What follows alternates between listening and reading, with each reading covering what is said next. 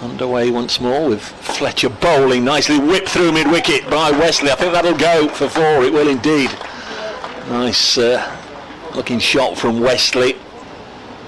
Here's Lord, he passes the umpire, he's through his action, it's a full delivery, it's a beautiful on drive there from Pepper. That's gone all the way down the ground.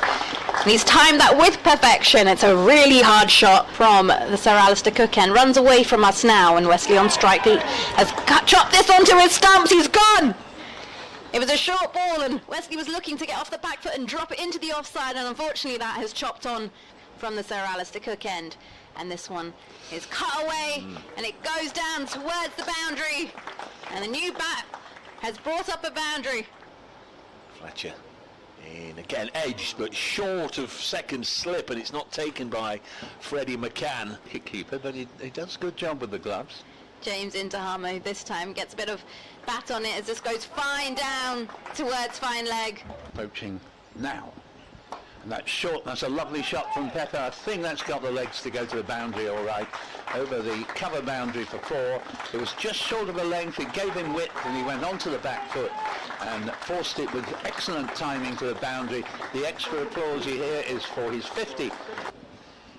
As here's the last ball before lunch, and Harmer's whacked this into the distance, and that's just going to be signalled 6.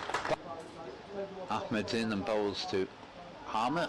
Glances this round, they go for a quick single, well spotted by. There is Patterson White.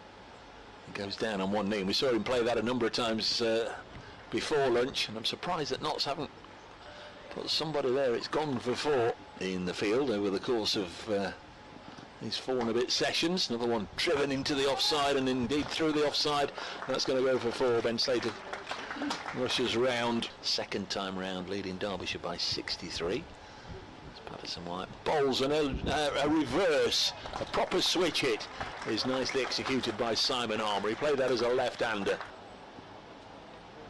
Ball to Michael Pepper, down on one knee, and then he just paddles it away fine, and that will go over the rope for 4 more. And again, Notts have been warned and been warned and been warned and been warned, but sounds like a strimmer or a mower in operation. Lord in again, and this one's swatted up in the air by Pepper. An extraordinary shot down the ground. It's a no ball, and it's hit for 4. Saqib Mahmood and Reece Topley as this one's gone down the ground. There's going to be one bounce for. It's a bit of flight there from Ahmed, and well. And he comes again. Bowls now short, pulled away, and that's very, very nicely controlled indeed, and it's gone for 4. That's really good from Harmer. Safely secured, and there is Harmer just running this down to third man for a 50. It's come up from 103 deliveries. Very nicely played as well, Simon Harmer. 103 balls, 5 4s and 1 6. Is in from the Sir Alistair Cook end. It's a flat one, and he looks to work this off the back foot. It's misfielded by Hamid, and they're going to take on the single. It's high one, but he comes through and he gets it. Michael Pepper gets his second first-class century right here at home against Nottinghamshire. Some correspondence in from James. I'll read it in a moment. And there's a attempted reverse, and he's been bowled. Wicket for Freddie McCann in his first over, and Harmer has gone. From Farhan Ahmed, this one's a flatter one. Snates has come down the track, and he looks to go big, but he's been bowled. That was a bit of a loose shot there from Snater. So he's taken over at that end now. Oh, beautiful and the shot. ball's hit down the ground for 4 runs from Sam Cook, who, as I say, Ahmed in now, and it's gone to reverse sweep. Doesn't quite time it well enough, but it will go all the way. And Essex add another boundary. Ahmed in to Cook, who advances down the track, and he's stumped. He goes to defend it, he misses it. The ball is into the gloves of Arena, and he is extremely quick. Left arm, slow left arm round the wicket, bowls, and Pepper has pulled this ball away, and that's going to go for at least 4 runs to the.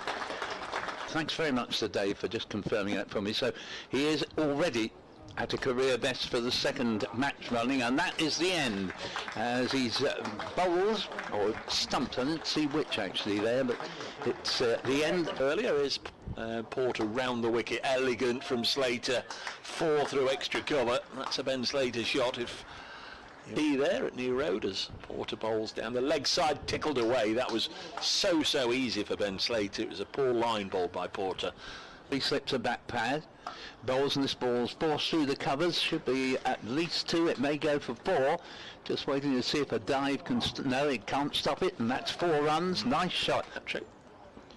And here it is, who bowls, and that's brilliant, he calls it backward point by Luke Benkenstein, and that's the end of Hamid. He'll be annoyed with himself there really. He went on with square cut, got a little bit late on it, didn't get fully into line to play the shot. So the rain must be pretty heavy there. This is deflected down the leg side, and we'll go for 4.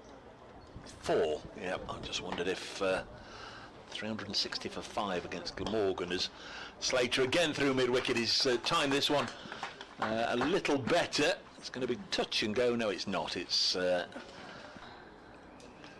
T actually. next delivery is turned on the leg side, and there's no run.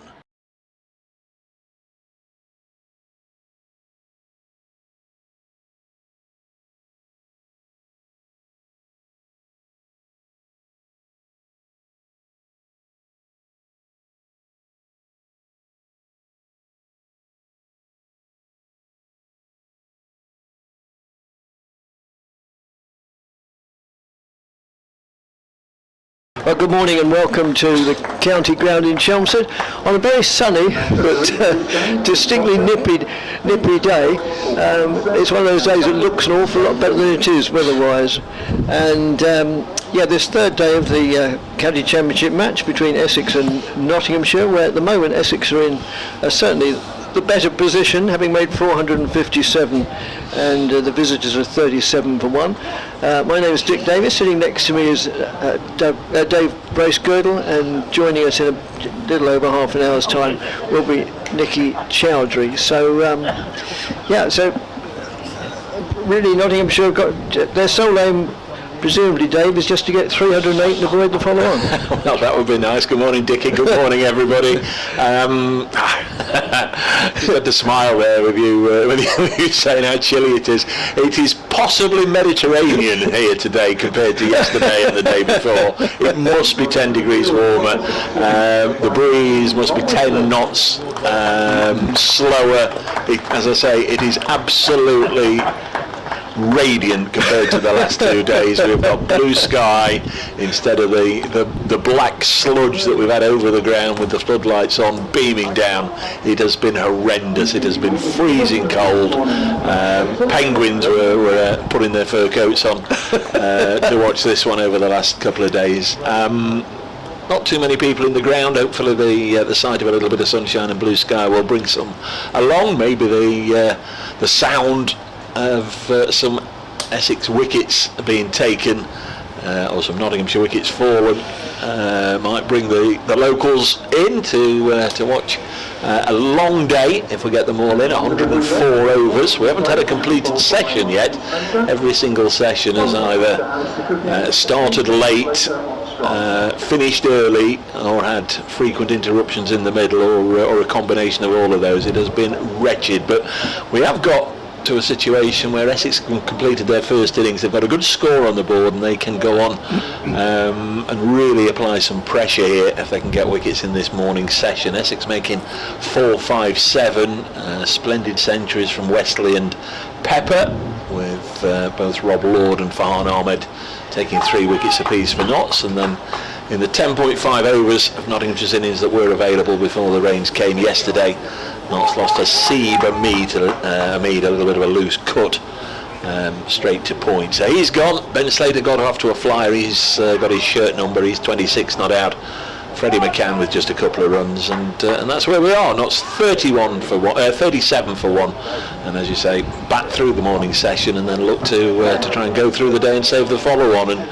And it should be job done then, with regards to at least ensuring they don't lose this one. Yes, and Shane Slater's going to bowl the first over, and he starts from the Cook end, moves in, and that's played out into the covers, or just evades shortish extra cover, and it goes through for one. They come back for a second comfortable runs.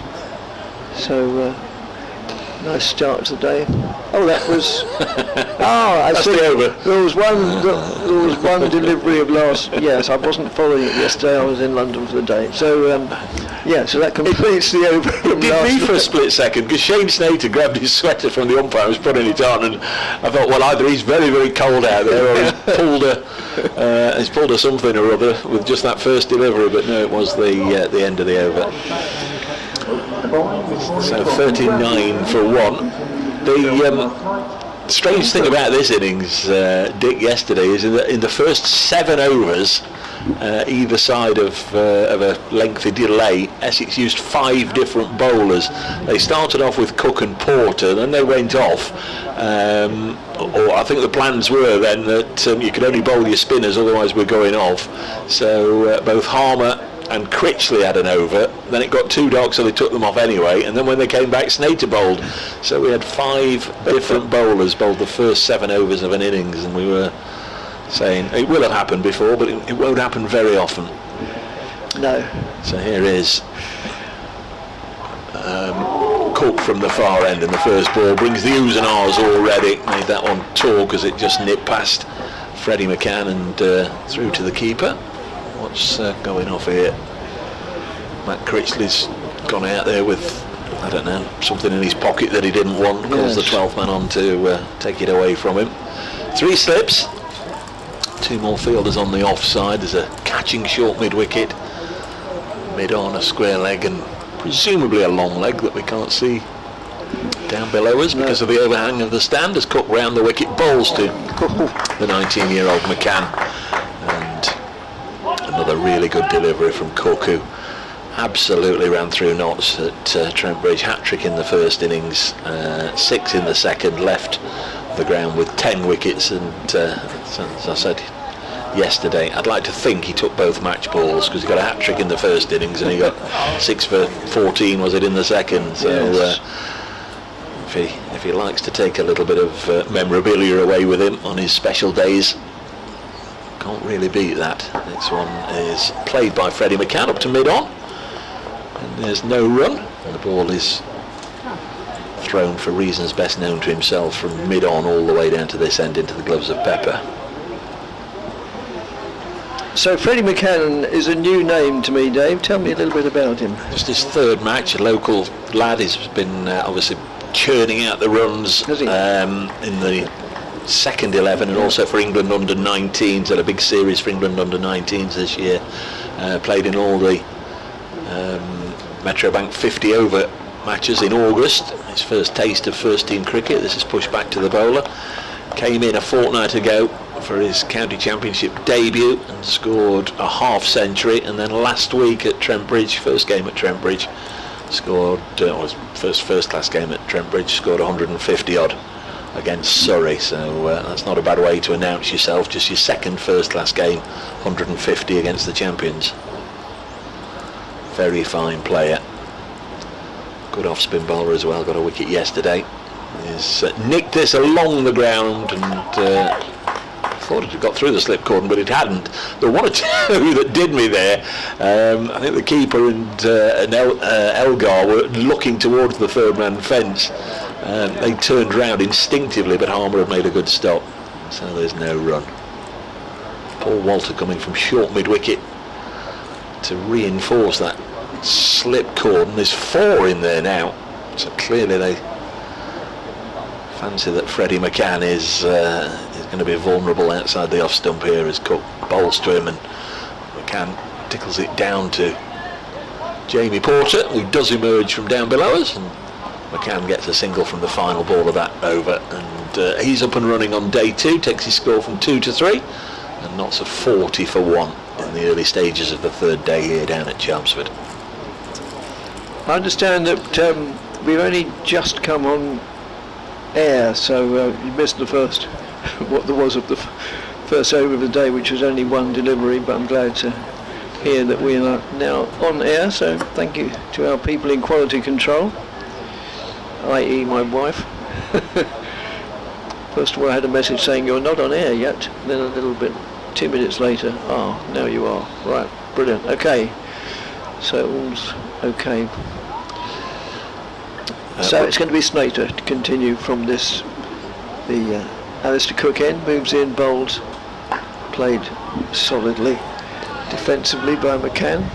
We're underway in all 9 county championship matches, so that's good to know. Bit of brighter weather across the country. You'd imagine that all eyes will be on Grace Road as the one likeliest to finish first, where Leicestershire are 35 for 2 in their second innings, trailing Yorkshire by 246. So if they bat like they did in the first innings, that'll be over by lunch. Slater round the wicket to the left-handed McCann. Well, they're both left-handed, so that's just played solidly out to mid-on. Yeah, Leicester had a dreadful start to their first innings, didn't they? Yeah. Yeah, 16 for 7 at one stage. Is that what it was? Yeah, I knew it was something catastrophic. Well, slight exaggeration. It's only cricket, as I was reminded in my early days. As Snater again to McCann. McCann again plays solidly defensively. Trickled out to mid-off this time, where it's fielded by the Essex skipper Tom Wesley, who made a very accomplished 122 in the first innings, and typically a flamboyant 115, and not much more than a run of ball came from Michael Pepper, who is a good man to have coming in at number 7. As Snater moves in again, and again that's played with slightly less assurance than the preceding 2 deliveries. The batsman took a hand off the bat as he played the shot, just to make sure it stayed on the floor. Just about to say we've got a new addition at the far end. I felt that sheet, that tarpaulin, that big bed sheet down at the far end wasn't there yesterday, but I'll correct myself because I just had a look at yesterday's photos and it was. Oh, right. That's played solidly defensively again, trickles out to mid-on, just to the onside of straight, picked up by Porter. I can only assume that it was so sodden with all the rain that it wasn't billowing about and making a nuisance of itself and catching the eye, but it was just then, it was blowing away, which drew my attention to it, but it was there yesterday. Yeah, I sometimes wonder whether these sheeting sight screens, come back to that after this delivery, which is played handsomely for 4 runs, just backward of square, and that had 4 written all over it the moment the ball was struck. So excellent end to the over for Nottinghamshire batsman.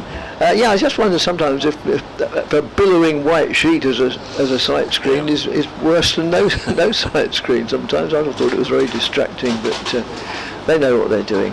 End of the over, and Notts have moved on to 44 for 1, so they've just added 7 to the overnight score of 13 deliveries. Ben Slater is on 28. Freddie McCann with that boundary moves to 7. Still going to be Sam Cook from the Graham Gooch end. Slater this season, before this innings, 714 runs at an average of 42, just one big 100. Made 168 not out against Somerset at Trent Bridge earlier in the campaign.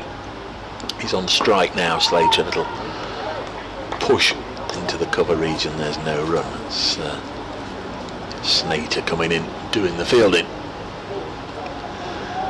Pleasant day. There's lots of white fluffy clouds around, but predominantly it's nice to see all the blue sky that accompanies those fluffy clouds. It's a bit of a breeze, but in comparison to what we have had, it's very mild indeed. Essex made 4, 5, 7 in their first innings as Slater again pushes it out to Snater. There's no run. Essex tempo never really picked up. They didn't really look to crack on with things in any increased rate yesterday. And as a result, when the bad weather came in, they'd only had less than 11 overs to bowl at Notts. There's Cook once more down the leg side, taken by Pepper.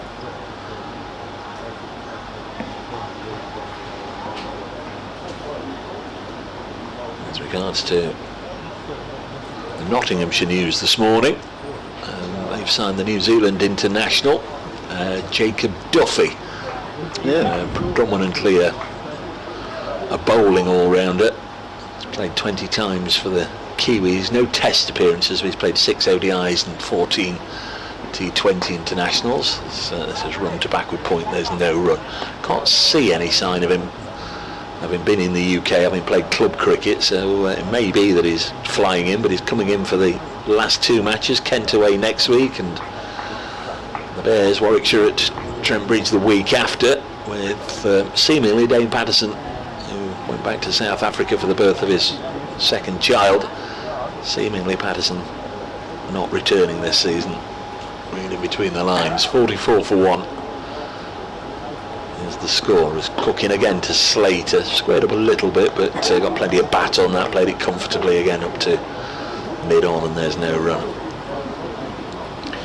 Notts going into this game in 8th place, 10 points clear of Lancashire, who are very much on the back foot up at Chesterley Street.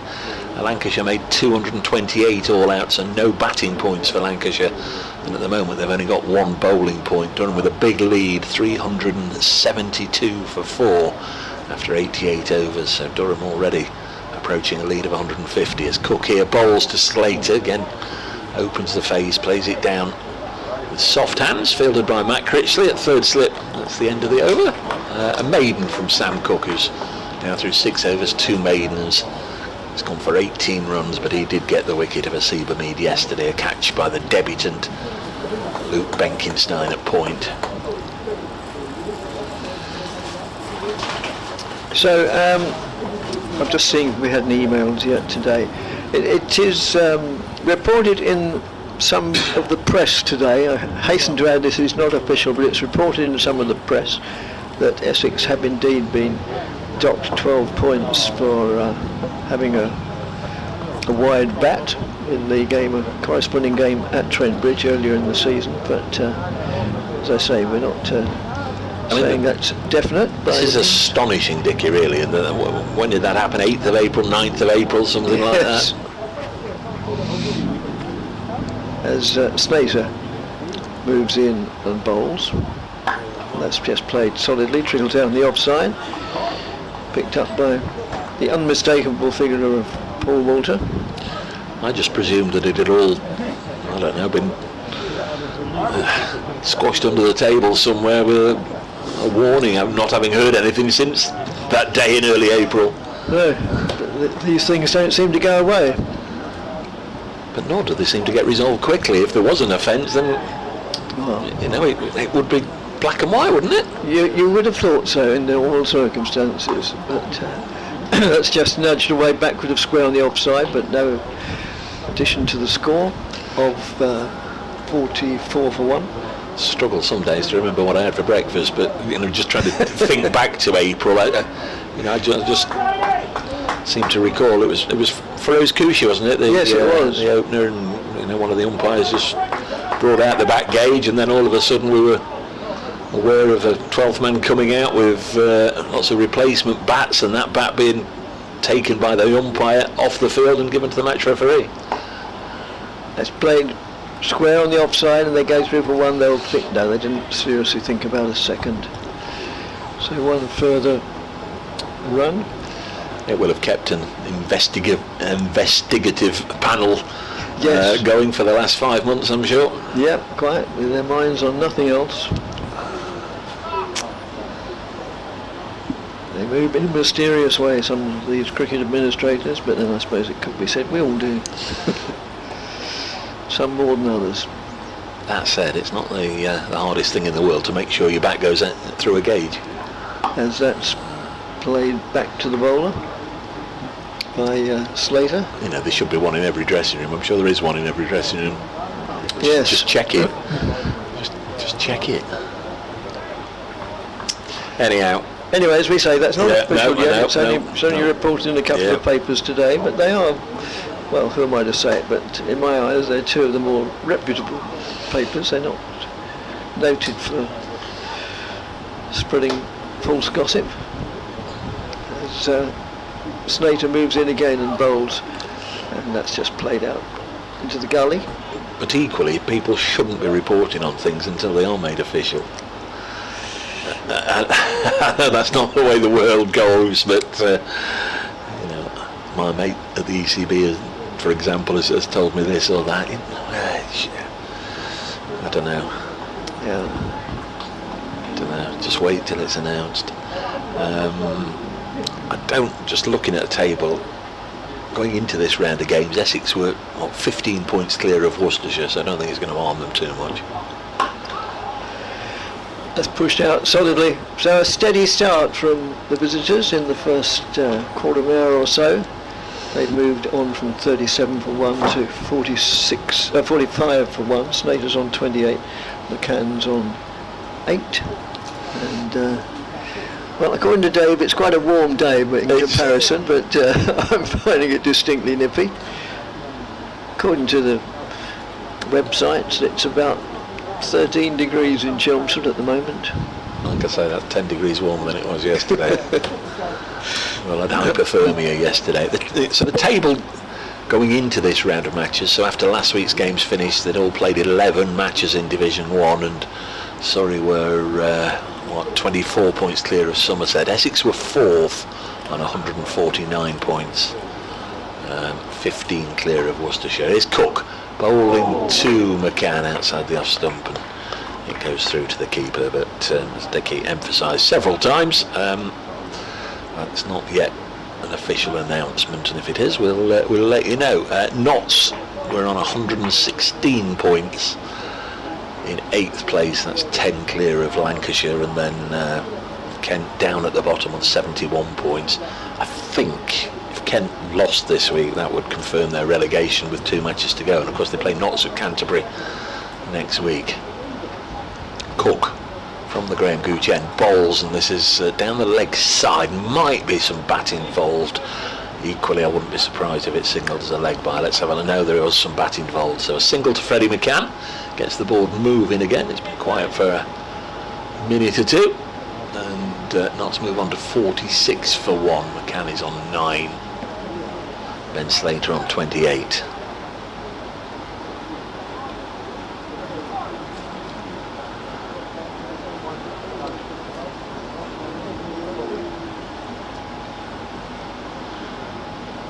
Cook to Slater, nice firm clump to mid-wicket. He set off running, but never really any chance of a single there. Nicely fielded by Robin Dass, who we saw all suited and booted and in at short leg yesterday, but for the time being, though he has got the protective pads on, he is saving one at mid-wicket.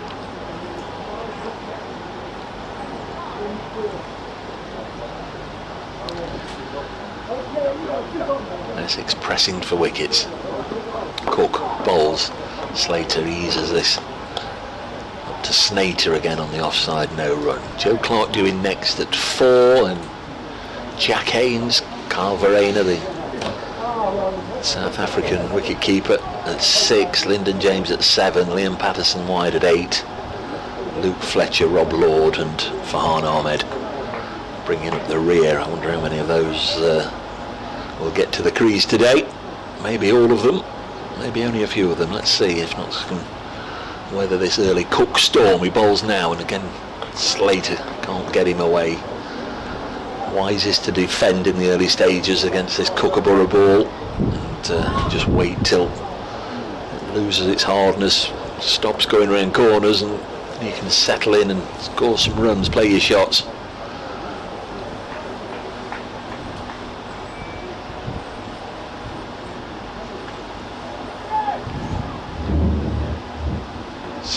joined North's back end of 2018. Works this again out onto the offside, fielded by Shane Snater as a bit of fluff blows in.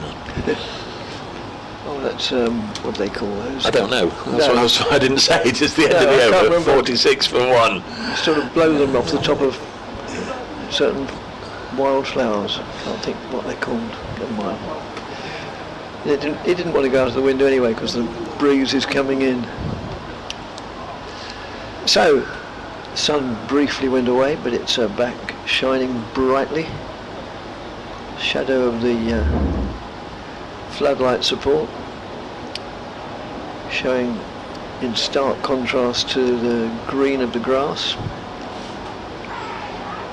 And Snater continuing his spell, which is currently, during which he's taken, he's conceded 11 runs in 5 overs, and he's now conceded 11 in 5.1, as that's just played defensively out to Wesley, fielding at mid-off. A couple of wickets for Worcestershire this morning in the battle of the Pears and the Bears. Warwickshire 120 for 7 now after Worcestershire made 307, so Worcestershire very much on top at New Road. They had a good week here last week. They did.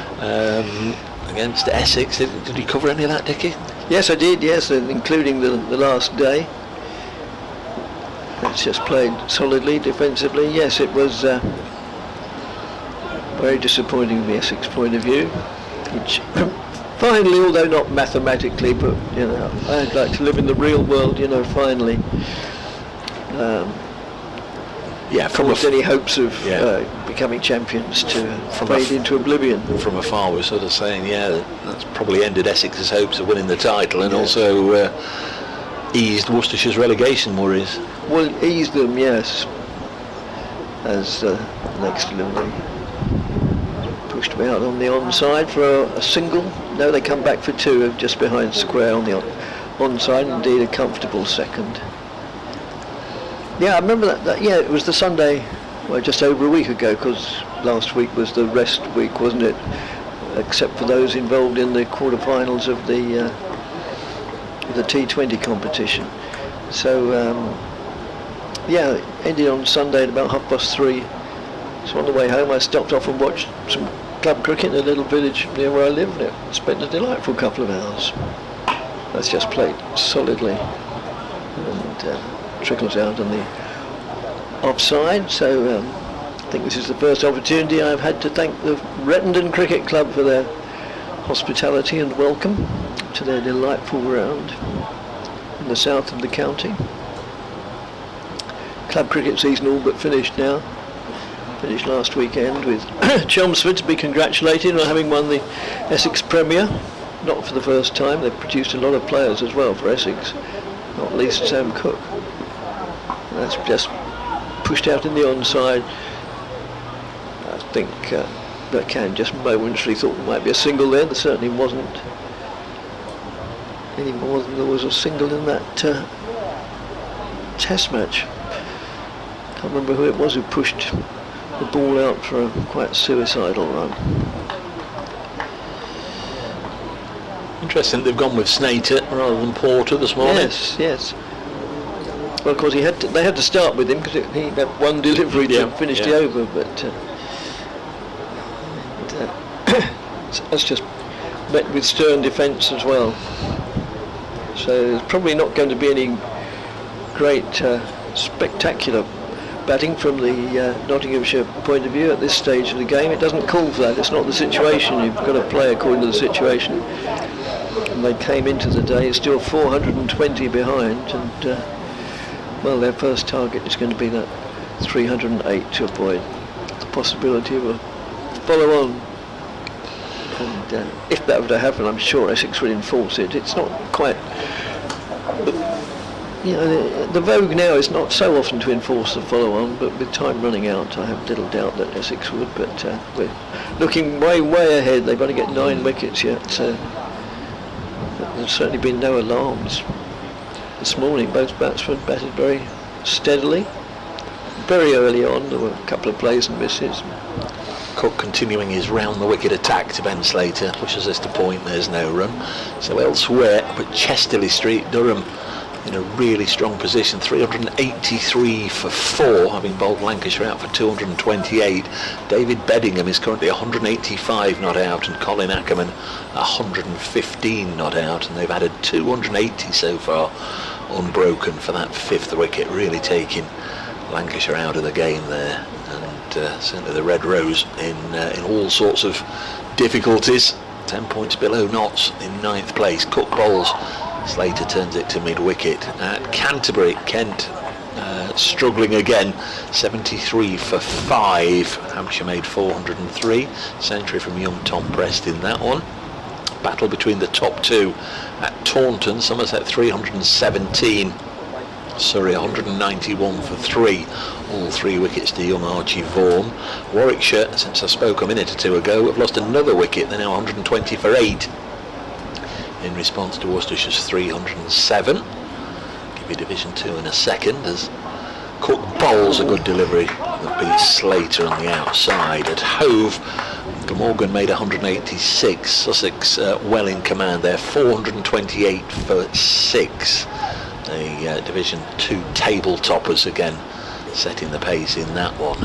Wantage Road, Northants, their second innings 190 for 6, so that game quite well advanced. They lead Derbyshire by 244. There's Cook. Bowls a shortish delivery which Slater has nothing to do with, just turns his back on it, lets it go comfortably through to Pepper. At Lords, Middlesex 377. Gloucestershire 165 for 6 in reply. Leicestershire have lost a 3rd wicket this morning. That might have been done yesterday, but for rain coming in, ruining the second half of the day. Leicestershire are 55 for 3 in their second, trailing Yorkshire by 226. So all the scores as always on the BBC Sport website and app.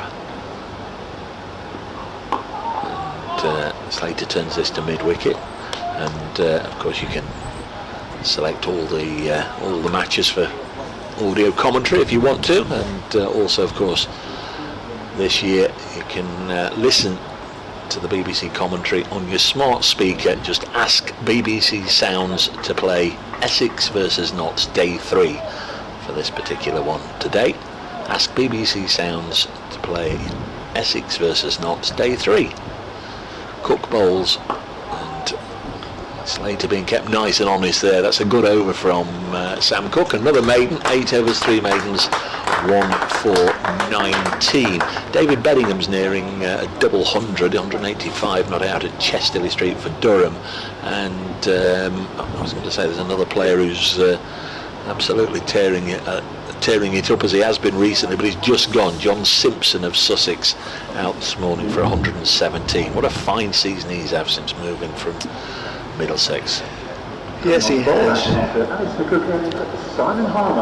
Change of bowling, Simon Harmer. He'll understandably being a off spinner. He loves bowling to left-handers, moving it away.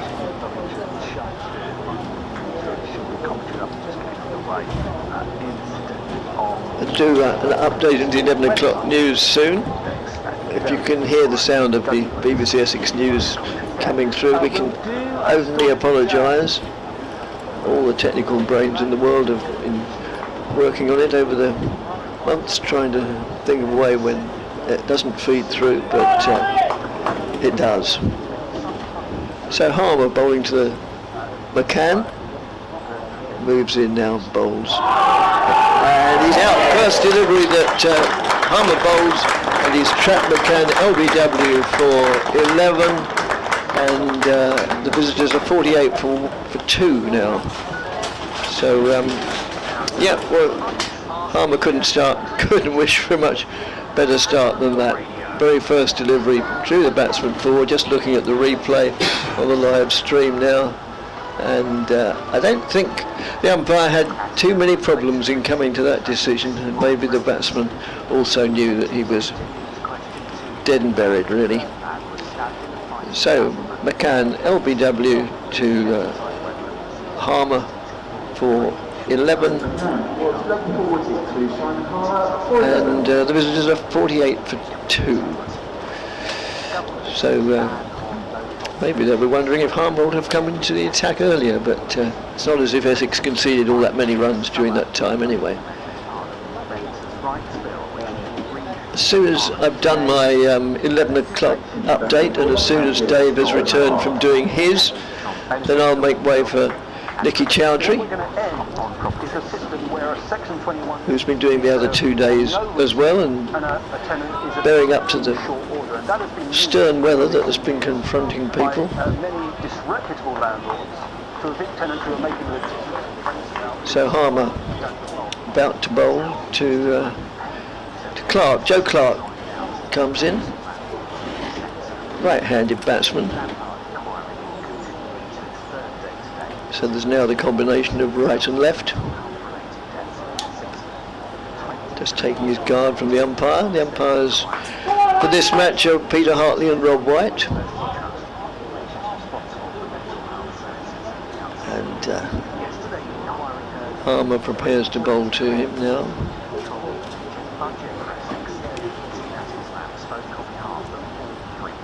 Moves in now over the wicket to the right-hander, who gets solidly forward. Bit of an exclamation of excitement from Pepper behind the stumps, but no real alarm, I don't think. Harmer moves in again and bowls.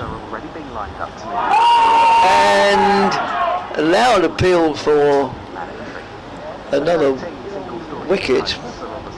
Look at the replay and have a look at the details of that. But it wasn't given by the umpire anyway, so dear listeners, don't panic. Don't panic, Mr. Mannering. I'm just about to do the update.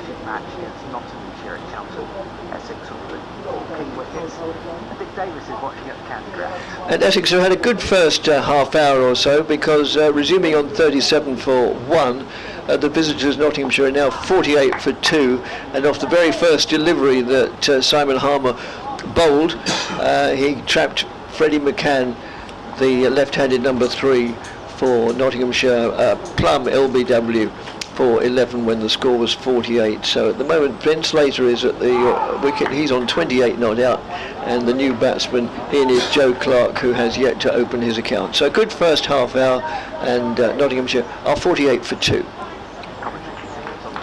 So once Dave returns, then I shall disappear.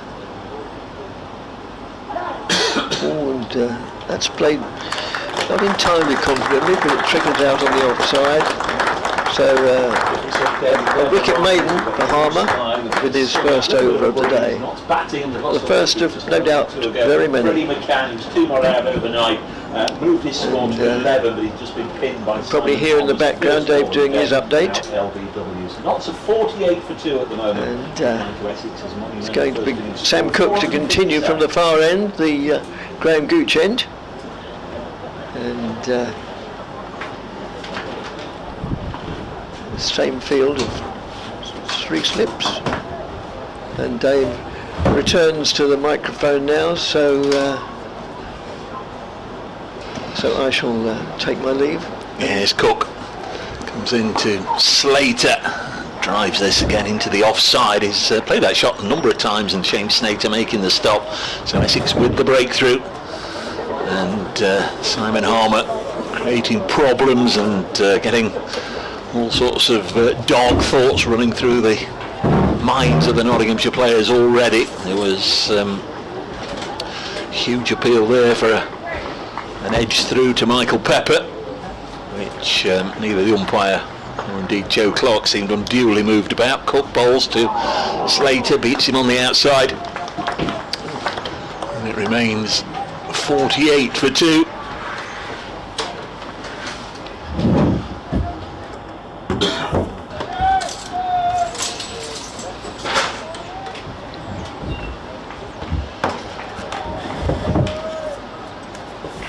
Slips. Elgar at first, Simon Harmer at second, Matt Critchley at third, Paul Walters in as a leg slip. It's Cook round the wicket to Slater, again beats him on the outside as Nicky joins us for the first time this morning. Good morning. Morning. How are you? I'm all right, thank you. I've had a bit of a mare this morning, but I've got here in the end, and it's all good. The sun is shining. Been climbing through windows, I think, or something, haven't you? Something ridiculous. 48 Honestly. for 2. Nearly fell out the window. Tell us about it at the end of the over. I Cook will. turns in the distance halfway through the 20th over of this innings. Bowls now to Ben Slater. Pushes this again gently into the offside. Notts just got to weather the storm. And today it's a different sort of weathering a storm. Over the last 2 days we've seen more than enough rain. Absolutely horrible conditions, and staggering to think we got 74 overs in on the first day. I'm still not entirely sure how we did. We lost 53 overs in total yesterday. Hopefully a full day today as Slater clips this one down to long leg. Jamie Porter's quickly onto it. Right arm throw into the keeper, so there's only a single.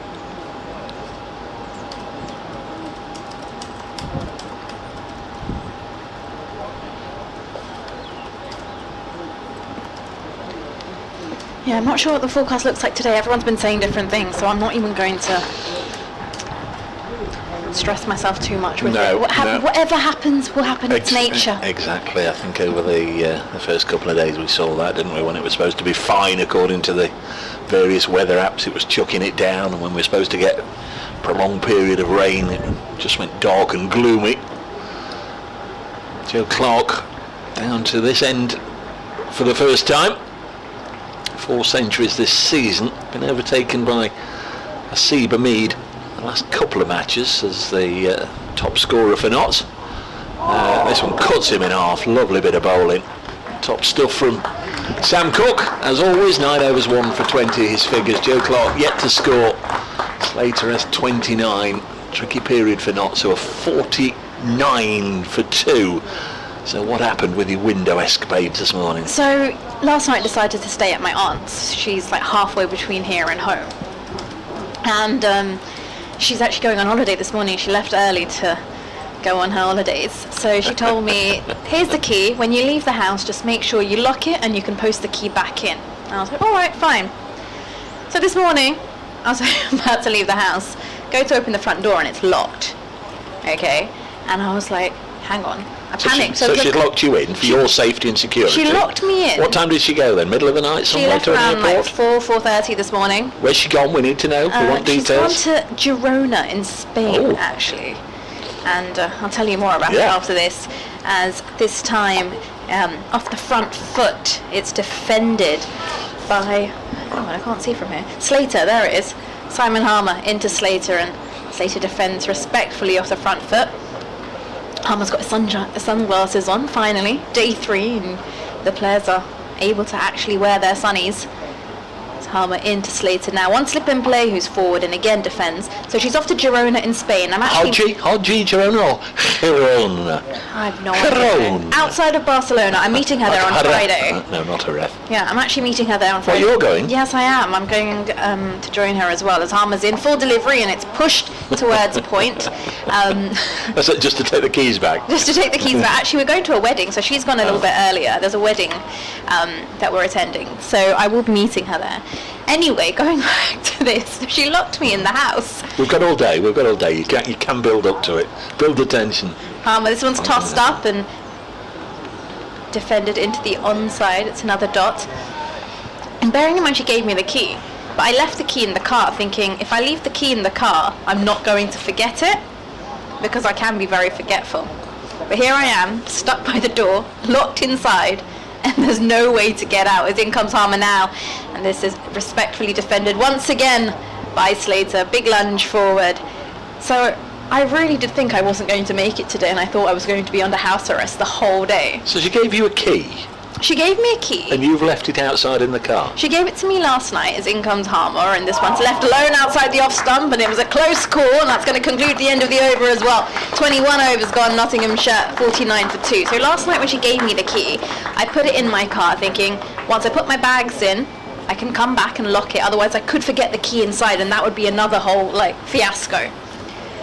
So that was just me trying to be smart and think ahead. Anyway, they obviously left this morning and maybe forgot I was in the house because they locked the door from the Locked you in for your safety. But I didn't have a key, so then I've had to go upstairs, open the window, stick my head out the window and wait for a neighbour or someone to walk by, and there's me shouting, I goes, hello, excuse me, I need your help. And There's Sam Cook. Don't think he needs any help as he comes in down the slope, bowls, and says run to point, and there's no run. and there's a set of flats opposite us, and a young lady walked out and she saw me. She looked at me. I was waving my hands and I was like, excuse me, I really need your help. She looked at me and she just decided to walk off. Yeah, I felt rather helpless at that point. And then I had to wait another 10-15 minutes. I saw a lady, elderly lady, walking her dog in the park, and I waved my hand over to her, so she thought something was wrong, and she came over, and I had to unlock my car from the window so she could go in and get the keys for me. Cook bowls, nicely timed by Clark up to mid-on, no run. So yeah, then she went into the car, got my keys, but she actually gave me a different set of keys, which is for my office, my radio office. And I'm Your trying what? My radio office. I present a radio show somewhere else as well. And then I'm trying to stick that into the door. I'm like, this is not working. And then she had to get me the other key as she'd already walked back to the park. Finally, eventually, she gives me the right key. I've got myself out the house, and all is well. But Good job your car wasn't pinched with all these keys, left, right and centre. It's Cook bowls to Joe Clark. He says this up to mid-on, there's no run. she couldn't have got far though. I have one of those key cars that you need the keys to be in the car for it to like start and unlock. Oh. So she could only have got so far, like 100 yards down the drive. And I was wondering, how do I get someone's attention, because next to it there's a house, there's no side gate. Wasn't there a window you could have climbed out? No, I probably would have broken a bone. It's one of those townhouses, so it's quite high up. Cook to Clark, again, lets it go through to Michael Pepper. And then I did consider, do I call the police station? It's just round the corner. What do I do? Oh yeah. Like, I've never felt so helpless. Which emergency service do you require, madam? Can someone just come and get my keys from my car, please? So yeah, I've learnt my lesson to keep the keys on me at all times. And I did try to call my aunt, but they had literally just taken off, and her phone went straight to voicemail. Oh. So we got here in the end, and still on time, surprisingly. Cook to Clark, again happy to leave it alone. So you've got a big wedding to look forward to then in Girona Yes, I this have weekend. a wedding on Saturday, and it's nice and sunny and warm in Spain at the moment, so I fly down on Friday, go to the wedding on Saturday, and then I'm going to spend some time on the Costa Brava on Sunday and head back on Monday. All right, flying visit. Joe Clark this season, 807 runs at 57.6 apiece. Top score of 213 not out, 4 centuries, 3 50s, and that really was the kiss of death, because it's a lovely ball from Cook, which just leaves him, goes through to the keeper, and that's another maiden from S.J. Cook, who's bowling terrifically well. Got figures of 1 for 20 now from 10 overs. Sam Cook here at Chelmsford on BBC Essex, BBC Radio Nottingham, and through the Essex County Cricket Club live stream. We've got Dickie Davis, Nicky Chowdhury, and myself, Dave Bracegirdle. Couldn't think of another word that rhymed with icky. We've got Dickie, Nicky, and Tricky. I must admit, Dave, Slicky. I never felt so helpless, ever, just thinking I was locked in a house and with no ways to get out. With a cat. Oh, there's a cat in there There's a cat as in well. the house as well. Well, what's happening to the poor old cat if Auntie's off to Girona? I'll tell you in a second. Here's Harmer to Slater, who's forward and pushes this to point. There's a nice flight here from Simon Harmer. So her sister-in-law is actually coming to the house this evening to cat sit. Oh. Otherwise I would have been cat sitting, but I'm also going to this wedding, so it's all very complicated. Harmer in again, and this one left alone outside the off-stop by Slater. He's liking to take things a little too close for comfort. And Nottinghamshire really Nearly in it. Here we go. Slater from the Sir Alistair Cook end is in. Harmer's in. And Slater's forward and he's edged it! He's gone! He's been taking it too close for comfort and unfortunately he's just reached for that one and that's gone straight to slip. And Nottinghamshire lose another wicket, 49 for 3. Slater will have to go, 29 from 69. And Simon Harmer picks up his second wicket. Yeah, it's not a good period this for Notts. Harmer, since he came on literally from ball one, has presented problems, and Ben Slater pushes that, just carries to slip, nicely gobbled up by Bruce Edgar, he was the New Zealander, wasn't he? Dean Edgar, the South African. It was low down, it was a good slip catch. And already Essex have added to their haul of points in this game. They've got a bowling point now. 5-2 the bonus point situation. Notts 49 for 3. Joe Clark yet to get off the mark. He's faced 12 balls and he'll be joined by Jack Haynes, who's making his way out to the middle. So an all former Worcestershire combo out there, Clark and Haynes. The new batter for Nottinghamshire, Jack Haynes.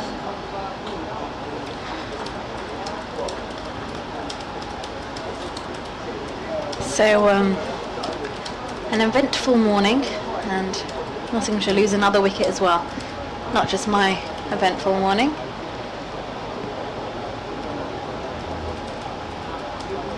Two wickets lost in the morning session so far. Nottinghamshire still in a deficit of 408 runs.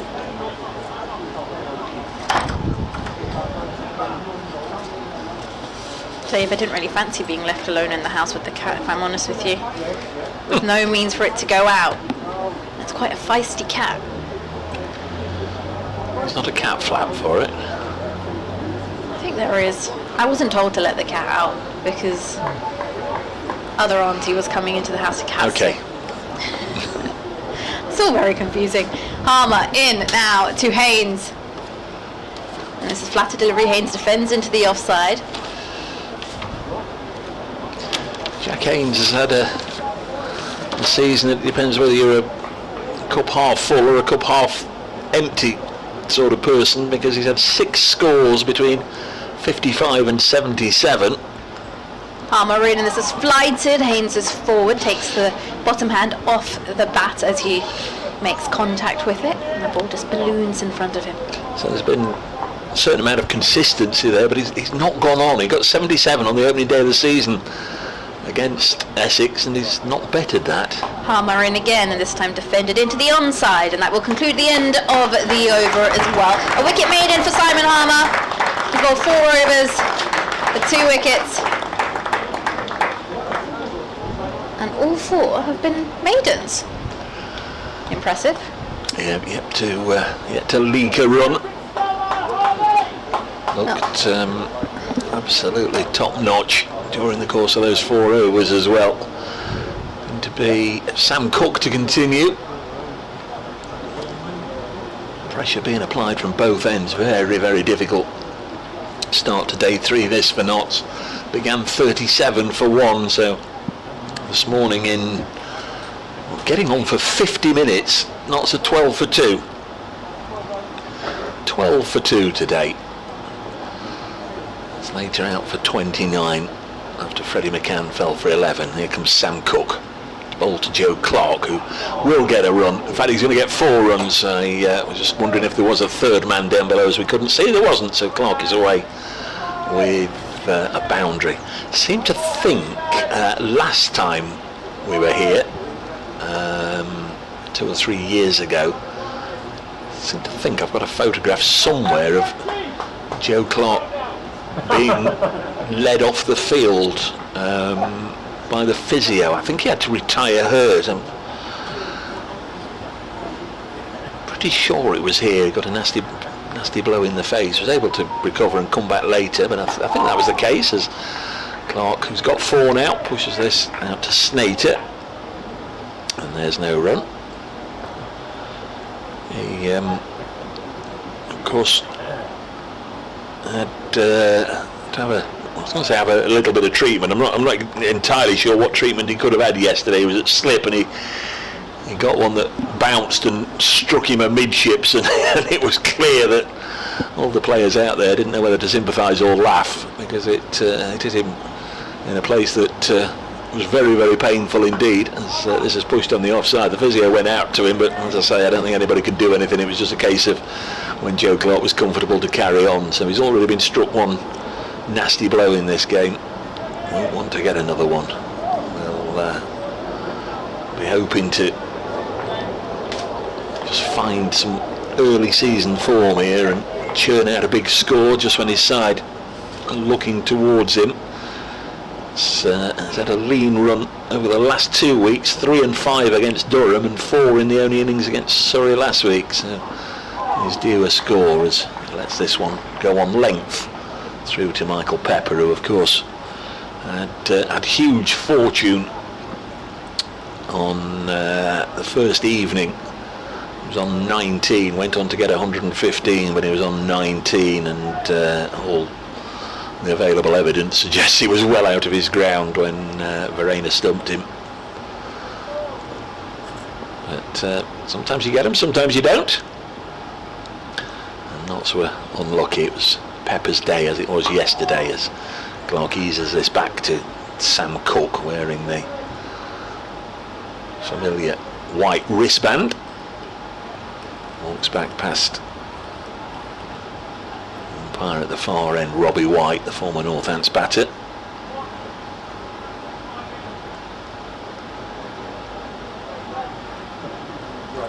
Just a gentle breeze, can see a couple of flags barely rippling on either side of the ground. I think a few more people have joined us since play started, as Clark again defensively blocks it back to Cook. Another tidy over from Cook. 53 for 3 at the end of it. Not still trail by 404, and already that follow-on mark of 308 looks a long way away in the distance, but Notts have got to find a partnership from somewhere. Clark and Haynes together, Verena doing next, then James, Patterson, White, Fletcher, Lord and Farhan Ahmed to bring up the rear. They're 53 for 3. It's a much nicer day for it as well to be sitting out in the stands, and less layers are being worn. Although there is a little bit of a breeze, a chilly nip in the air. Seasons have well and truly changed as Simon Harmer is in from the Sir Alistair Cook end now and tosses this one up as it's defended by Clark straight back down the line of the wicket, and Harmer feels at the back end of his follow through. Get up to much yesterday, Dave? Post game? Go anywhere nice for dinner? No. Harmer's in, and this time he's using his feet, does Haynes, and it's hit uppishly to short mid-wicket and will be just short of the fielder. You can hear how close that was from the reaction of the crowd. Maybe 2 or 3 steps forward, and that could have been an opportunity, as this one's worked off the back foot into the leg side and it's gone to square leg. There won't be a run.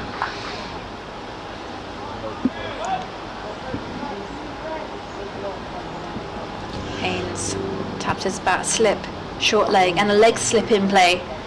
As in comes Harmer, tosses it up, and now Haynes respectfully defends off the back foot into the offside. It drops a few yards in front of him. Now had a bit of something to eat at the hotel and then watched the footy. And that was that. A glamorous evening in Essex. Harmer in, and Haynes tries to work this off his hips, and it's just short of short leg, and I'm not sure that's actually come off the bat. I think that's more of the hip, given the reaction from the Essex fielders. Harmer already at the back to the top of his run up. 11 printed on his back. As he's in once again, skips towards the crease, and this one is a beautiful delivery, and it's a play and a miss from Haynes, and that will conclude the over. Another maiden over here from Simon Harmer. He's bowled 5 overs, of which all 5 have been maidens, and he's picked up 2 wickets here this morning. Steve Battlemuch has been in touch. Need Clark and Haynes really to dig in now, Davey says. Hopefully we can get a draw, and also hoping that Durham will beat Lancashire. That game up in the in the frozen northeast, very much going the way of Durham. They're 411 for 4. David Beddingham 205 not out. Colin Ackerman 126 not out. That's after Lancashire were bowled out for 228.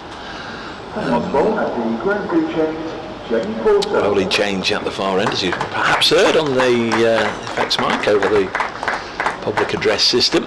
Jamie Porter replaces Sam Cook. No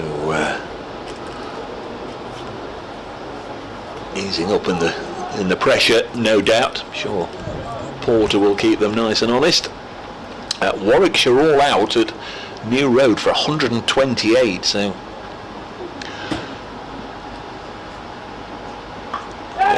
it's a drop. Critchley at well, he's at 4th slip. There's a first slip, a second slip, then a gap, then Critchley, and Porter, like Harmer, should have had a wicket with his first ball of the morning. Joe Clark has been grassed, and it was a simple one. Outside edge, straight in and down by Matt Critchley. That should have been 53 for 4. So Clark on 4. We'll wonder if that will be significant as the day goes on. Got a boundary in the last over that went in that exact same line down to third man. Critchley just gone a little wider, and went straight in, and down it went. 53 for 3. Should have gobbled that up.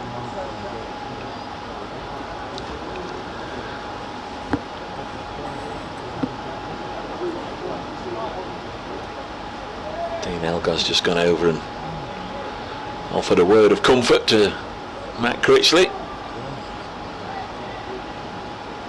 Won't mean too much right now. There's nothing worse than dropping a catch. Nobody means to. Everybody does it. But Critchley will be regretting that moment as Clark plays it back to Jamie Porter. All he can do is just focus on the next delivery and the one after that and the one after that, and hope one does come to you and you can gobble it up, and then at the end of the over hope it's not too frosty an exchange when you say sorry mate to the bowler, in this case Jamie Porter. So we're waiting to see New Road whether Worcestershire enforce the follow on, having skittled Warwickshire out this morning. 128 all out, 5 down overnight I think, as Clark plays this to mid-wicket. In fact the follow on has been enforced, so Worcestershire really rubbing the bear's nose in it with the follow-on enforced. Just having a look, Tom Taylor with 6 wickets for Worcestershire. He was the principal architect of that Warwickshire third morning collapse. There's Porter. In pleasant conditions, bowls, and Clark's going to get runs here. Probably 3. Paul Walters after it. Well, I say 3. It's gone for 4. Could seem as if neither Ball nor Walter were going to make it to the rope at one stage, and the ball just about got there ahead of the big tall Essex fielder. So Clark doubles his tally. Should have gone. Should be still taking his pads off, having been put down at the start of this over. 57 for 3. Porter to Joe Clark, strikes him on the pad, asking the umpire not out. That would have been a nice way to end the over for Jamie Porter. He gave Joe Clark's pads a long stare there, rather than looking seemingly in the eye of Joe Clark. He was just looking where he was, turned and appealed. The umpire said not out, and it looked like Jamie Porter was just sort of staring, trying to take in exactly where the pads were in relation to the stumps, and remained a little mystified why it wasn't given out. So a nervy over for Clark. Should have gone. Simple enough catch. Knots 57 for 3, exactly 400 behind.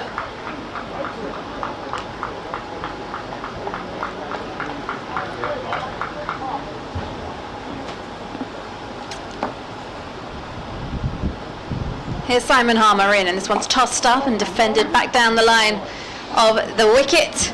Once again, he's been bowling fabulously though, hasn't he, Dave? Yet to concede a run. Yeah. Haynes taps his bat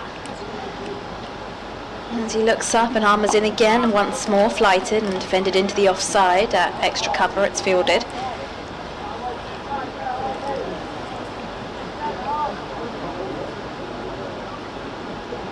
Harmer, hair blowing in the wind as in he comes once more, and Haynes drops it into the offside softly enough that he can nick a single. Score moves to 58 for 3. And there is that first run off Simon Harmer eventually, and it comes up after he's bowled 32 dot balls. His 33rd goes for a single.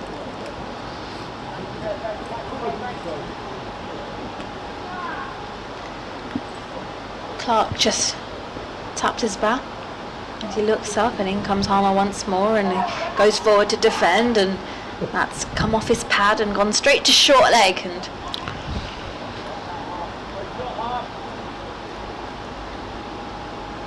Harmer quickly ready to go back to the top of his mark and bowl the next delivery. And this one uses the feet down the track and played down to long on where Wesley fields. They'll take a single. That's a single, and that's a second run to come out of Harmer's 5 overs. 59 for 3. Yeah, in essence, it's a strange field setting with Tom Wesley deep rather than saving one at mid-on. Harmer in, and this one tossed up, and Haynes is forward and defends, and that will conclude the end of the over. 27 overs gone, Nottinghamshire 59 for 3. Very much method in the seemingly madness. It prevents Clark, or he's hoping that it will prevent Clark using his feet, coming down the track and taking the aerial route. And if he just looks to push one through mid-on, just got to be very careful of the turn. So cunning bit of field setting from Wesley. He makes his way from this end of the ground to the far end, takes his position at mid-off. There's a little polish of the ball before lobbing it to Jamie Porter. The same first and second slip, gap at third, and then Critchley at fourth. Set up as bowls this time to Haynes. Nice looking drive from Jack Haynes. That will go for 4. Lovely clean caress through extra cover for 4. Takes Haynes on to 5 and not 63 for 3 here this morning. They've lost Freddie McCann, LBW, to Harmer's first ball of the morning for 11. And then on 12, when he'd made 29, Ben Slater was the next to fall.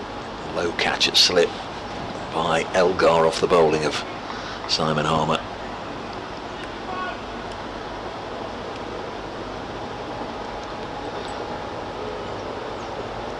Porter to beg your pardon, it's Joe Clark, of course. Clark who got that boundary. He's on to 13. Haynes remains on 1. It was giving him runs.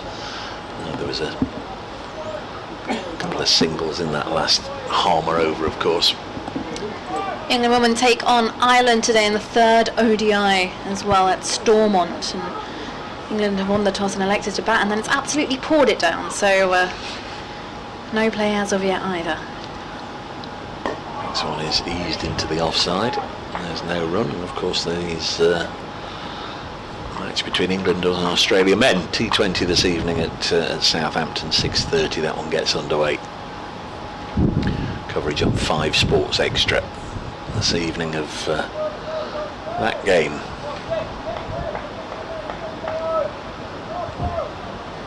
Lots of cricket happening. Porter bowls to Joe Clark, runs it out to the debutant Benkenstein at backward point, roughly where he caught Asiba Mead yesterday, the first wicket to go down, that of Sam Cook's bowling. That's 37 for 1 overnight, and now 63 for 3. We've had more than an hour's play today. Been very much the home side dictating terms, picking up those 2 wickets through Harmer. There's Porter, bowls again, strikes him on the pad, and he's got him. And Joe Clark goes this time. Just had a half a glance at the monitor. I don't know if we'll see a replay or not. That half a glance suggested when I saw it, it looked to be outside the line. Now whether that was the point of impact or not, I'd like to see it again. But Joe Clark gave the umpire 2 or 3 disbelieving looks as Porter bowls, and might just be outside the line, you know, but it doesn't matter. He's out. The finger's gone up. See it now from behind the arm. Slowed down. That to me, ooh, it's close, but I think that might just have been outside the line. If it had been a big fancy match with DRS, I think he might have reviewed that and might have got away with it. But Clark is out for 13. LBW Porter, and Notts a 63 for 4. Yeah, Clark just looked a little bit in dismay as he was given out, and well, it was a close one for sure. 3 wickets in the morning session for Essex, 63 for 4. New man is the South African Test wicket keeper, Kyle Verreynne.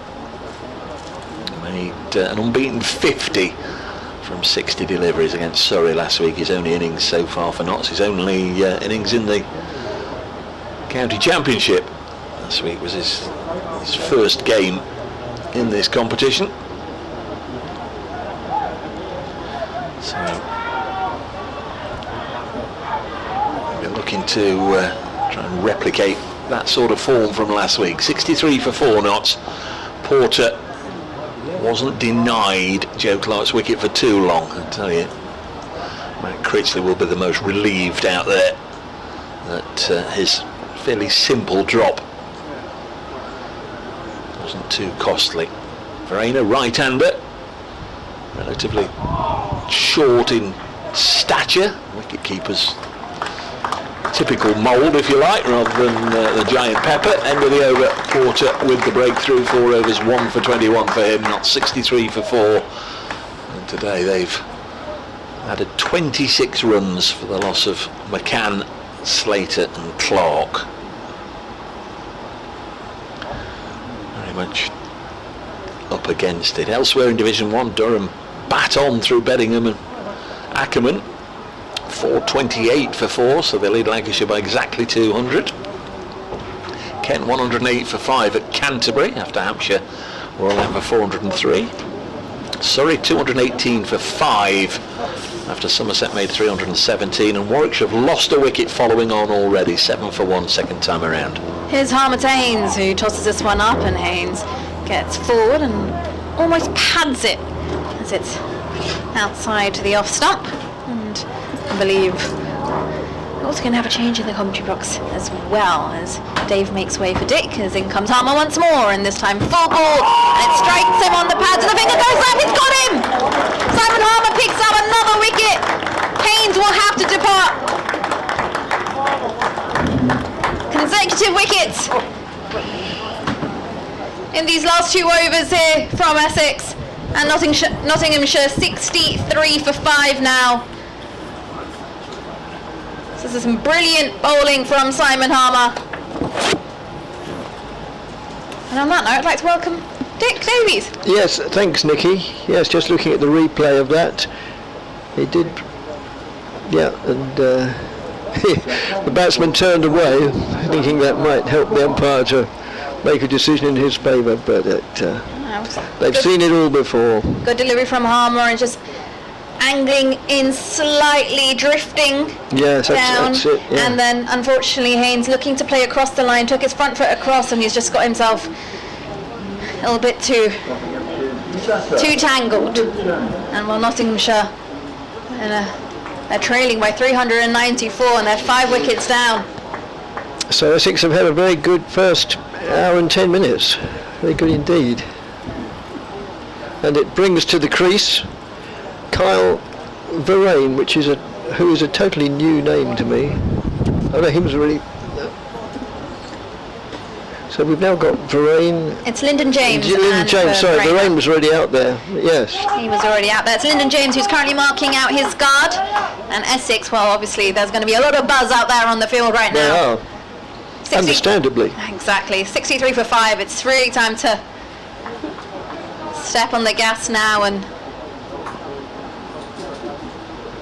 try and get through this tail. There's Simon Harmer with ball in hand is ready to go against a new batter, Lyndon James, who's forward in this one.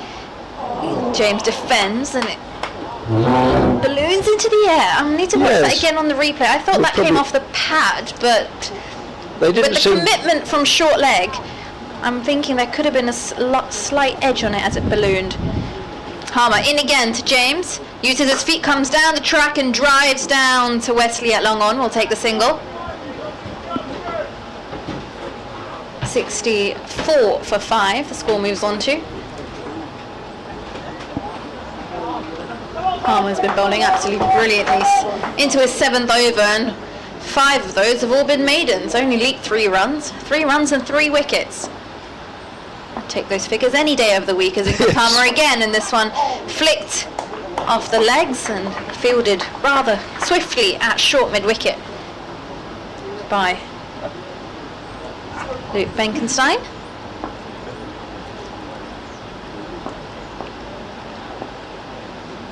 Harmer in again, this time a reverse sweep from Verena, and it might go all the way. It has the legs and it does go all the way. There's an escape shot there from Verena. Release the pressure. Nottinghamshire move on to 68 for 5. That's another over done from Simon Harmer. 7 overs, 5 maidens, 7 runs and 3 wickets. So it's a cliche to say it, but yeah, when the wickets come, they come like the proverbial buses. They come in little groups or sets, and yeah, Harmer's revelling in the conditions. He really is. So he's taken 3 for 7 at the moment in 7 overs. That's rather economical, really. Verena not out 4, James not out 1. The visitors 68 for 5. On a cool, bright day here at Chelmsford.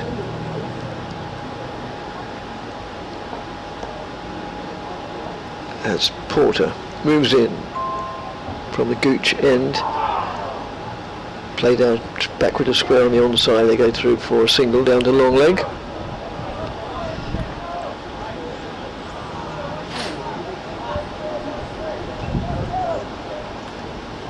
So that initial aim of 308 to avoid the follow-on must look a very, very long way away at the moment. Well, it is a very, very, very long way away. As Porter moves in again.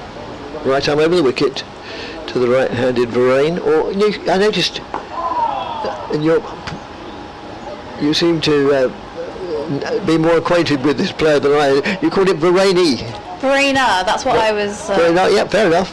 David told me how to pronounce it. Yeah, I probably okay. butchered it as well. And I always look at him whenever I take his name, like, did I say it right? And he gives me the nod.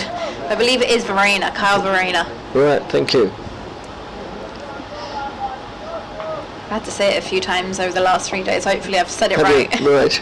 Oh yes, of course you have. Yes, you've been here. Porter. That's over-pitched slightly and driven possibly the shot of the morning, just a straight drive, just lent into the delivery.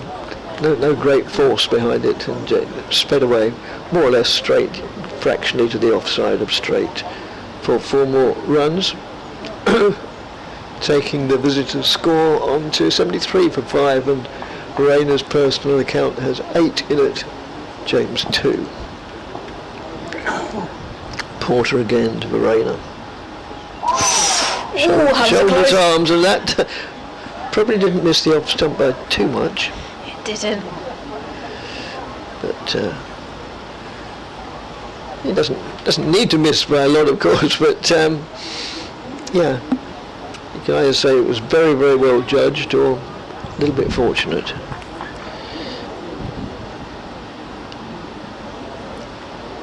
As Porter, a busy cricketer, gets about his business quite quickly, doesn't sort of take his time getting back to his mark.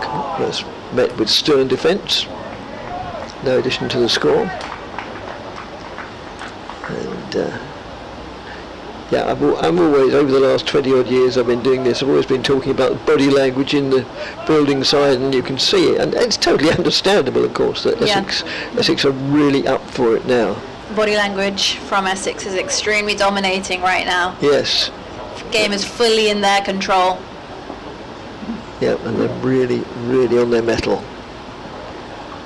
That's down the leg side and goes for 4 somethings. Oh, must have got a bit of bat to it because there's no other indication than 4 from the umpire. Just have a look at this on the replay as well. Still couldn't really tell, but the umpire's in a good position to tell, and he informs us by the lack of any other sign that it was thinnest of edges, down for 4 runs. End of the over, 77 for 5. Simon Harmer is going to be continuing as he at the bowling end, as Sir Alistair Cook end, just rubs his hand on the grass. We've got ball in hand. We've got a long on and a long off in play. As in comes Harmer now to James. He uses his feet, comes down the track and defends the ball into the leg side. We're just closing the face off the bat on contact, and that's a dot. A slip, leg slip and short leg, and a short mid-wicket in place as again use of the feet by James as he defends back to Harmer.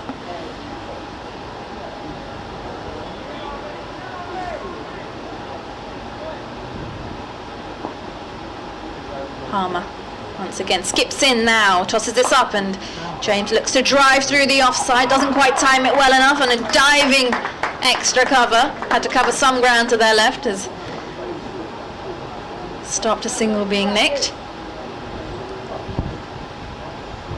Try to hit that a bit forcefully, you could say, as Harmer's in again, tossed up, and it's down the track, and he's missed this, has James, and it's a miss stumping as well. It's gone through everything. It's gone. Yes. It's gone past James. It's gone through the hands as well of Michael Pepper. That's a missed opportunity as Harmer's in again. Fatter delivery, and off the back foot, James just plays it to a short mid-wicket. Finally, hopefully, it looks like we're going to have a full day's worth of cricket. No interruptions. As Harmer once again is in, and James decides to stay put and comes forward and leans into a defence, and that will conclude the over. That's another maiden over from Simon Harmer, makes it his 6th maiden in his 8 overs bowled. And Nottinghamshire, they are 6 down with 77 on the board.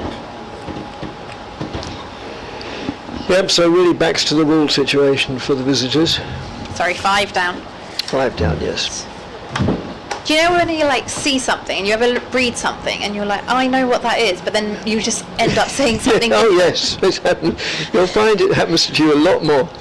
It happened to me at the weekend, and I was having to do a live read, and I had the script in front of me, but I just couldn't get my words out, and I'm reading it, but the words that were coming out, I was like, okay, hang on, I just need to start this again.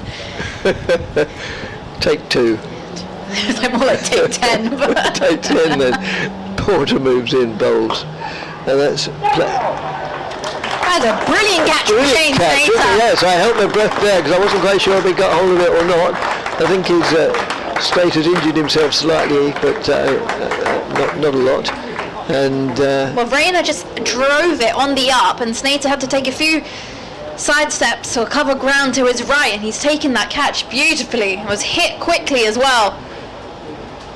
And it all happened a bit too quickly. yeah, We're just watching it back on the replay. It's hit on the up, and Slater, well, covers ground to his right, dives and takes a beautiful catch, and now Nottinghamshire definitely 6 down, 77 on the board. Maybe I could just see what was going to happen.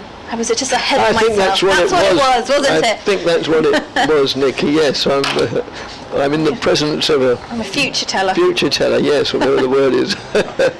Gosh, I could make some good dollar by selling that to people, couldn't I? Oh well, you can tell us who's going to win this game then. So that should bring, if they're coming in on the order on the menu, Liam Patterson-White coming into the business end. So what a morning for Essex already, and lunch isn't until 12:30. 12:40, so we've got another 50 minutes to go. Yes, the media people at Essex kindly told us what the hours of play are today. I'll just dig that out again now. Here we go. Times for today are 12:40 lunch, 3:30 tea, both fixed. Scheduled 6 p.m. close. Well, yes, we know that they seldom keep to the schedule. Let's take that with a pinch of salt. But then, anyway, thanks Matt very much. So 12:40 lunch. Another 50 minutes, as I say, as Porter moves in, bowls to the left-handed Patterson White, who plays that pleasantly and apparently with all the time in the world, out into the covers. No addition to the score of 77 for 6.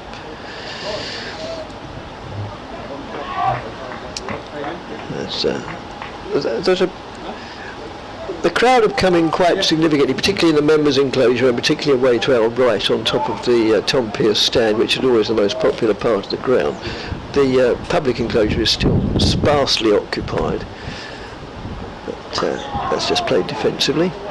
Trickled out on the offside, but yeah, it would be an exaggeration to say the Tom Pearce stand is full, but it's certainly more than half occupied now. Very different from what it was an hour ago. So Porter taking 2 for 30 now in 5.5 overs. And Cook, somewhat surprisingly, yet to open his account. And from the Essex point of view, as long as they fall. Round the wicket now to the left-handed batsman. Through to the keeper, who has 3 slips, keeping him immediate company. A backward pointed cover, a mid-off, 1, 2, 3, 4, 5, 6. A mid-on, a mid-wicket, and probably a long leg down here. Just the one part of the ground that we can't see because it's obscured by the aforementioned Tom Pearce stand.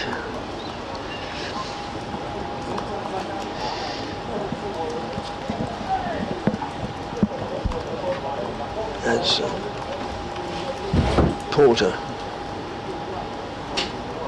from the Gooch end moves in again and bowls, and that's played again very confidently, competently, capably.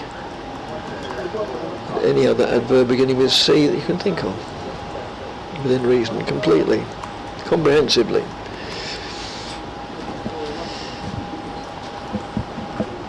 $77 for 6. Just see if we've had any emails today, if I can remember how to get into them. Next delivery is played with considerable authority, back, hit hard into the ground and then bounces up to convenient height for Porter to take it. End of the productive over, and wicket maiden took a wicket with his first delivery, and then 5 dot balls. So the wickets this morning have fallen at 48, 49, 63, 63, 77. So 5 wickets fell while 29 runs were added, leaving Essex in a distinctly strong position at this stage. But we've all watched or played enough cricket to know that things can change. To no surprise, Harmer will be continuing from the Alistair Cook end. And he's at the top of his mark, ready to go, as James is crouched low in his stance, looks ahead and off the back foot, flicks this down towards the vacant square leg area, and Shane Sneater will come round from mid-wicket to do the fielding. They'll take a single, and score moves on to 78 for 6.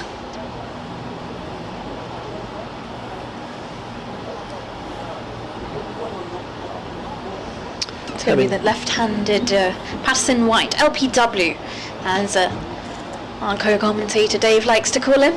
Nice little abbreviation. It's a long name, so I like the pun there as well, Dave. Harmer in now. 2 slips in place and a short leg to the left-hander, who's forward and is playing a miss, and he's been beaten on the flight here by Harmer because he's definitely overbalanced. He's gone to push at it. Front foot didn't reach the pitch of the ball enough, and that's been taken by Michael Pepper.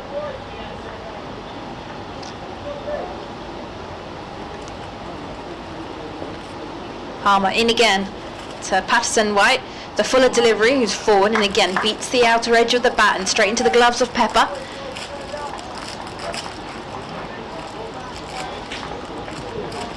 Six down, Nottinghamshire 78 on the board with a deficit of 379. Harmer in, round the wicket. And this time this is pushed through the offside, is going to beat the short extra cover. They'll be able to pick up a single here. And Shane Stacer again, the ball is following him, does the fielding. 79 for 6.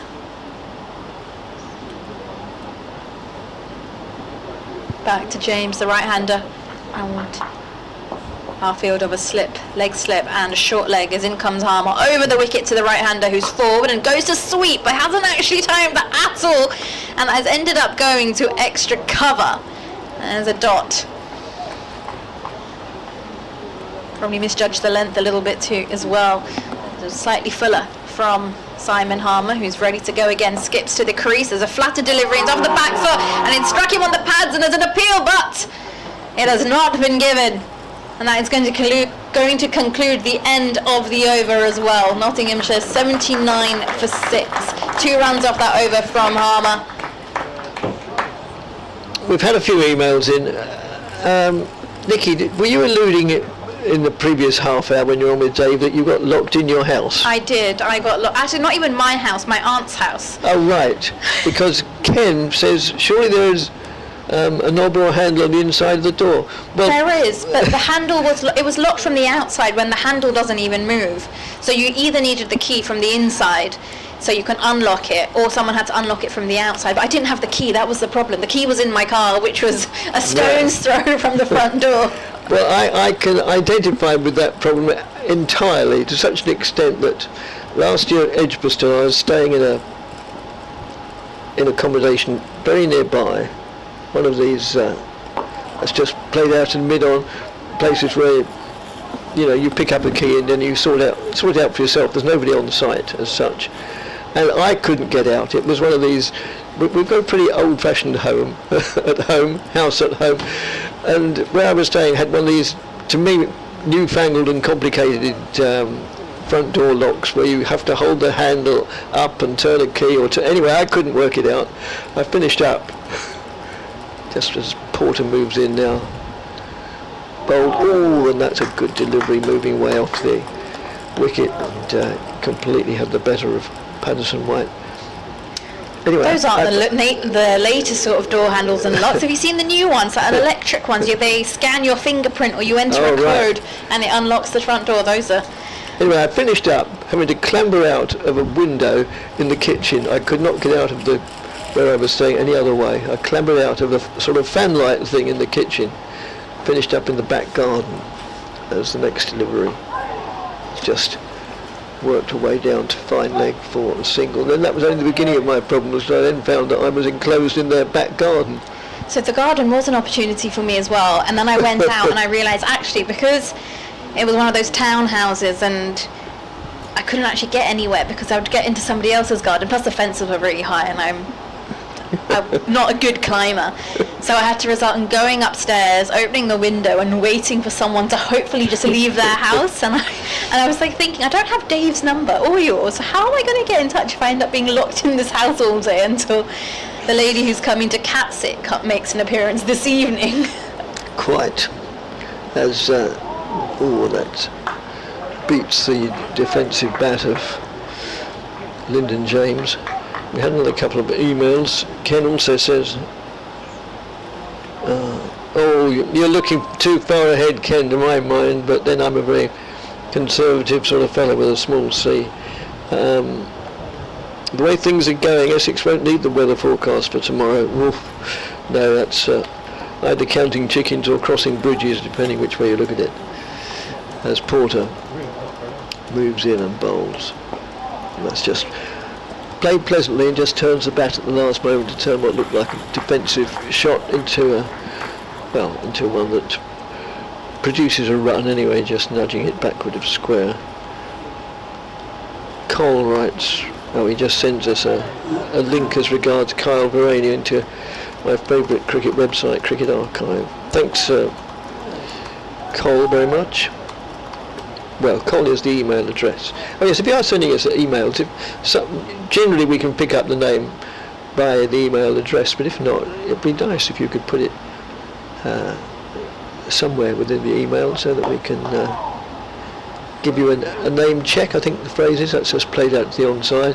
Then if you can say roughly where you live, then that also makes us sort of, yeah, but it's nice to just sort of say where you are. I don't mean exactly, I don't mean sort of 23 Acacia Road or something, but just the town. Ron emails us as well. Just when you thought Simon Harmer was on the slide, he comes back with a bang. Form is temporary, class is permanent. Thanks Ron, an exiled eagle in Yorkshire. I'm watching a fascinating, well, maybe fascinating isn't the right description, but a very interesting programme last night from Yorkshire, which included a thing called the Malton Marathon, I think it was, which wasn't a marathon, it was 10k. It involved eating and drinking at the same time. Here's Harmer to James, uses his feet down the track and flicks as it's fielded brilliantly at short mid-wicket, so there's not going to be a run there. That was a brilliant piece of work by Bekenstein, who dives to his left. Harmer in again to James now, who off the back foot flicks into the leg side down to where Shane Snater at deep mid-wicket. We'll take a single. 82 for 6. Patterson White onto strike now. Left-hander. I believe Simon Harmer will be going right arm round the wicket to the left-hander, and he is. 2 slips and a short leg. Backward point. Short mid-wicket, as in comes Harmer now, and Patterson White pushes into the offside, and again goes straight to Shane Snater, who's at cover. Ball is definitely following him today. He's got a magnet. No one out on the deep on the leg side, as in comes Harmer once again, and it's a beautiful delivery, beats the bat and straight into the gloves of Pepper. Harmer just takes the ball, shines it on his thigh as he walks back towards the top of his mark. He comes in again, and tossed up and pushed into the offside, and Bekenstein gets a hand on it, and it ricochets down towards mid-off. They will not take a run though, field is tight.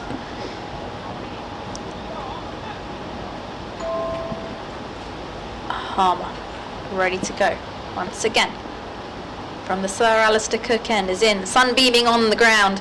This one's left alone outside the off stump by LPW, and that's going to conclude another over from Simon Harmer. Just 1 run from it. Nottinghamshire 82 for 6. It's a glorious day now, I must admit. It's nice to have some sunshine, especially after the last 2 days we've had. We've been on and off for bad light, rain, and today to wake up and have some blue skies over the ground, and it feels fresh. Well, that's how I'd describe it. It's quite a fresh day. I was tempted to say, Nick, it's always like that. It's always beautiful and sunny in Chelmsford, but I know that you've been here the last 2 days as well, and I haven't. So, but those 2 days earlier this week were probably almost unique in the history of meteorology in Chelmsford. They lost their first 5 wickets this morning for just 40 runs in 80 minutes. So it's Porter to continue from the far end, i.e. the Gooch end. Moves in now, bowls. 82 for 6. Met with a good solid looking defence from Lyndon James, and score remains 82 for 6. Dave will rejoin us at the end of this over. I'll make way for Dave now as fair enough. You chat us through this over from Jamie Porter.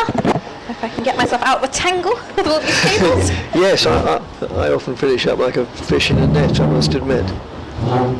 As Porter moves in and bowls. Again, met with stolid, stern, commanding defence at the crease, Lyndon James. A big man, and when he goes forward and gets to pitch the ball and plays it, looks very solid indeed. And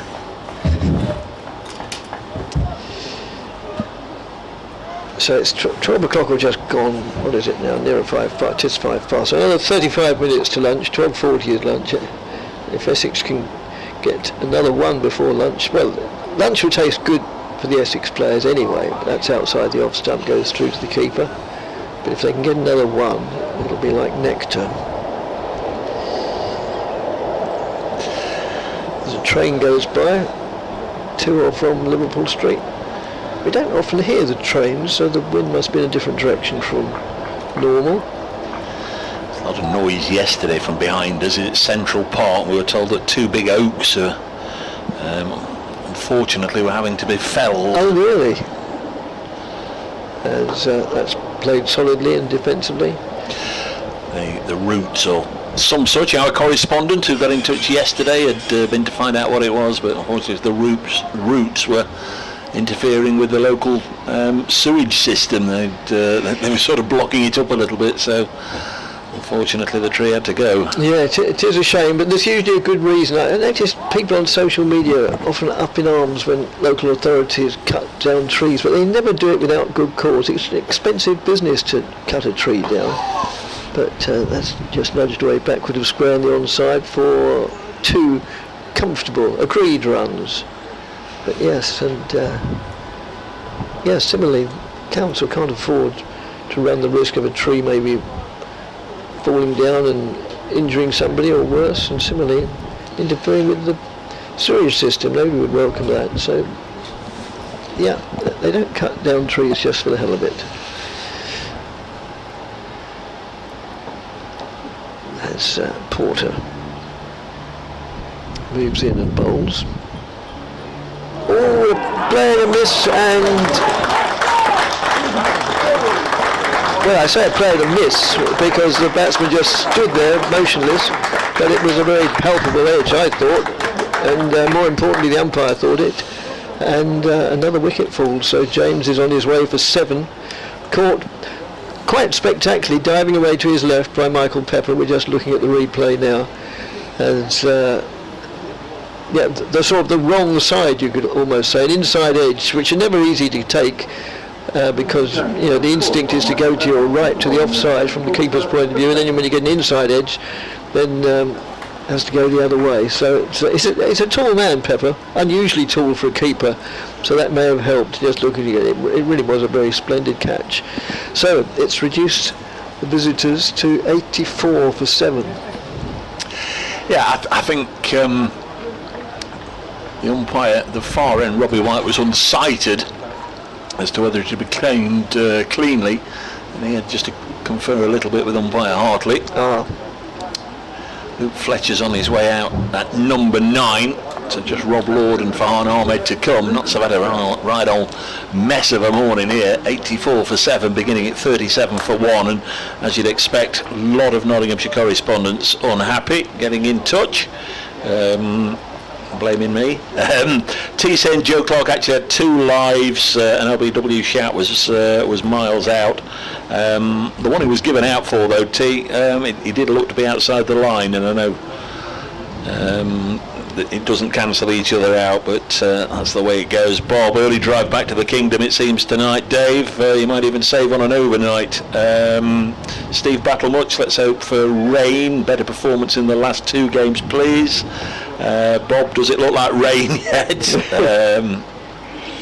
Unfortunately not. The milkman says rain, please come and save us. A lot of it is Harmer in to start a new over, bowling to Liam Patterson-White 2 blocks. Nigel King, hopefully we can top Leicestershire's score of 98 that they made in their first innings. Well, that's still up in the air. Nigel, 84 for 7.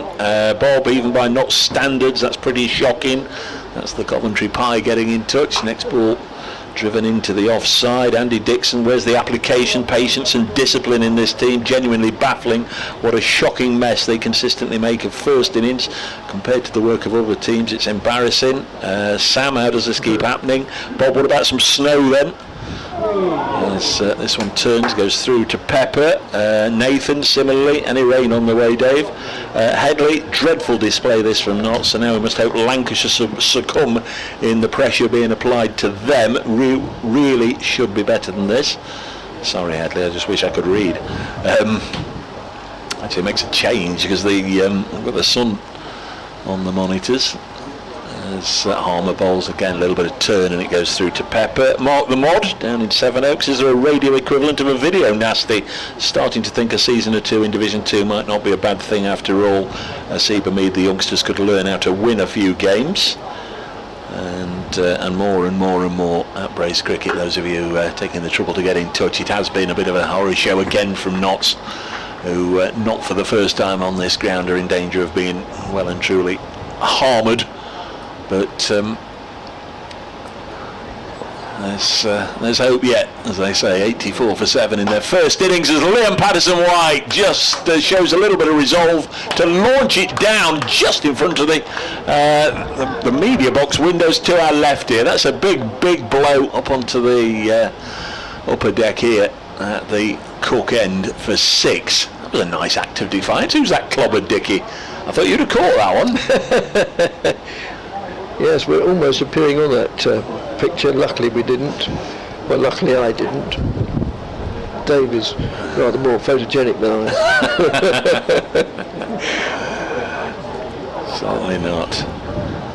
Little act of defiance there. Harmer,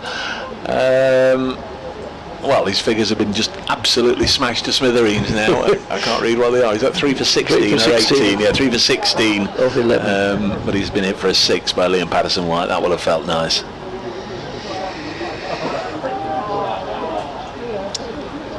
So it's still going, unsurprisingly, Porter is going to continue the attack from the far end, the Graham Gooch end. And yeah, Essex have been backed up by some good, well, it's all part of the game. Maybe backed up isn't quite the right phrase, but there's been some good catching as well this morning. Pepper, the last two, Pepper and Slater, were excellent catches to dismiss James and Verena, respectively. Matt Triggs then is having doubts about renewing his membership. Watching this.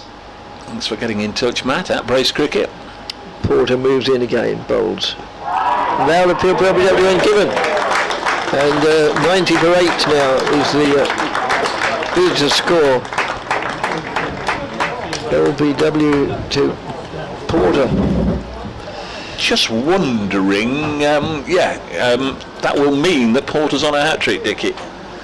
You got James, yes, it will, final ball of his previous over, and Luke Fletcher with a golden. And it's 90 for 8 at the first ball of the 38th over. And of course Cook got one at Trent Bridge. Will it be Jamie Porter's turn? Fletcher was looking forward to Jamie Porter. Yes, it has been a very sorry morning for the visitors, losing wickets at 48, 49, 63, 63, 77, 84, 90. So while adding 42, they lost 7 wickets. So yeah, very encouraging for Essex, very discouraging for the visitors. And you just better check, Dick. I think he is on hat trick, isn't he? They got yes, you're absolutely spot on. Yeah, Lyndon James was definitely out to the last ball of the over. Yeah, 35.6. Lyndon James 37.1. Fletcher, yeah, he is. That's right. Yeah, there'd be nothing worse than calling a hat trick that wasn't, or no, or not calling one that was, I suppose. Yeah, they're understandably all the more difficult to spot, really, when it overlaps an over. I believe that, well, of course, hat-trick's only a term used, but they do say that if you do it in the same match, it counts, but not in two. This is Rob Lord, who faces up to Porter, and that was certainly not a hat-trick. He played that very, very confidently, pushing it out into the offside, parried rather than fielded completely at shortish mid-off, and they went through for a single, the ball finishing up at mid-on. So field changes over to accommodate the left-handed Patterson-White, who's looked quite steady and obdurate, really. Porter round the wicket to the left-hander. moves in now. And 4 more runs, just helped on its way down the leg side.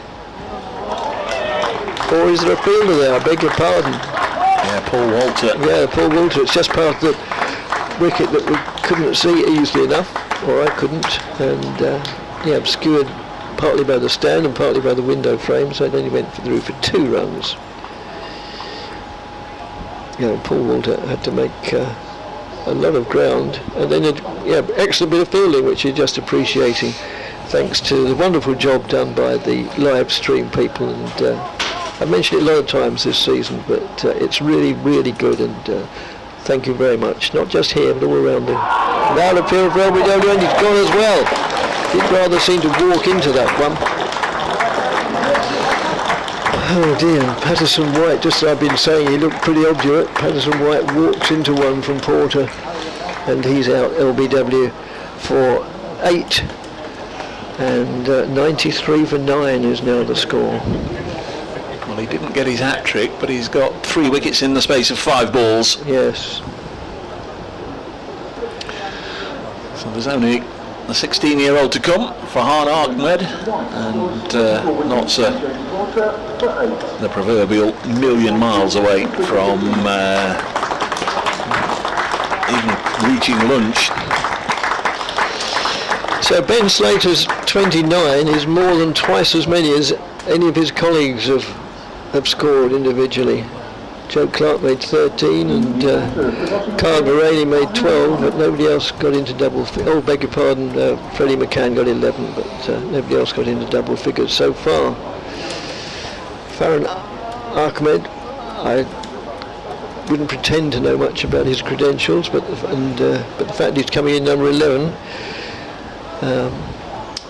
suggests that he's not the most competent of batsmen in the side. Well, it's only his second game. He's the 16-year-old brother Rian Ahmed, who's played Test cricket for England. And 16? Yeah. Oh, good grief. Oh well, we wish him well in his career as a whole. I hope he goes from strength to strength, but maybe not starting at Chelmsford this week. He faces up to Porter. With Knotts 93 for 9. Porter moves in, bowls to him, goes on the back foot, plays that competently enough, trickles out square on the offside. Yeah, of course, Porter's got 5 now. Yeah, 5 for 35. Harman at the other 3. And Cook 1. Oh, Cook has got 1, yes. That was said yesterday. Yes, I said earlier on he hadn't gotten here. With all due respect to Cook, I forgot the one yesterday. As Porter moves in and bowls. And that, again, is a good-looking shot from Farah Ahmed. But it's also a very good over from Porter, which understandably receives the acclaim from the assembled congregation away to our right on the Tom Pearce stand. And at the end of the over, 93 for 9 is the Nottinghamshire score. Yeah, 5 for 35 then. Jamie Porter getting 2 wickets in that over to add to the one that he got at the end of his previous one. 3 wickets in 5 balls, and now Knott's very much on the brink of being asked to bat again before lunch on day 3, having begun the morning 37 for 1. Quite a extortionate collapse by anyone's standards. Even there's 93 for 9. Remember the first match of the season at Trent Bridge, had a first innings lead and then collapsed dramatically in the second innings, all out for 80 as Armour bowls. Rob Lord lunges forward, strikes the back pad. This pair were Knott's leading wicket takers in the Essex first innings. Rob Lord and Farhan Ahmed both getting 3 wickets apiece. See if they can put on a few runs together. Rob Lord with a reverse, which has been hit straight to point, or backward square leg if you like, as he reversed it. There's still no run. It's a nice attempt from Lord in just his second game. This one is played with soft hands down on the leg side. Both made their first class debuts last week at Trent Bridge against Surrey, Farhan Ahmed and Rob Lord. It's the first away game obviously for both of them. Lord again just helps this into the offside. Benkenstein doing the fielding.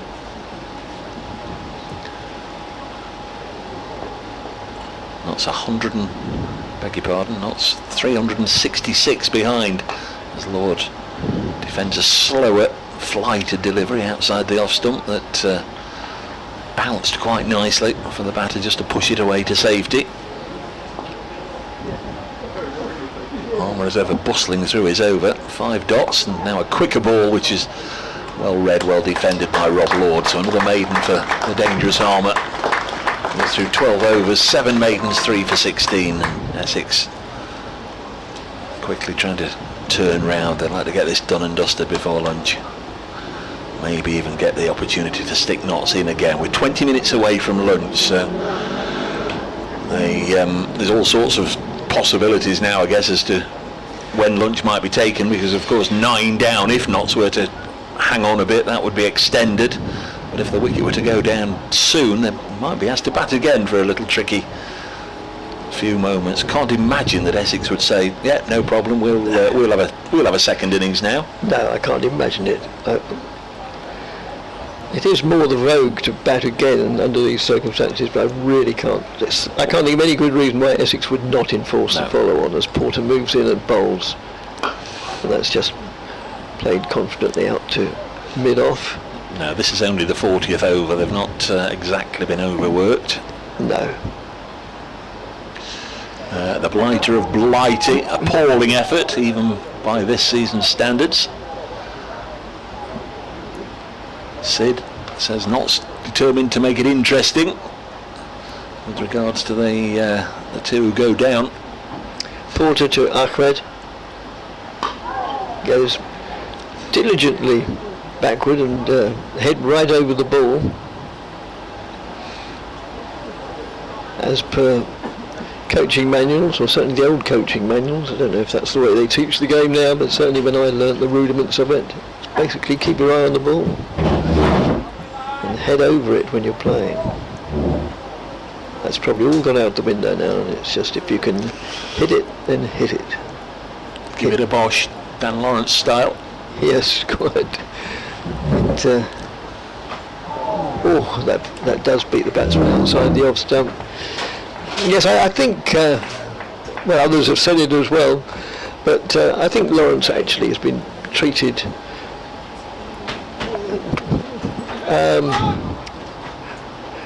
with not particularly kindly by the England selectors. They asked him to do a job opening which he'd never done in any first-class cricket, to the best of my knowledge. Doesn't make an outstanding success of it, and then gets dropped for the trip to Pakistan. That's just played defensively, so he would have every cause for feeling a little bit aggrieved. It's a bit ironic, really, that his place appears as if it's like to be taken by Essex's new signing, Jordan Cox. Well, Crawley will be back. Yes. To take his top of the order berth. But yeah, Cox may well have, as you say, benefited from not playing.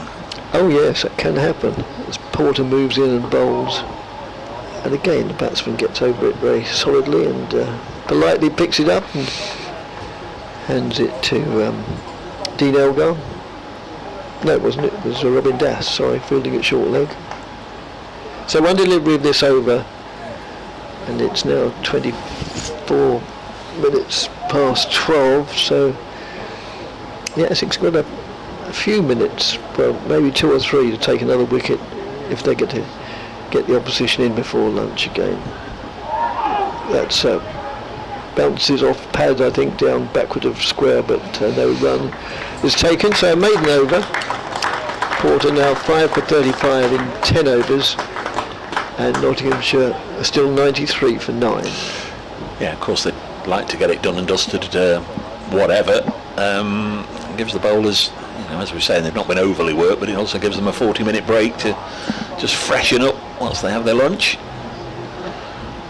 Almost inevitably, the wicket will go down before lunch because, as I just mentioned, we've got about 15 minutes now, plus up to an extra half an hour to get the final wicket. So with all due respect to Rob Lord and Farhan Ahmed, they've got a massive job ahead of them to still be batting after lunch as Lord pushes at this delivery from Simon Harmer, who's been right on it, and as we said, literally from ball one, which produced a wicket this morning. 93 for 9, that's beginning of the day 37 for 1. We're only in the 41st over. Harmer bowls.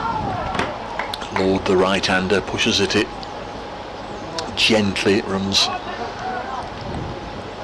through an area and about fourth slip or gully, but there's no run. Fielders swooping in. Only 3 have reached double figures: Slater, Clark and Varina.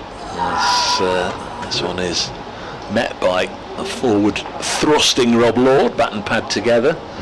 Ben Slater, who was 26 not out overnight, fell for 29. Joe Clark, right old adventure of an innings he had, was out for 13. This one is turned away by Lord, no run. And I say that he was dropped on 4. It was a routine one at fourth slip. Matt Critchley put it down. Then there was an LBW shout that looked very, very, very close, and you can understand why Essex were a little miffed. And then the one that he was out to did appear to be outside the line, but swings and roses. And there's the final wicket as it's turned into the hands of short leg Robin Das. Rob Lord is out, and Notts are all out for 93. And Essex have taken 9 wickets in inside 2 hours, an hour and 55 minutes. Rob Lord, who made a single, just turns Harmer into the hands of short leg. Good, sharp, reactive catch. And that has been a really, really disappointing morning for Notts. Farhan Ahmed remains not out. Just keep half an ear out just in case there's any announcements about what might happen. So this morning, Notts from 37 for 1. Freddie McCann, LBW to Simon Harmer's first ball for 2. That was 48 for 2. Became 49 for 3 when Ben Slater was caught by Dean Elgar at slip from the bowling of Harmer. Out for 29. Joe Clark, who I've just mentioned, LBW to Jamie Porter for 13, 63 for 4. Became 63 for 5 when Jack Haynes was LBW to Harmer.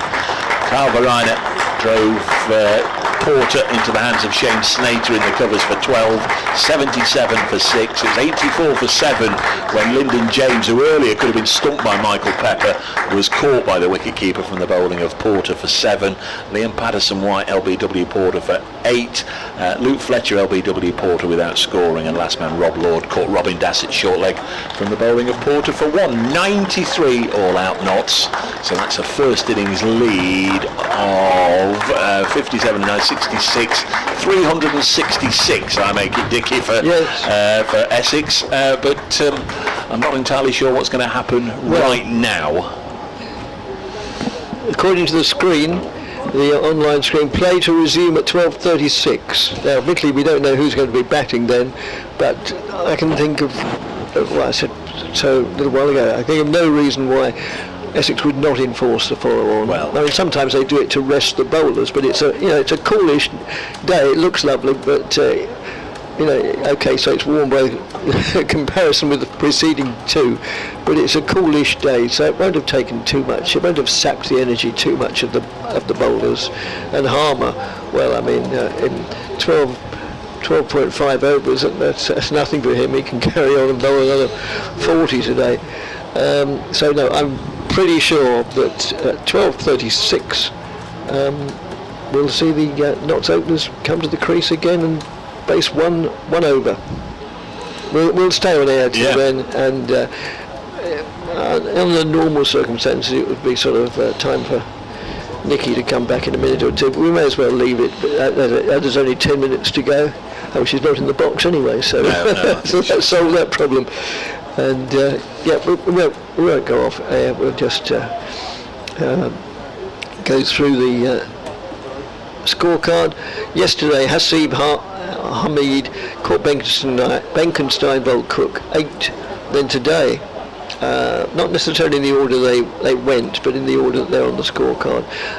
Ben Slater caught Elgar bowled Harmer 29, Freddie McCann LBW Harmer 11, Joe Clark LBW Porter 13, Jack Haynes LBW Harmer 1, Carl Verena caught Snater bowled Porter 12, Lyndon James caught Pepper bowled Porter 7, Liam Patterson White LBW to Porter for 8, Luke Fletcher LBW to Porter without scoring, and first ball Robert Lord caught Das bowled Harmer for a single, leaving Farhan Ahmed not out 0, and a total 93 all out here at a sunny but still chilly Chelmsford. So we've got another 72 overs today and all of tomorrow. It looks like Durham at Chesterley Street are having a game of darts, because they're on 501 at the moment. 501 for 4, Lancashire 228, Durham 501 for 4. Remember, at one stage they were 99 for 4, so even I can, with a little bit of help, work that out. 402 so far have been put on by David Beddingham, 246 not out. He was the first Division 1 player to 1,000 runs. Looks as if he's going to be the first Division 1 to 1,500 the way he's going. Beddingham 246 not out, and Colin Ackerman with him in that big partnership 172 not out. So not good news for Notts here, certainly not good news for Lancashire, who are in one of the relegation spots, getting absolutely hammered up at Durham. At Canterbury, Kent 149 for 8, replying to Hampshire's 403, so they're in danger of being made to follow on. At Taunton, it's going to be tightish, I think, at the end of first innings. Somerset 317, they're in second place in the table. Surrey the leaders, 24 points ahead, are 282 now for 9, so they're 35 behind with 1 wicket left. Warwickshire were made to follow on this morning. They're 48 for 1 in their second innings at New Road. That's still trailing Worcestershire by 131. Division 2, Glamorgan are 17 for 1 in their second innings, trailing Sussex by 288. Derbyshire were into the fourth innings of the match at Wantage Road. Derbyshire 26 for 2, requiring 240 more to defeat Northants. At Lords, Gloucestershire batting still 245 for 7, replying to Middlesex's 377. And the one other game is the one that appeared as if it was going to be the first to finish, but still goes on. Leicestershire 90 for 3 in their second innings, trailing Yorkshire by 191. All the scores, all the text updates available via the BBC Sport website. Just click on the cricket page, you'll find everything there, and you'll find all the means of listening to all the other games. So the follow-on, I mean, we're not seeing anything. I don't think there's been an announcement. The follow-on has been announced, but I think we're all fairly certain by the fact that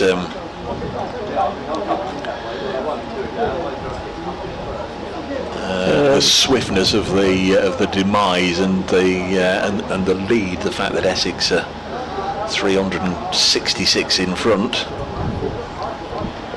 Yeah, thanks Matt for confirming that. Yes, that play will resume, as it says on the screen. There'll be time for 1 over. Even if a wicket falls, then that will be that, because there wouldn't be time to carry on. So apropos of nothing at all, but still quite interesting. Jeff emailed just saying, I've often wondered why games lost in the table,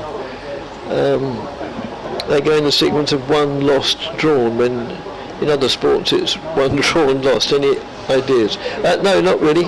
I always put any of these things down to the lovable eccentricities of cricket, as I describe it.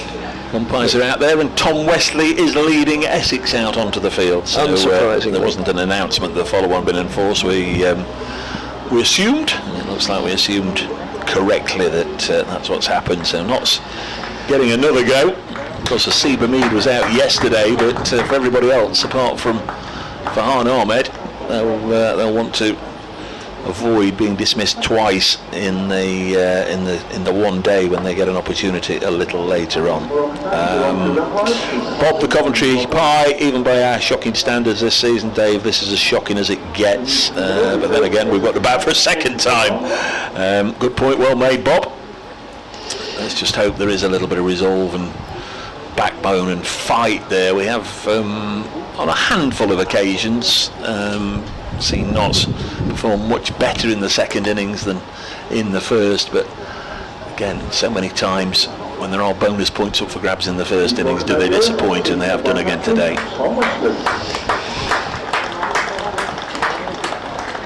Yeah, so as Dave said, Tom Wesley leads the side out. They can put everything possible into this one over. Be interesting to see who bowls it. It may well be Harmer. There's nothing to stop him, although he bowled the last ball the last over, there's nothing to stop him bowling the first over of the next. It's a little strange that although he kept bowling maiden after maiden after maiden, Sam Cook didn't get a wicket from the far end in the... I mean, I don't know how long he bowled for this morning, 45 minutes or so, and then when he came out of the attack, Porter just went through them from the far end. He got a fifer from the far end. Yes, quite. You know, they'd blunted Cook to a certain extent. Admittedly, it was 2, 3 and 4 at the crease, batting against Sam Cook, but as soon as Porter came on, it was just a calypso collapso. And it will still be Harmer. As I say, the fact that he bowled the last over of the first innings means there's no reason why he can't bowl the first over of the second innings. They've resisted the temptation not to reverse the batting order. It is going to be a Mead and Slater all the way out to the middle. So for the second time this morning, Ben Slater is out there. Seba Mead, of course, he was dismissed for 8 yesterday. Slater the top scorer with 29, and Mead is going to be on the strike, so it's going to be Harmer to the right-hander with we think, unless he absolutely bombs through it, time for just one over, but you'd like to think there might be a little bit of gardening and 1 or 2 straight bootlaces from Seba Mead and Ben Slater to make sure they don't get more than 1 over in. Yes, the clock says 12:36 on the scoreboard, which I think is the one they go by. And it's said it's now 12:37, so yeah, that's probably it, as Dave says, as always. Well, I think they have to go by their own clock pieces or watches or whatever, just in case the scoreboard malfunctions for any reason. So maybe. You know, it's whatever their watches say. But the official start time is 12:36, so it might be time for anyone. Right. Okay, so Harmer to bowl probably the only over of the last over of the morning, and that's played solidly defensively. Hamid getting right to the pitch of the ball, and they need 365 to make Essex bat again, and that's just played defensively again. I tell you what, I'd be asking for somebody to be moved behind the bowler's arm, and as I say, the stray bootlace and all sorts of things. Oh, Ben Slater at this end's playing ball. He's gone down and done a bit of gardening. I mean, what on earth needed gardening at this end? I don't know. Well done, Ben. Just drag it out for a moment. Change of bat, perhaps. Yeah. As batsman goes on the back foot here, plays it out into the onside, and they go through for a comfortable single. You know, it doesn't improve your situation one iota, not so right up against it, but there's certainly no reason they should face 2 overs here when 1 will do. The live stream in our box is going, it sort of fits and starts. It's like one of those very old-fashioned black and white movies you used to see. But, yeah, it's not like the Notts performance this morning, because there were lots of fits but not many starts. So hopefully if you're watching on the live stream, it's a proper picture. Which we'll get that sorted out during the lunch interval, but that's our concern, not for... Slater knows what he's doing, but he's only faced 1 ball this morning from Simon Harmer and it got him out. Yes. Oh no, that was Freddie McCann, I beg your pardon. That was Freddie Harmer McCann. round the wicket, bowls, and that's just played with authority out into the covers, no addition to the score. Yes, it was McCann that fell to Harmer's first ball, but nonetheless Slater did eventually get dismissed by Simon Harmer, a catch by Helgar at slip. Stopped by Benkenstein. A bit more gardening. 12:39 on the scoreboard. Oohs and ahs as it beat the outside edge of the bat. Went through to the keeper. No no suggestion it touched the edge of the bat, but it certainly beat the bat. Both batsmen go and do a bit of gardening now.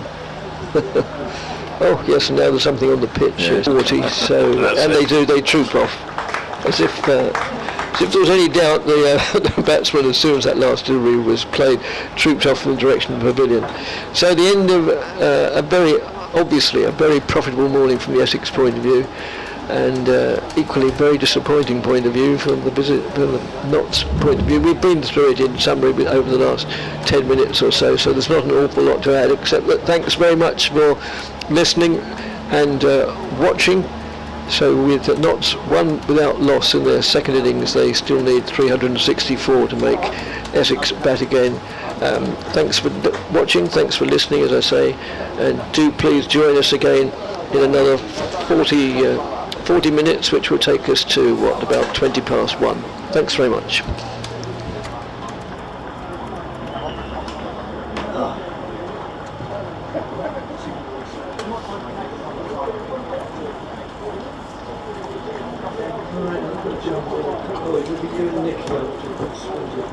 Yeah, whatever, mate. Might it be yes? It'll be you and Nicky. Yeah, whatever, mate. Whatever you want, yeah. Yeah, so I've just done my hours, so I I'm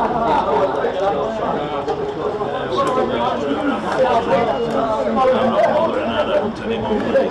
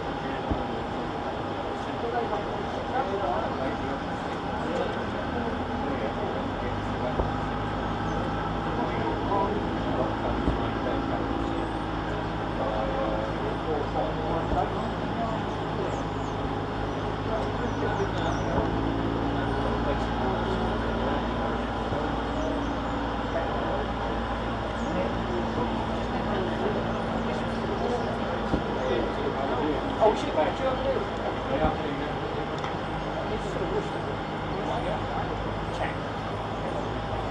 to 2v target practice. I'm joined here with Michael, Jordan. hit a target to reveal a section of a car logo. Guess the logo to win a round. Let's get started.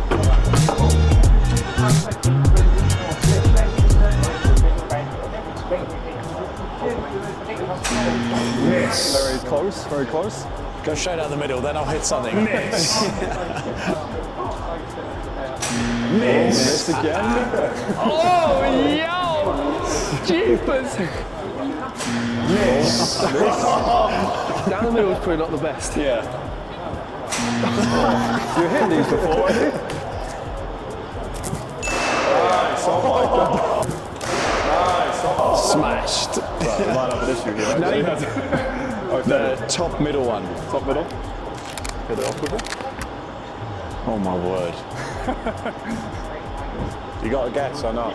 Do you get to guess now? No. Yeah, you yeah, get to have a guess. guess. Yep. Only him, because he hit it. Any ideas? I have no idea. Ford, I have no idea. Unfortunately not Forbes. No. Almost. Get somewhere. Oh. Get somewhere. Oh. Which one, Coxie? Which one? Bottom left. Helpful.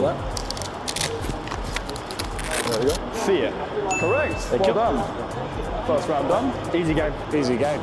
Yeah, next time, bro. I like you.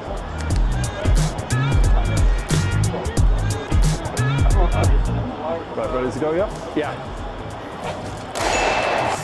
Blind and shot. Middle top.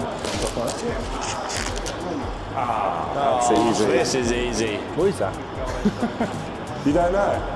How can you not get this? MD. What's MD? What's that? Close. Come on, what's your guess? Ain't got all day. I don't know what that is. What is that? Can't help you, unfortunately. I don't know. MD, whatever that is. Incorrect. Close. Yeah. Is it? Unlucky. I don't know what the car is, so you. If I smash all the things, then you won't be able to hit them. Oh, blind and shot again. Top left.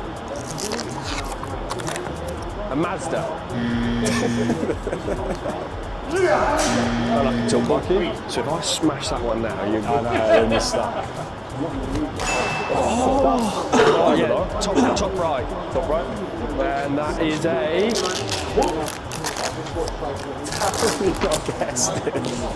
An MC. Oh, you're close. Yeah, that hit. The wind's blowing that one there. Oh, you did hit it. Bottom middle. Bottom middle. Bottom middle.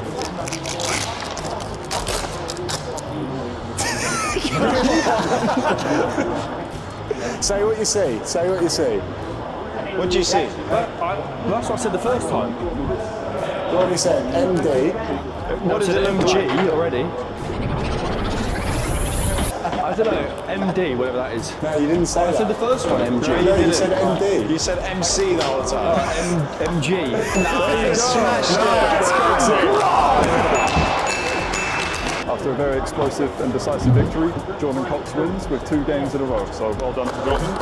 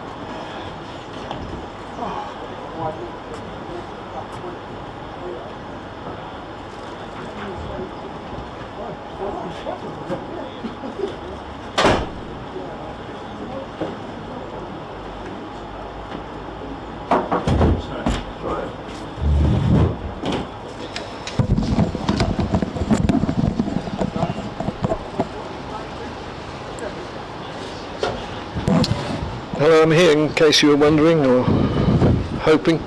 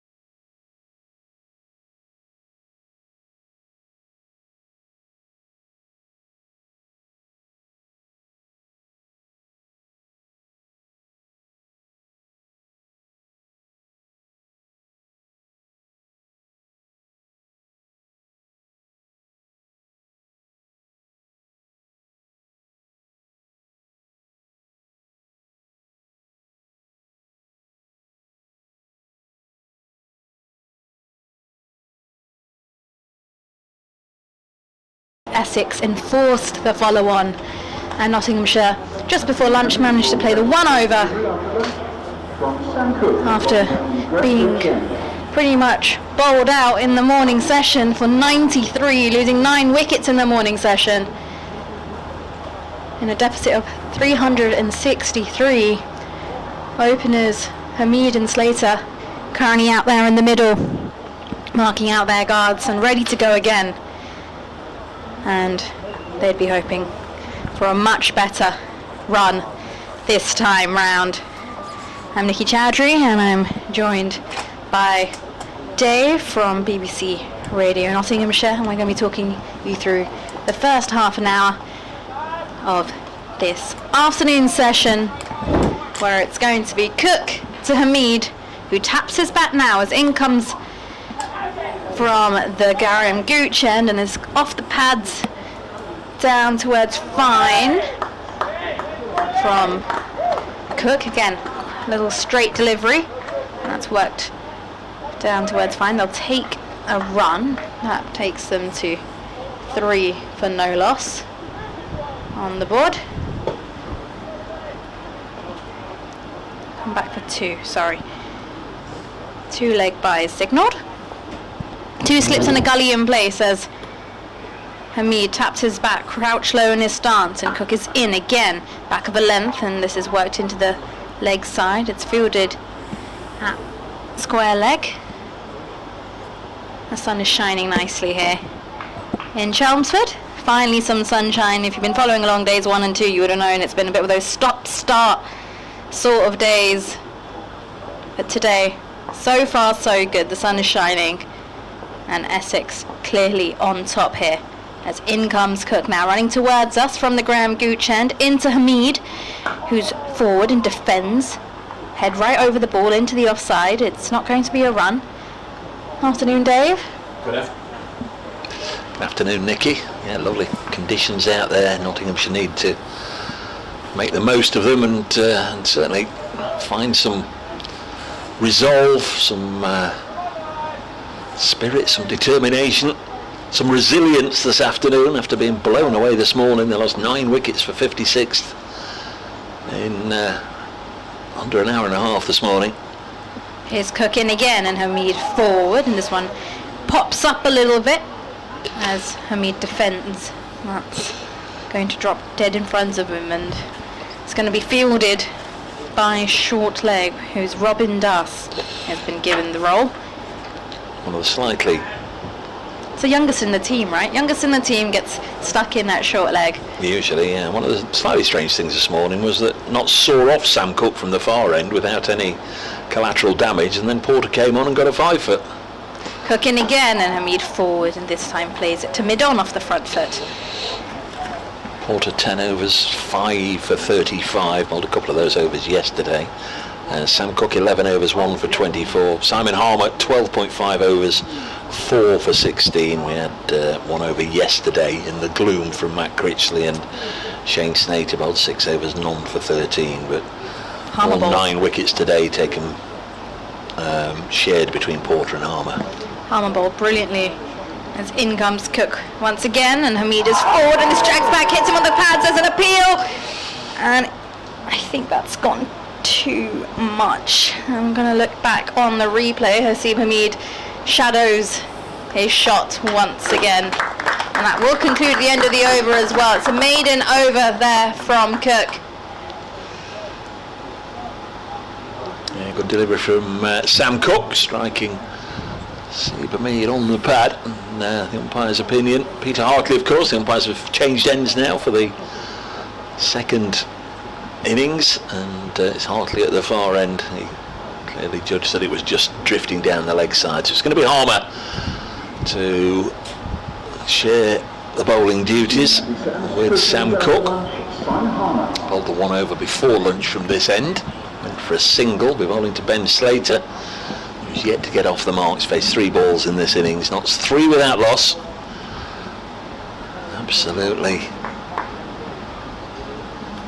steamrollered this morning by Harmer and Porter. There is Harmer, bowls, and Ben Slater turns this to leg, and there's no run.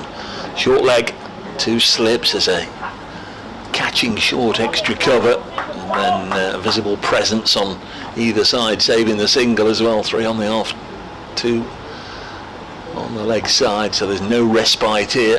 This is played with soft hands. The second slip, no run.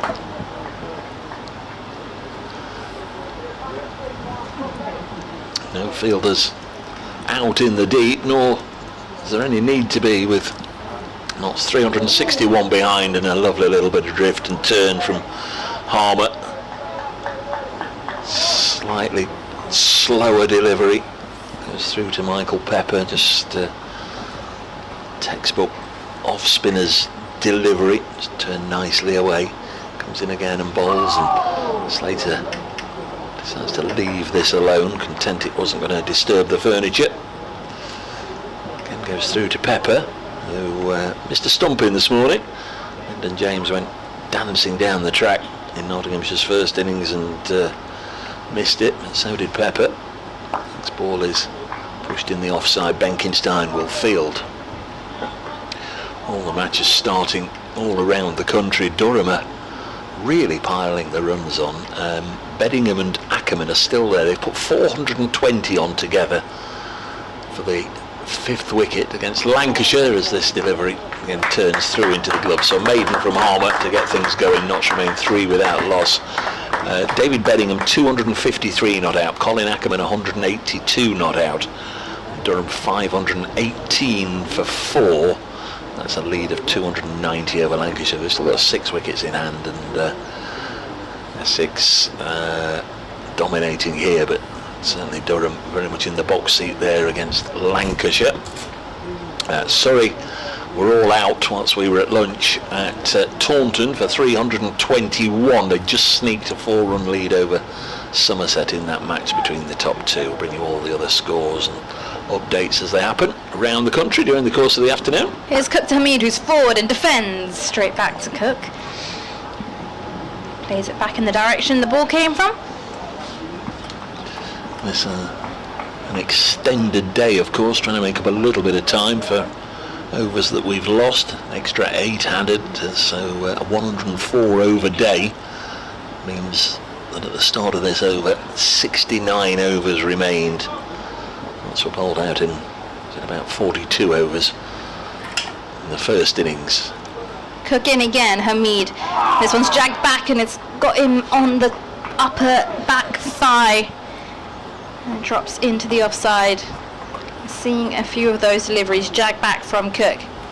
You mentioned this evening we've got Australia taking on England down at the Utility Bowl.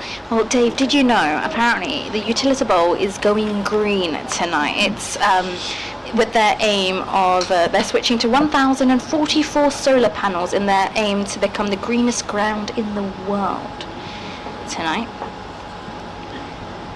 As in comes Cook. Once again, Hamid advances down the track and defends, drops it into the offside. Will take a single.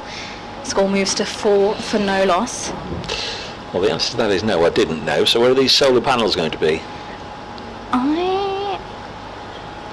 One second, let me figure this out, because it just says that this afternoon, when England are in action at the Utility Bowl, it's going to be an extra special day as the ground are switching on their 1,044 solar panels in bid to become the greenest ground in the world. And apparently these panels will save a lot of money in electricity costs each year. We know how expensive it is just to turn on floodlights at grounds up and down the country, and some sides down by the sea like Sussex have said they won't be turning on their floodlights throughout the county championship season. So the other week when I was there and it did get a little bit dark, there's not much you can do about it. So sustainable and saving money. It's got a nice little ring to it. As here's Sam Cook round the wicket to the left-handed Slater. 3 slips and a leg slip in place, and Slater's forward lets this one go through to the gloves of Pepper outside the off stump. So there's a photograph actually where you can see all the solar panels. It's on the BBC Sports live page covering the county championship stream, and given the day it is, They'll definitely have a lot of sunshine to soak up. There's Cook at the top of his mark at the ground gooch end, turns and runs down towards Slater, who's forward and defends this to point, opens the face of the bat slightly.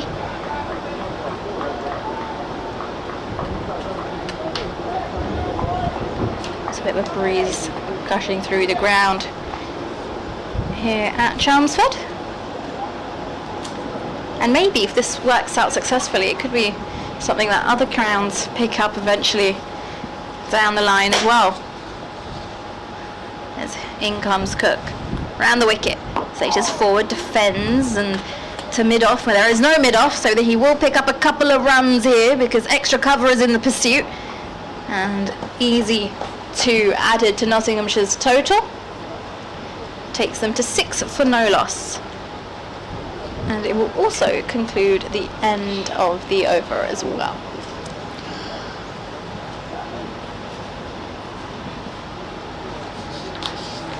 I believe it's going to be Simon Harmer from the Sir Alistair Cook end. He's just handed his jumper over to the umpire, and now he's again doing what spinners do quite frequently, where they rub their hand against the soil on the pitch, dry up their hands.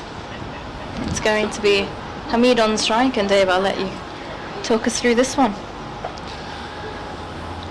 Hamid just taking a fresh guard from Robbie White. He's got square short leg, a backward short leg, and a leg slip. Short catching mid-wicket, and Hamid familiar forward lunge to block the ball. Back to the bowler. Bright sunshine here at Chelmsford. Very gentle breeze. Starkly contrasting conditions from the first 2 days as Harmer bowls again. Work to leg by the Notts captain out to Shane Snater, who had been pushed out towards that boundary rope just in front of the pavilion. Single taken. Lead on to 3, fell for 8 yesterday, cutting Sam Cook into the hands of Benkenstein at point. Sure I'll be determined not to be as careless today as Slater doesn't play a shot at this delivery from Harmer. Goes through to Michael Pepper, scored a century in Essex's first innings. Simon Harmer, hair ruffling in the breeze as he comes in and then bowls, and a little bit of top spin there. The ball bounced over Slater's attempted square cut.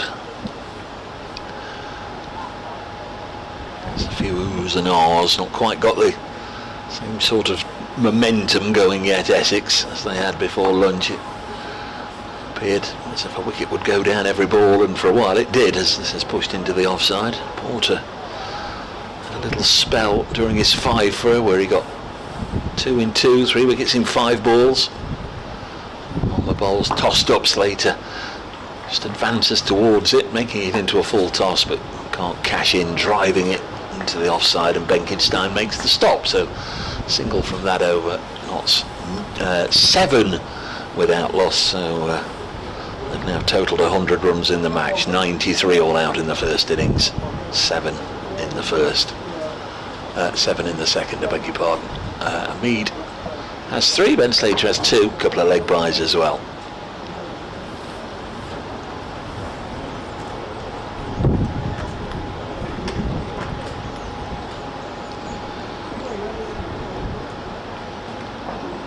Two slips in the gully, short leg in place as in comes Sam Cook now, and this one's got an outer edge, running down towards third man. Hasib should get 4 for this, and he does. It's along the ground, all the way down towards the boundary. Nottinghamshire move on to 11 for no loss. Lancashire have got a wicket at long last, ending that huge partnership, eventually worth 425. It's Colin Ackerman who's been given out LBW to Wells, having made 186. Luke Wells, the part-time off spinner. He's actually a little bit better than that, but he's got the wicket. In comes Cook again, and this one worked into the leg side to mid-wicket. Mid-wicket is quite square, so they'll take a single as he comes off strike. 12 for no loss. Some spectators just coming down to the stands in front of us with a beer in hand. It's 5 o'clock somewhere, as I like to say. There's a little bit of rain in the East Midlands, obviously, because they're off at Leicester, or they haven't started after lunch at Leicester, where Leicestershire are 90 for 3 in their second innings. Cook round the wicket now, and this one turned into the leg side straight to mid-wicket by Slater. Still in the early stages of this innings, we're only in the 6th over, just the 2 bowlers bowled so far.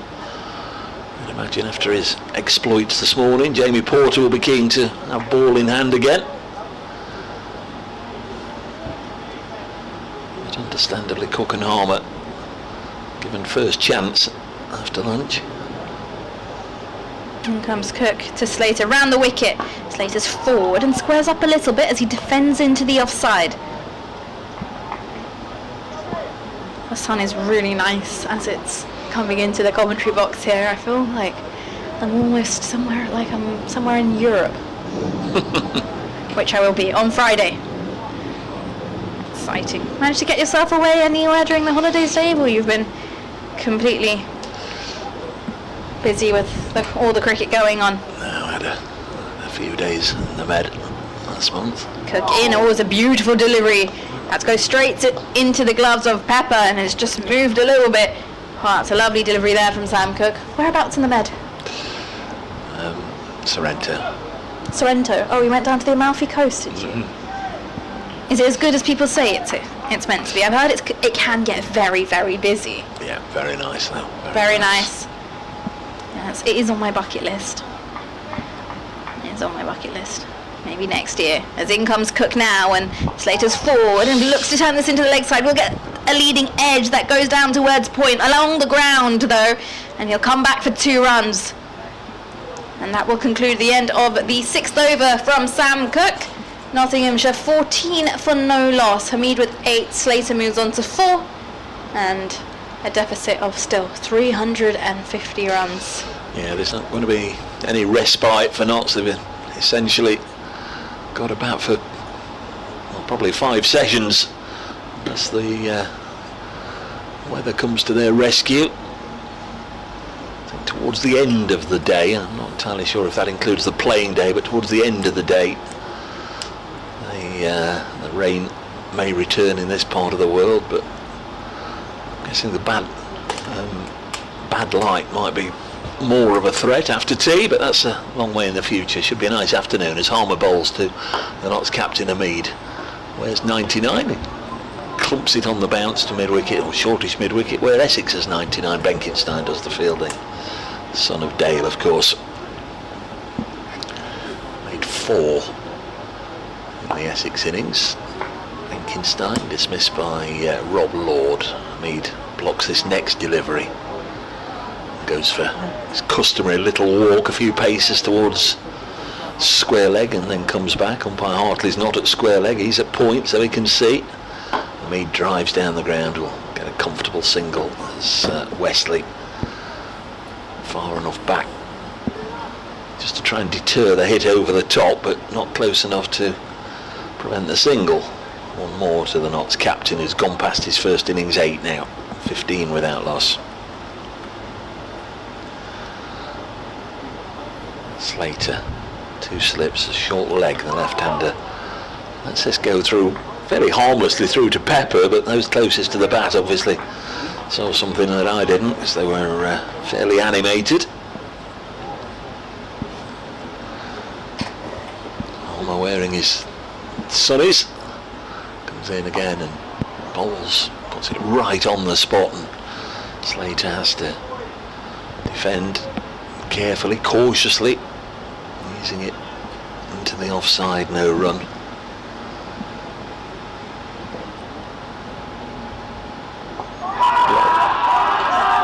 Blocks again. I thought there was bat involved there. Harmer's gone up, bellowing out an appeal to Robbie White. Sure, I heard a bit of bat. If it wasn't, it was fairly close to being in front, but I thought he hit that. So understandably it was turned down. A cautious start, shall we say, from Ben Slater, understandably, and there's nothing wrong with that. Faced 23 balls for his 4. Asib Hamid has faced 19 deliveries for his 9. The openers are still there, with Notts 15 without loss. Just going back to your little trip to the Med, did you manage to get down to Capri then? Did you take a trip to Capri? Not this time, but not this time. I've been in the past. Oh, you've been in the past, have you? Oh, okay. Been many times to that part of the world. Yeah. Lovely.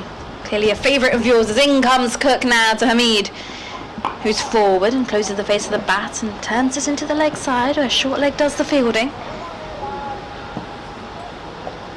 Nice to see the spectators taking their big top coats off now, as a little bit of sun just starts to warm the bodies and the bones. This reminds me of that little tale that they say, I'm not sure if you remember it, when it's between the sun and the wind, when they have a competition between each other, saying, I bet I can get that man to take his coat off. As in comes Cook now, and Hasib with the back foot defends back down the line of the wicket. I'm probably explaining it really badly, but do you not remember there was a... No. And it's like the wind was like, I can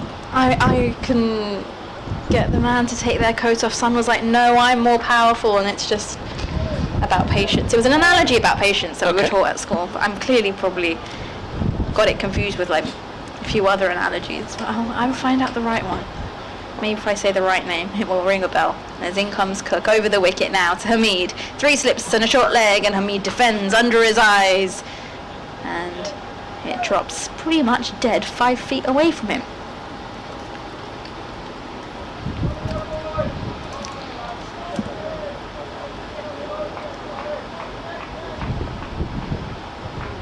It's found it. It's the story of the sun and the wind, which I was right. Yeah. It's a fable about a contest between the sun and the wind to remove a man's coat, and the moral of the story is interesting, and I'll tell you after. Cook is in now to Hamid. Short ball is pulled away in front of square, and it's going to go all the way down towards the boundary. It ricochets off the advertising hoarding, and Hasib Hamid has seen that as clear as daylight. It was a short ball from Cook, and Nottinghamshire move on to 19 for no loss.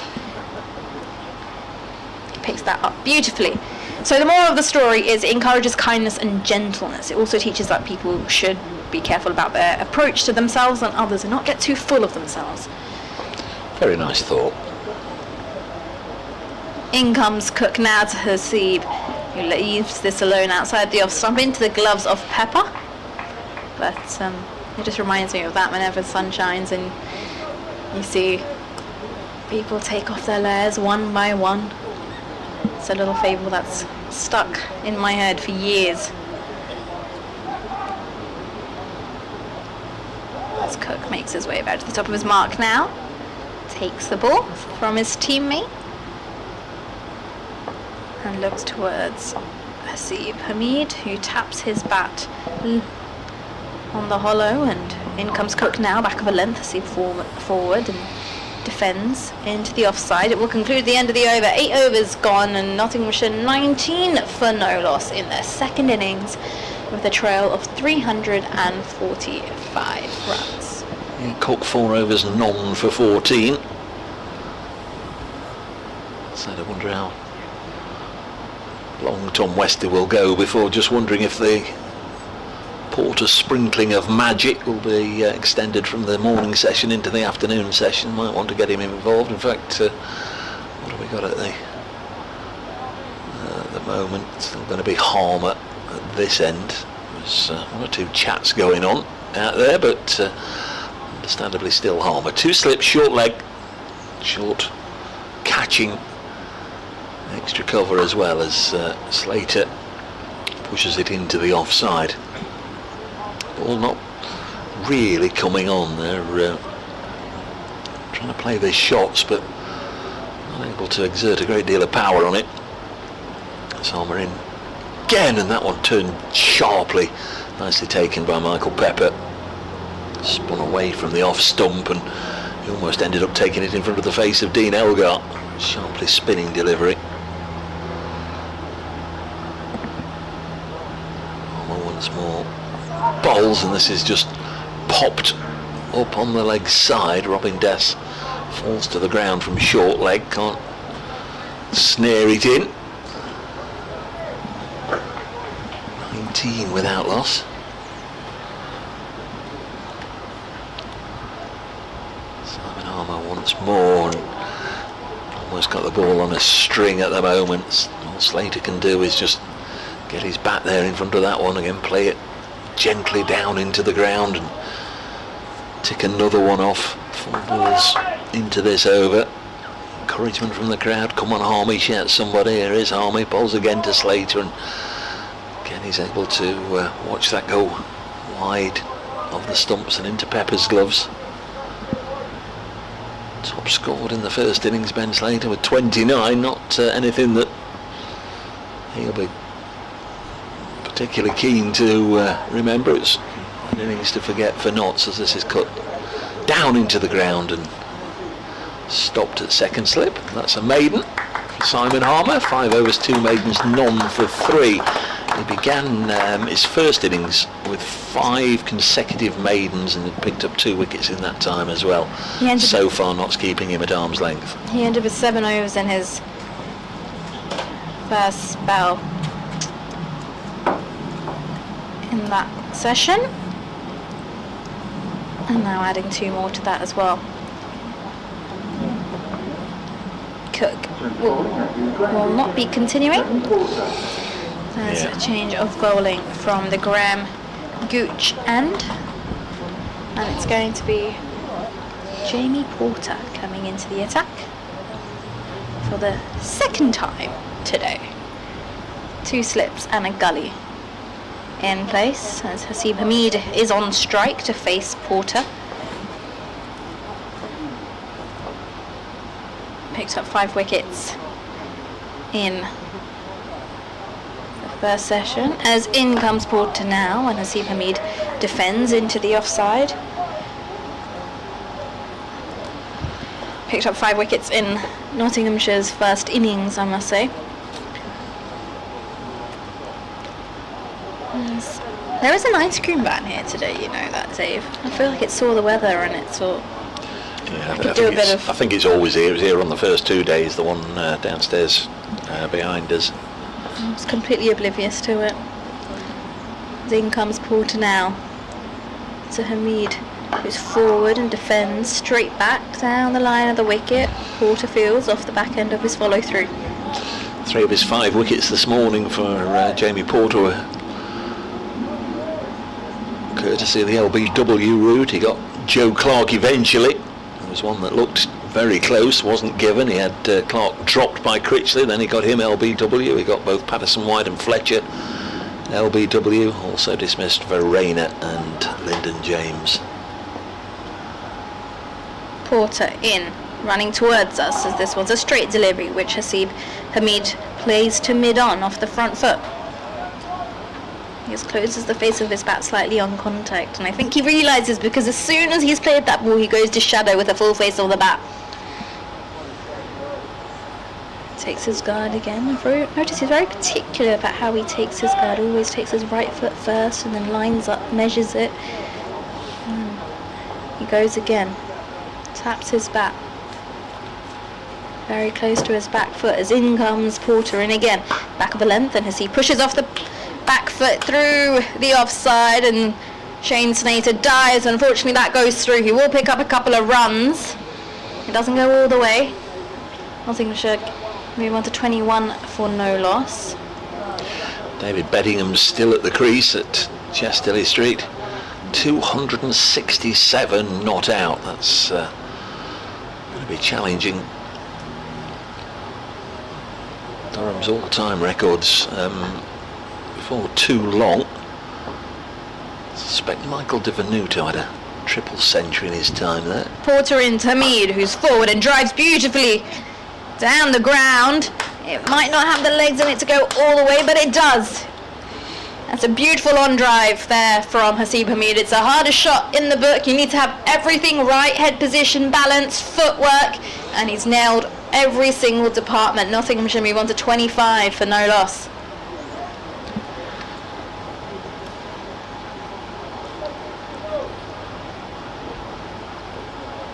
to break the shackles there, Hamid. He's on to 19.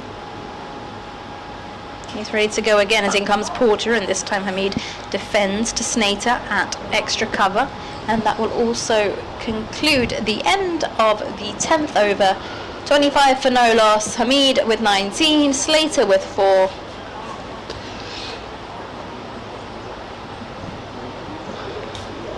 Homer peels off his sweater. Hands it to umpire White. Just a little gusty at the moment. The breeze has picked up fractions since this morning. Still a very pleasant day. Weather-wise, not seeing the floodlights on. They were on throughout days 1 and 2. Here's Simon Harmer, then round the wicket to Ben Slater. Playing him quite nicely in this innings so far. Just turns this down into the ground, fielded by Robin Das. Not still trailing by well over 300. 339 it is at the moment, the difference between the two sides. 25 without loss. Harmer into bowl to Slater, and again a long reach forward from the 33-year-old. Pushes it back to the South African, who made a splendid 50 yesterday in the Essex first innings. 4 wickets before lunch. Bowls a delivery that really goes. Spin sharply, taken by Pepper, just an inch or so above the off-stump bail.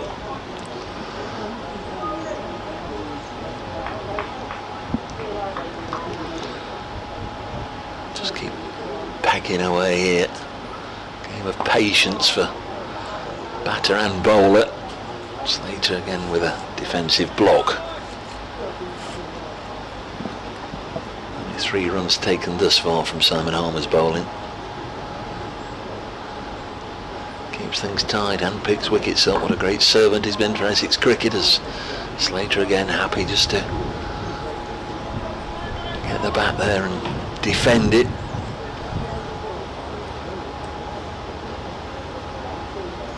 Match at Trent-Bridge, Slater only made 9 and 3 against Essex, and got a great overall record against them. Maiden, it's Benkinstown Fields on the offside, ending the over. Averaging about 42 this season, Ben Slater. Before this fixture started, out for 29 in the first innings. He's had a century and 5 50-plus scores this season. I'd like to end the season with a couple of big scores that would get him up to close to 1,000 runs. Went into this one on 714, so a bit of work to do. In comes Porter now to Hamid, who off the back foot just pushes that to mid-off.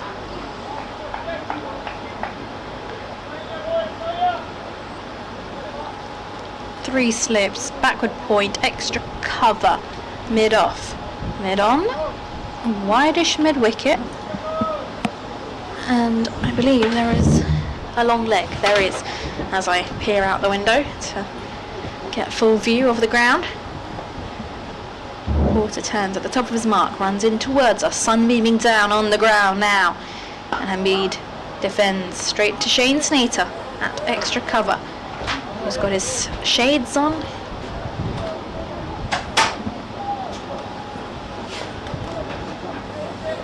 No school kids today, unfortunately. Haven't seen them yet. No, we did have a school party come yesterday. Miserable time for them.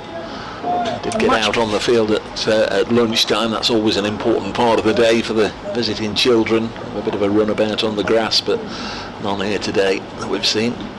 In comes Porter now. Hamid forward and turns us into the onside. We'll take a single as it's hit wide of mid-on, who has to come round and slides onto his knees to field the ball. Although I think today would have been a much better day to choose weather-wise. You could have sat in the sun and actually felt a bit more of the atmosphere, I think. When the sun shines and cricket is being played, I feel like that's when it's at its peak.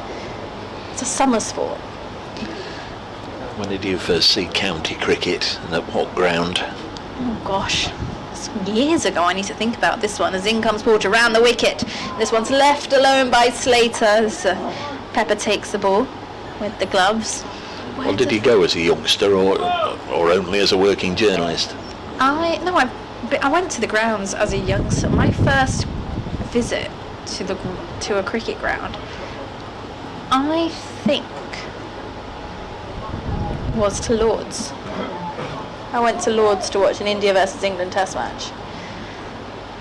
That's what I did. And I've been in love with going to Lords ever since. As in comes Porter around the wicket now, and Slater forward opens the face of the bat. It's gone to point. I've made it a point ever since that every time India come down and play a Test series in England, day one of that Test match at Lords, I need those tickets. I need those tickets. I just think it's a great atmosphere. But before that, what was the first ground? First ground I went down to obviously was the county ground at Hove, because I played for Sussex under 11s. As in comes Porter, and this is driven through the offside. Beautiful shot by Slater, and it's going to go all the way down towards the boundary. He's waited for that slightly over pitch. He's had a bit of width, and he could get his arms through. Nottinghamshire move on to 30 for no loss. Slater moves on to 8. Yes, nice start for Ben Slater. He's been very resilient, very dogged, very watchful, understandably, at the start of this second innings, but got the opportunity to drive that one away.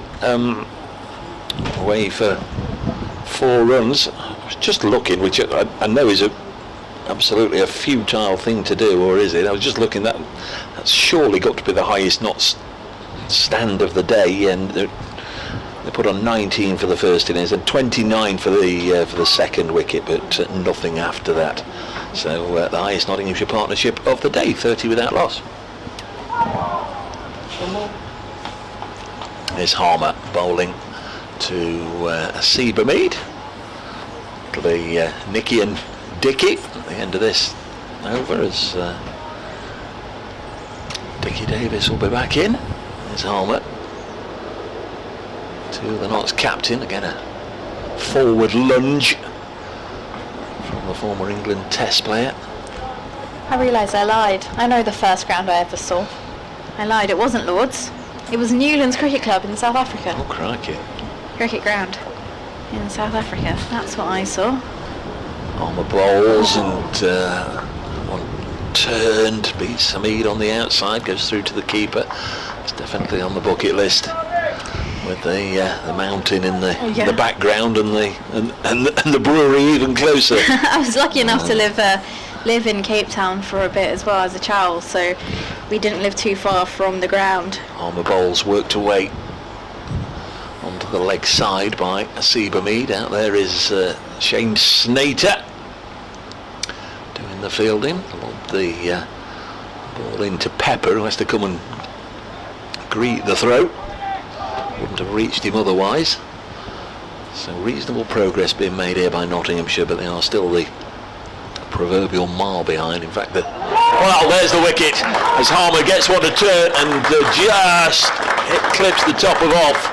And Ben Slater has made 8 in this second innings, and has been very watchful, got a boundary away in the last over. Really looked as if that was going to be the turning point for his innings, getting him up and running, but a lovely delivery. Harmer gets his 5th wicket of the day, and gets one to turn that pitched on leg and clipped the top of off. A super off-spinner's delivery, and Ben Slater just beaten by a lovely bit of bowling from the South African. It's 31 for 1. Notts began the day 37 for 1, and Ben Slater becomes the first Nottinghamshire player today to be dismissed twice in the day. I wonder how many more will have that same fate upon them. More from Nicky Chowdhury, and then Dickie Davis will be here. Thank you very much, Dave. First wicket to fall for Nottinghamshire this afternoon, although in total, if we have to get the cumulative, it's going to be their 10th this morning, or today in fact, as the players now leave their huddle, and we welcome new batter to the crease, who is going to be Freddie McCann with number 44 printed on his back. He's going to be facing up against Simon Harmer. Essex have been absolutely brilliant today. Simon Harmer in particular. It's been difficult to pick, he's been difficult to score against, and he gets it everything right, and he gets it through. He picks up a wicket. 2 slips and a short leg in place for McCann, who's forward, and that's edged, and I think that's short of second slip. It's going to run down towards the boundary. He'll pick up 2. He gets off the mark, but not confidently, to say the least. I can welcome back Dick Davies as well. Dick, afternoon. Good afternoon, Nikki. Did you have a good lunch? I did have a good lunch. I quickly popped into town, that's just behind us, over the bridge, and grabbed myself a quick bite. Yes, I did something similar. One of the good things about this ground is it's so near the middle of the city that you can literally be in the high street in 5 minutes or even fewer. Yeah, very convenient location. Popped in this morning to get myself a coffee before we started today's play, and I went in to get some lunch, and it was very nice. Well, I believe this is your over. It's going to be Porter to him. Yes. I'll let you talk it through, because I think we have an update coming up in a few moments' time. I don't, but Porter just played somewhat circumspectly by Hamid, who took his lower hand off the bat just as he played the shot, and then goes down and does a bit of gardening. No live updates for you? No, nothing till 4. Oh, nothing till 4, okay. No, yeah, only 3 a day, 11, 1 and 4.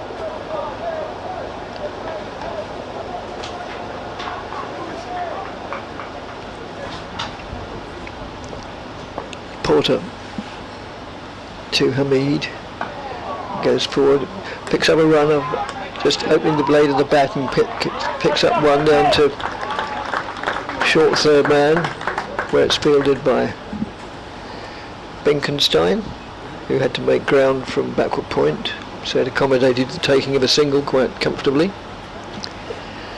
34 for 1.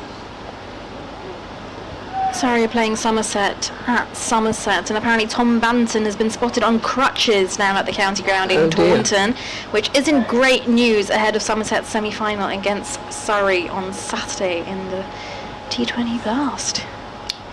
Porter to McCann, plays it down into the slips, well fielded by Harmer.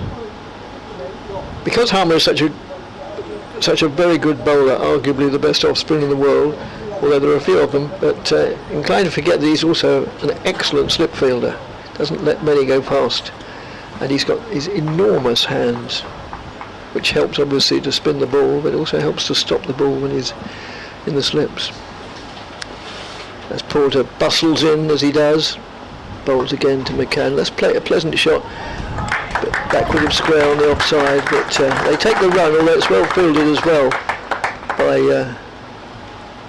by tall Paul Walter. So a good bit of cricket there, good shot and a good bit of fielding. Probably saved, well, there's nobody behind him, so he probably saved 3 runs there by reducing 4 to a single.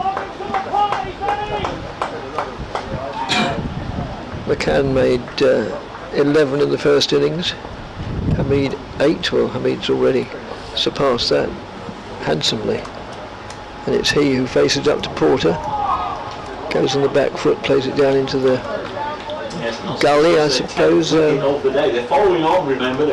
Critchley is there, yeah, 1, 2, yeah, gully, well, a bit straightish for gully, maybe, no, that's gully. There's no strict definition of where fielding positions end and start, there's no lines on the ground or anything, but yeah, I suppose that would be called gully. Porter bustles in again. Sunny afternoon, and that's certainly going to run away, probably down the hill, unless it's caught up, and they come back for a second, and it is caught up by Benkenstein.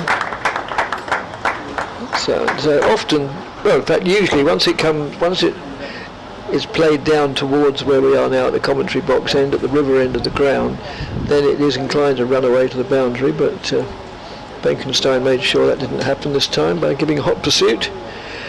And the end of the over is reached with Nottinghamshire 37 for 1 in their second innings. McCann not out 3, Hamid not out 24, and they still trail by a massive 324.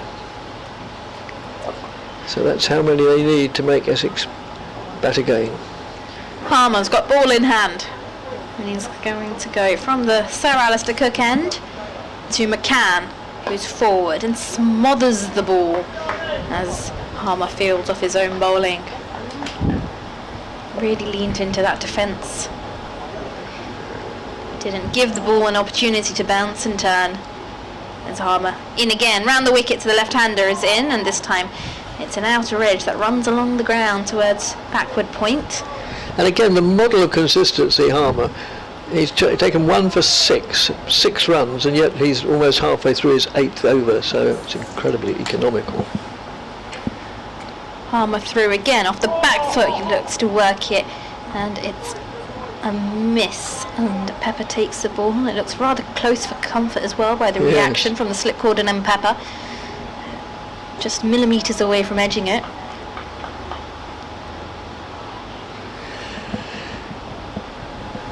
Palmer round the wicket, tosses this one up, and this is left alone outside the off stump by McCann, but Palmer's got both hands on his head and he looks to be in disbelief. He can't believe how that missed. Got to be really careful here if you're going to be leaving the spinner. McCann taps his bat as he looks up, and Palmer's in again, this time better in position, comes forward, smothers the ball in defence, and it's picked up by Blenkenstein at short mid-wicket. And he's ready to go again, taps his bat, 2 slips and a short leg, and this time it's defended into the offside. Blenkenstein comes in to do the fielding again. It was a very quick over from Simon Harmer. Another maiden over. That makes it 4 maidens in this innings. 8 overs, 4 maidens, 1 for 6. And Nottinghamshire have lost their first wicket as well, with 37 runs on the board. Yes, any suggestion that Harmer is sort of, which has been made in social media and other places, that Harmer is sort of past his best. I think he's put paid to that rumour today. An email from Martin,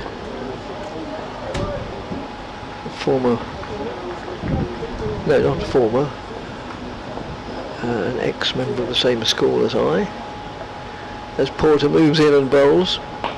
That's just met with stern defence. He said, I could switch on at 10 minutes past 12 and couldn't believe the score, 7 wickets down. Getting there yesterday by train, and from Higham Park and Stratford proved to be problematic as overhead cables caused around an hour's delay.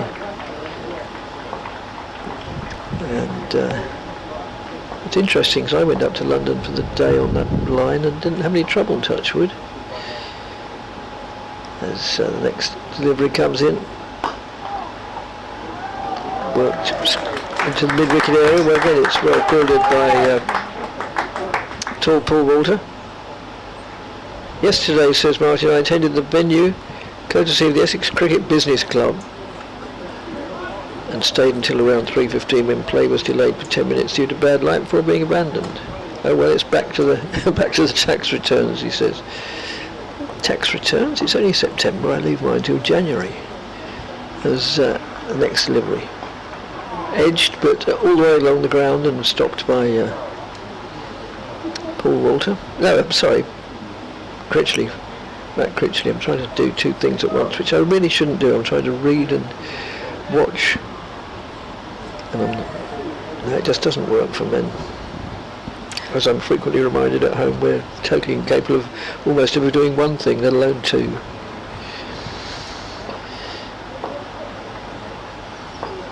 As Porter in again to Hamid, and pleasant looking shot there down to fine leg, and they go through misfield. Well, they were going through for 2 anyway, but what would have been a pretty sharp second run was turned into an easier one by a slight misfield from Robin Dass.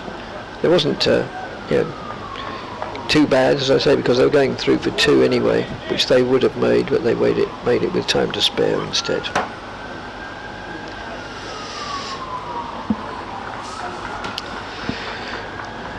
Essex maybe 325 ahead. They don't want to fritter runs. As Porter moves in and bowls. Hamid plays that out into the covers.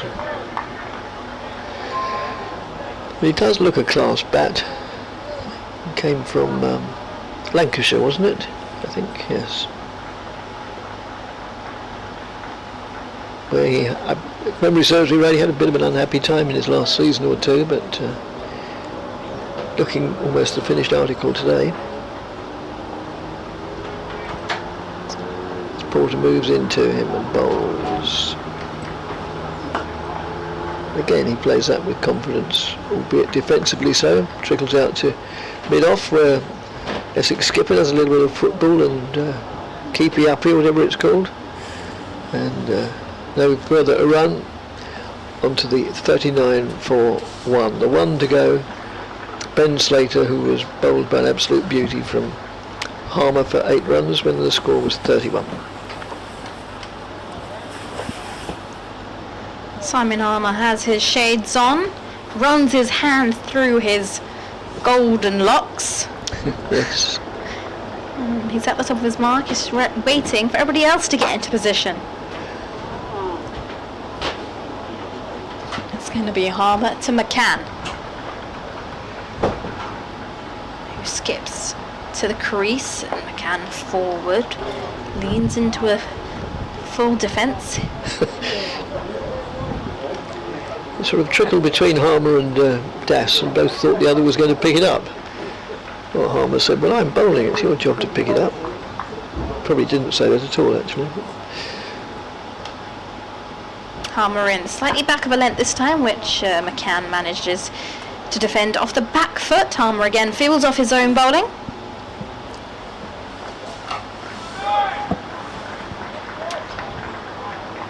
And in comes Harmer once again round the wicket, this time flighted a little bit more as this is turned into the leg side, and it's down towards, I'd like to say a 45, but he's a bit too square to be a 45, but too wide to be a backward square leg, so somewhere in the middle. As in comes Harmer again, and this time McCann forward smothers the ball in defence as it trickles to Benkenstein at short extra cover. Harmer ready to go again. In, and this time he goes to sweep McCann. He doesn't get much contact on that, and the ball dribbles off into the offside, and there's an appeal, which is clearly of nobody's interest apart from the Essex players. And Harmer is on track to get another maiden over as he's in now, and this time he goes to flash this one, and it beats the slip cordon, runs down towards third. And I clearly jinxed it, as that will be 4. Yeah, that appeal was... I'm just hanging on to see if that was actually off the bat, or was it just went through the slip cordon, bit of spin. And we're just waiting to see it on the replay. No, that was a bye, I believe. It's been maiden over on the big screen. So that's going to go down as 4. Yep, 4 byes. 4 byes. Yeah. They couldn't make the screen any smaller if they tried, really. No. End of the over, Nottinghamshire 43 for 1, Hamid with 26, McCann on 3, and we have a minimum of 55 overs remaining today in play. Yes, we're still not halfway through it, anywhere near. Yeah, so that appeal off the 5th ball, it was quite loud, but it didn't last long. It didn't have that air of conviction. You get to realise when they genuinely mean it and think the batsman's out and something, and when they just sort of, well, it could be, yes, but no, they didn't seem particularly aggrieved when it was turned down either. It's Porter to continue from the Gooch end, the southern end of the ground. No, it's not, it's Snater. Short of a length, played away out into covers, and it goes through to the boundary, just in front of the pavilion. Crosses the boundary rope, actually nearer the hospitality tent, just to the left of the pavilion. So, yeah, Snater opens with a bit of a loose note. It really got what it deserved, short of a length outside the off stump. Thank you very much, 4 penneth.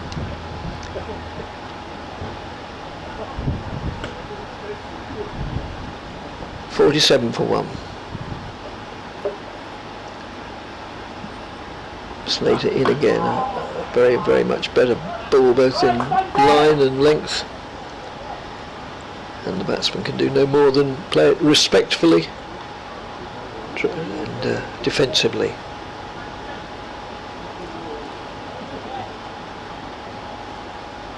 Hamid on 30, McCann a tenth of that on 3. And Porter, plying his trade from the dim and distant end, moves in, bowls. Again met with stern defence. This one stays slightly lower as well. Yes, it was. Yeah, just looking at that. Every delivery on the screen, on the live stream, is just a couple of seconds below live. So therefore, we have the benefit of whether they have an official replay or not. Then we can quickly look at the screen and see exactly what it did. As Porter in again and bowls and played down, just looked over his shoulder hurriedly, thinking he may have committed an indiscretion, but he hadn't. He being the batsman, sorry, Hamid.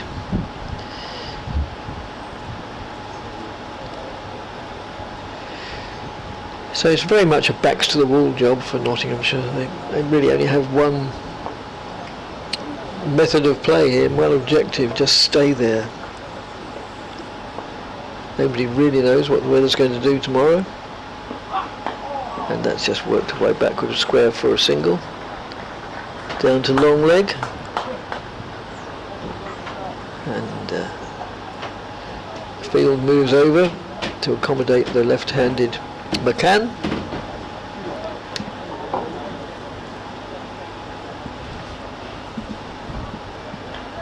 As Dave returns with a cup of tea, which is really needed on a day like this.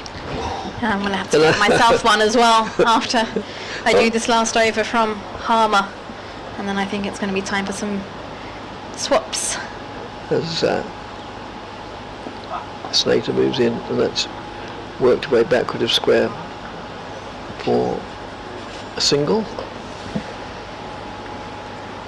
End of the over. 49 for 1. And although the temperature seems balmy, so I'm told, I wasn't here either day, in comparison with the preceding 2 days, although I had thought I'd come along on Monday and then looked at the forecast and thought, no thank you. It's still a bit nippy in this box. We've got the heater on at the back. It wasn't nippy when the sun was shining right on us, and the sun has just disappeared behind the clouds for a little bit. It's slightly cooler as Simon Harmer has ball in hand and is ready to make his way in for his 10th over at the Sir Alistair Cook end, and in he comes, and it's defended by McCann off the front foot. 9.1 overs, 1 for 6. Yes, pretty impressive stuff, really. It's figures any bowler would be willing to take up, as in comes Harmer again round the wicket, and this one's a beautiful delivery, and they're appealing for a stumping, and with not much conviction yet again. No, couldn't agree more. Beaten the bat of McCann, and he may have slightly overbalanced, but I don't think there was enough to claim a stumping, because in comes Harmer now, and this one is a big lunge forward by McCann as he lets this one through outside the off stump, probably around fifth, sixth stump line, so a safer line to let it go through. Harmer in again swiftly, And this is a beautiful delivery. He edges it, and Essex go up, and clearly he doesn't edge it. No. Essex are convinced that there was a nick off that as it went into the gloves of Michael Pepper, and unfortunately they have been turned down, and Harmer's making his way back to the top of his mark, like with his head slightly demoralised. He's in again, and this time McCann forward defends into the offside, and the way Harmer walked back to the top of his mark, it's almost like when a dog tucks his head in between its tail, isn't it? It's just a bit disappointed. 2 slips, a short leg. In comes Simon Harmer. Tossed up, McCann forward, and there's an appeal here, and I think it does go up. This time it does go up, and McCann can't believe it. He is going to have to depart for 4, and Simon Harmer picks up another wicket. That makes that a wicket maiden, his 2nd wicket, and Nottinghamshire 49 for 2. And just on the replay here, it's a beautiful delivery from Simon Harmer, and it struck him on the pads, and McCann just in disbelief. Something was about to happen. There were a few hit and misses in the over. The pressure was building. Yes, it was, wasn't it? Yes. Just angled back, the drift from Simon Harmer, and Essex clearly are on top here. Hamid still at the crease, 31 of 53. Unfortunately, it is going to be Freddie McCann who departs, and to the crease comes Joe Clark. And on that note, I think this is a brilliant time for me to make a swift exit, and Dave can join you. Dick? Right, thanks Nicky very much. Yeah, so Freddie McCann out LBW to Harmer in both innings. First time for 11, second for 4. So he won't be too enamoured with his contributions, really.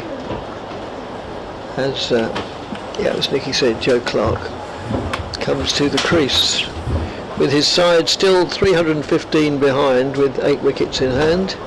Harmer has now 2 for 6 in 10 overs. And 10 overs, 6 maidens, 2 for 6.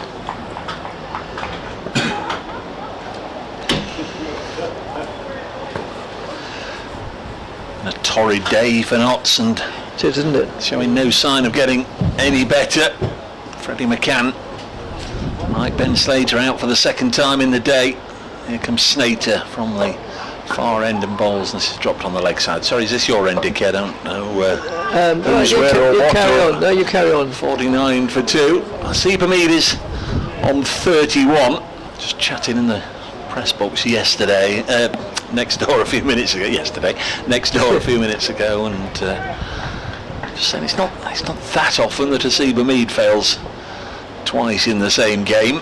He's got off to a bit of a start on 31 here.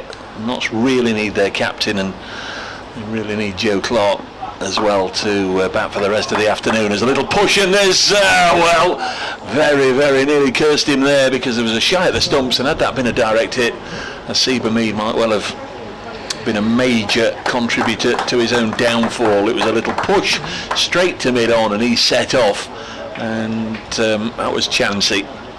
I know it is down on the ground. We'll wait until he gets up in bits.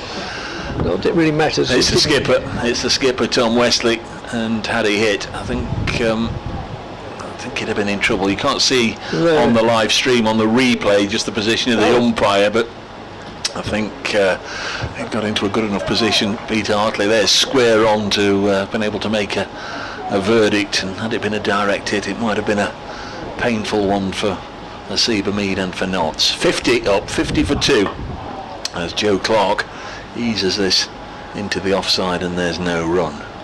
It only seems like an hour ago since Joe Clark was batting. I know it is a little longer than that, but he was out there this morning, and it was a torrid old innings for Joe Clark. He was dropped by Matt Critchley, as standing maybe a little wider than where he was in the first innings. I think it was sort of a regulation 4th slip. He's maybe in a gully.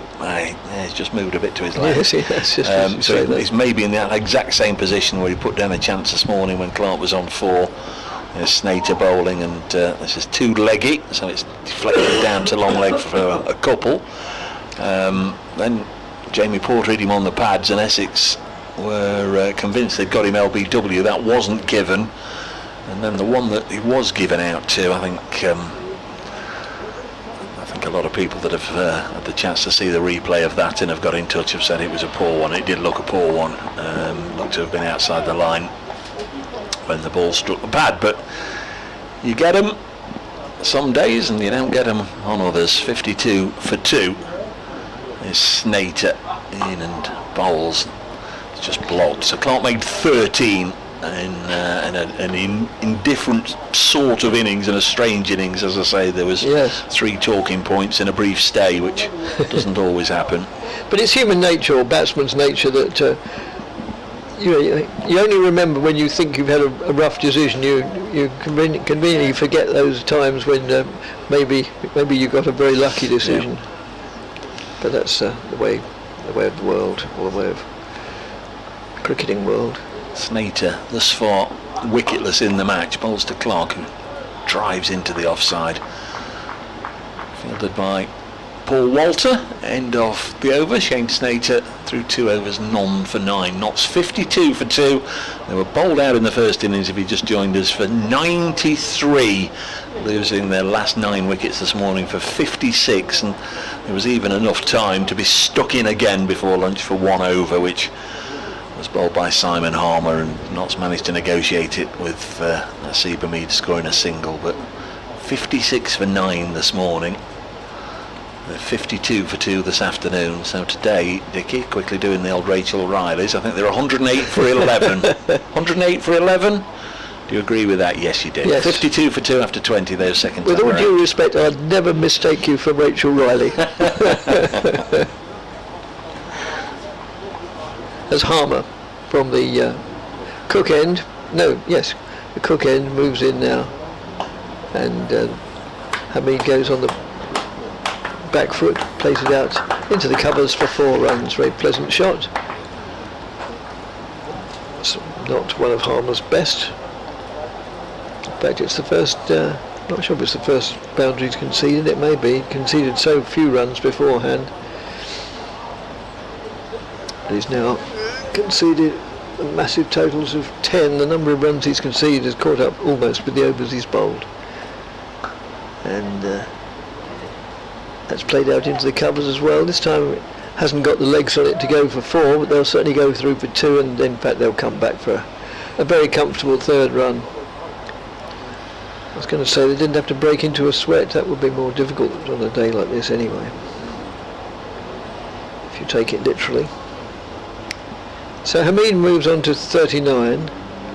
It's a long time since he became the highest score in the match, because that was Ben Slater's 29 up until then. So Hamid's 10 to the good at the moment, and will want to get a lot more than that.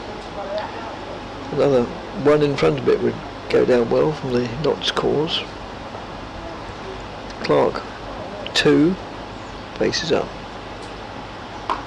to the tall blonde-haired South African.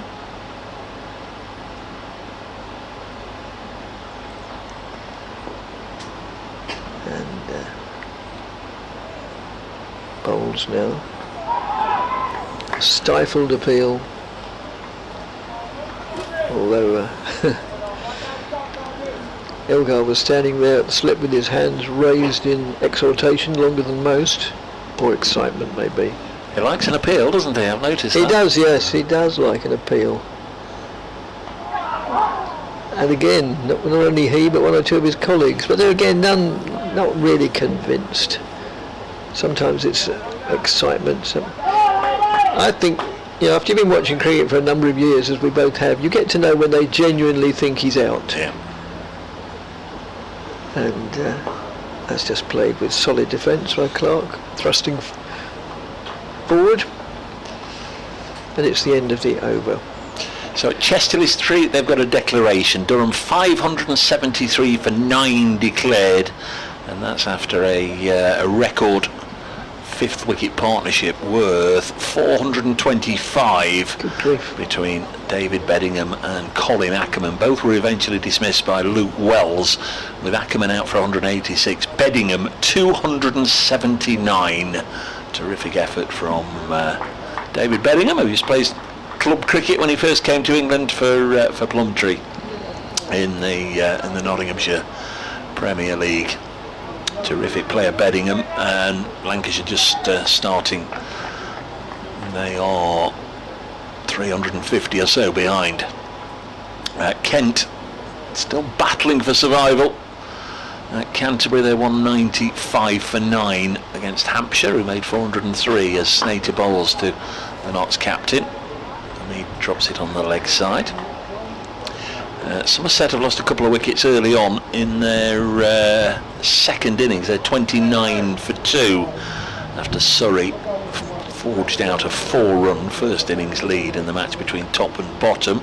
Warwickshire, like Notts, made to follow on today. They were bowled out for 128, going better second time around against Worcestershire. They're 120 for 1.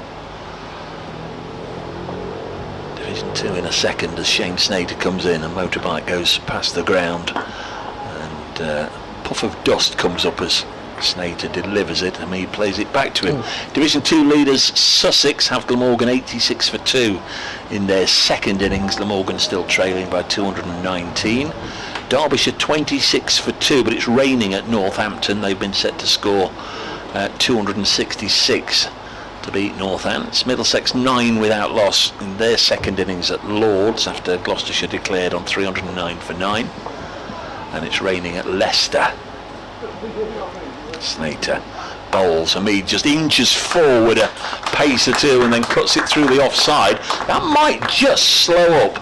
And Fielder out there. That might be the sub. Is that young Master Allison with a good dive close to the ropes? Not entirely sure. But they come back for 3. So that might have been a sub-fielder, but we'll check on that in the fullness of time. But it was a nice shot, but it did slow up visibly. Yes, it did. 3 runs to the Notts captain, Hamid, who goes on to 42.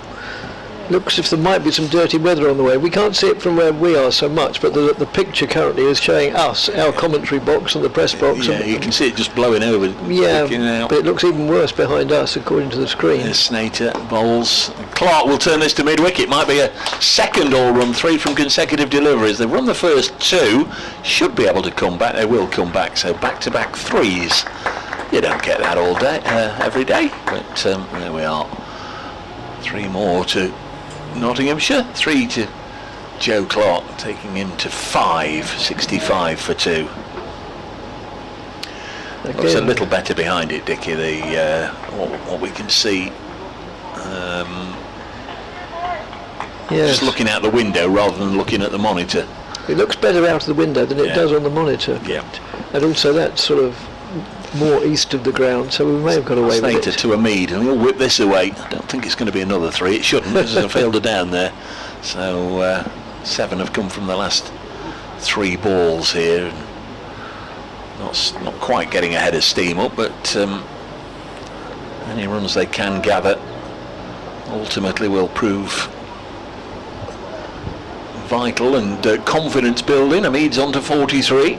Trail by fewer than 300 now, 298. So. They do. I don't think Essex have got to worry about getting their pads on again for a long time. As the grunt from Snater signifies an effort ball which goes well wide of the pegs through to Michael Pepper, 66 for 2. I think it is starting to rain because the crowd on top of the Tom Pearce stand are looking a little restless. Some of them are disappearing. Maybe it's not to do with the weather. Once again, I refer to my honourable gentleman. It's an absolute gorgeous summer's day compared to what we've had. If it was like this yesterday, we would say the best conditions of the day, seriously. Yes, I'm sure. Oh, yeah. Well, believe it.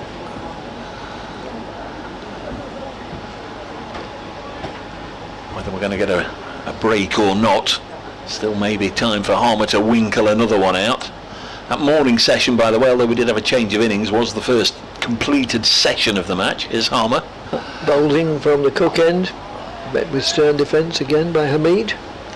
Trickles out on the offside, so with so little weight on the shot that it was Pepper himself who retrieved it. Each of the first 6 sessions of the match were interrupted by the weather one way or another. Harmer in again. Again, solid defence, turned away to the right, to the onside as he plays the shot, but with dead bat, so no addition to the score. Up 66 for 2. And again, more or less a carbon copy. Last week against Surrey, Asibami made 68 and 61 not out. Nottinghamshire's draw against the table toppers. Harmer to Hamid. Oh, from the cries by those nearest to the stumps, one can infer that that didn't miss by the off stump. It missed the off stump by too much. But it missed, which from the batsman's point of view is all that matters.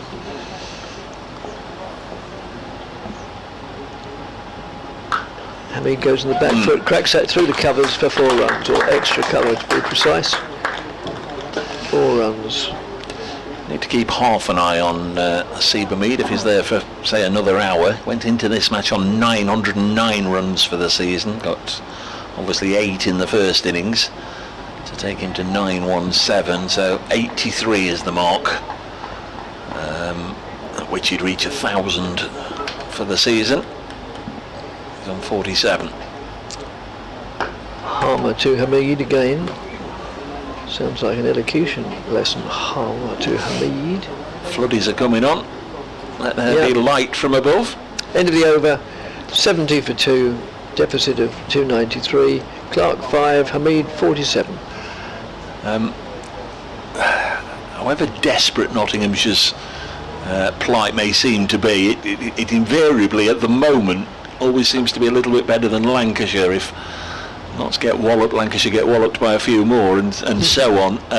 Lancashire have started their second innings and they've lost Keaton Jennings for naught up at Durham, and of course former Durham player. I think he's a fabulous player, Keaton Jennings, I really do, but they've got him twice cheaply in that match, and Lancashire in a whole heap of trouble up in the northeast after Durham declared on 573 for 9. They've got Keaton Jennings out right at the start of the innings. 70 for 2 here as Shane Snater comes in to bowl to Joe Clark. Blocks this one. Ball running out on the onside. Matt Critchley just whirled his arms around.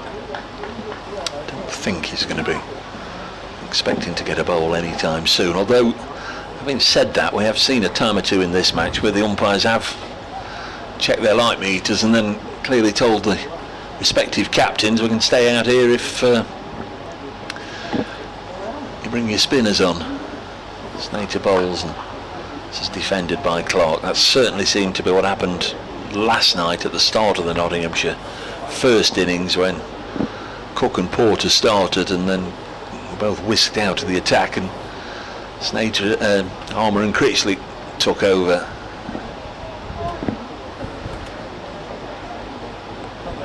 But then play ended anyway. Not 70 for 2, bowled out for 93 this morning. Snater to Clark, stands upright and then mistimes an attempted cut out into the offside. Just dribbles out as far as Paul Walter, and there's no run. England in action this evening down at Southampton in the first T20 international against the Aussies. Somerset have lost a 3rd wicket at Taunton. They're 38 for 3, leading Surrey by only 34. Surrey do tend to come strong. They do.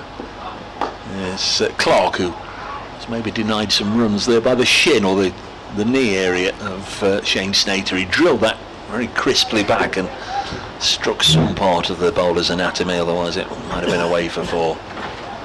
70 for 2.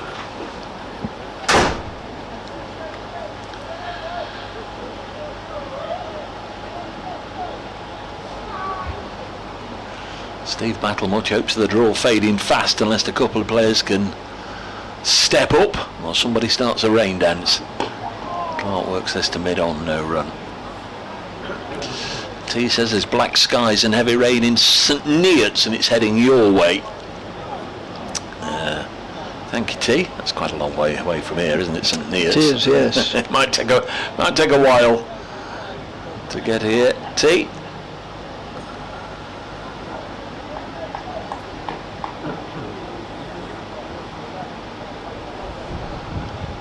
I should say the worst of the dark clouds in the immediate area of now passers by as Joe Clark pushes this back to Snater. End of the over. I think that was a maiden for Shane Snater. It was indeed 4 overs, 1 maiden, none for 16 to Snater, who did he make some appearances for the Netherlands? Yes, I think so, yes. Half a feeling that he did. Yeah, I'm pretty sure. A couple of years ago. So the sun made a brave attempt to come out then, but there's a big black cloud more or less hanging over the ground, although a lot of it seems to have passed. We might be lucky or unlucky, depending on which way you look at it. But yeah, there might not be any interruption. Well, not for rain anyway, and there's not enough of this cloud for it to be curtailed because of bad light. So yeah. Well, you can see as well as we can on the live stream. That's a handsome looking shot, but only goes straight to Paul Walter at mid-off. Or is it? Yes, it is Paul Walter. Fairly recognisable by his considerable height. Essex seem to have cornered the market in very tall players in recent years. They had a chap who I think finished up at Nottingham, Will Jefferson, didn't he? Yes. Yeah, played for Leicestershire as well, where he, I think there was a famous photo of him and James Taylor batting together, and of course he ended up at Trent Bridge as well. Yeah, James Taylor was very diminutive. Yeah. Harmer moves in round the wicket. That's going to be his 50, I think. Works away on the onside for a single, and indeed it does bring up Hamid's 50. Of 70 deliveries, a very necessary innings, but he'll know that an awful lot more are necessary than just 50. 2 centuries now, 4 50s this season for Hamid, averaging 53 before this match. Harmer in and bowls, and Clark just plays that out again to Paul Walter, who hasn't turned his arm over in this match so far. That seems a high average for Asib Hamid. 53 from 2 centuries and 4 50s. Oh, yeah. That's pushed away down to deepish mid-on or short long-on, depending which you look at it, fielded by the Essex skipper. One of the reasons it's so high is, of course, his big innings was 247 not out, so that that helps swell the average. That's worked away on the onside for a single, and so Clark will retain the strike. Yes, Essex used to, up until only a few years ago, always start off at Fenners playing Cambridge, and for a long time that was a first-class match until, quite rightly in my view, it was deemed otherwise a few seasons ago. Yeah, and Essex batsmen would often get their eye in and get their averages up at Cambridge University. Yeah, Joe Clark's also averaging, well, he's averaging even higher, averaging 57, 4 centuries and 3 50s for Joe Clark. Of course, he had an unbeaten double 100 as well then at Taunton, made 213 not out. So we've got a bowling change, and it is going to be Matt Critchley to come into the attack, the leg spinner, at 1 over last night in Nottinghamshire's first innings. That was enough for the umpires, took them off then. So he's peeling off his sweater, his fleecy overshirt. Hands it to umpire Hartley. So this will be a different sort of challenge with the leg spinner. I'm going to tell you the field, but as soon as I started speaking, there's 4 of them now in motion, going to different positions. So we'll just wait a second. So no short leg, but 2 slips. Elgar and Critchley. Robin Das He's still got those protective pads on from his stint at short leg. He's at backward point. We've got a catching extra cover in as well as Matt Critchlick, former Derbyshire skipper, bowls. And a little bit of turn here away from Hamid through into the gloves of Pepper. And it remains 75 for 2. Slater and McCann, the 2 left-handers out. This is short and it's cut by Hamid. He was caught at backward point in the first innings, just stroked one almost into the hands of Luke Benkenstein. Couldn't believe what he'd done, but he cut this one safely along the ground and to the right of Robin Dasson out for a single. 76 for 2, Hamid on to 52. BBC Essex, BBC Radio Nottingham with you at Chelmsford, the county ground for this Division 1 game. Notts trying to set up a real rearguard effort in their second innings, bowled out cheaply. Is Clark going to get another couple of runs as he pushes it out into the offside? And that's a huge throw-in from Shane Snater. He's certainly had his breakfast cereal this morning, high ahead of Michael Pepper. No overthrows though. Overthrows were very much the theme of the first day, as Tom Wesley went from 96 to 101, courtesy of a shy at the stumps from Hamid that went for 5. As Clark defends this one out to Elgar on the offside, no run. 78 for 2. It's always a little bonus whether you're nearing 100 or whether you're just getting off the mark. If you can drop a single and it turns into a 5. This one's cut away by Clark, who's timing the ball quite sweetly at the moment. Gets another single. 79 for 2. Don't think thus far either of them have been overly concerned about the arrival of Matt Critchley, but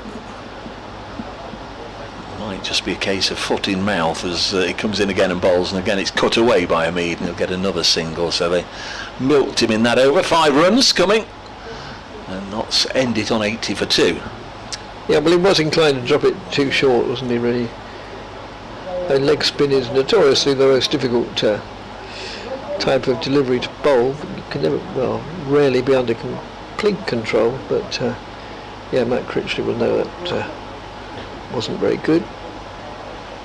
But as I say, at least at this stage, Essex have plenty of runs to play with, so they have that luxury that it's not very serious if you give away a few runs.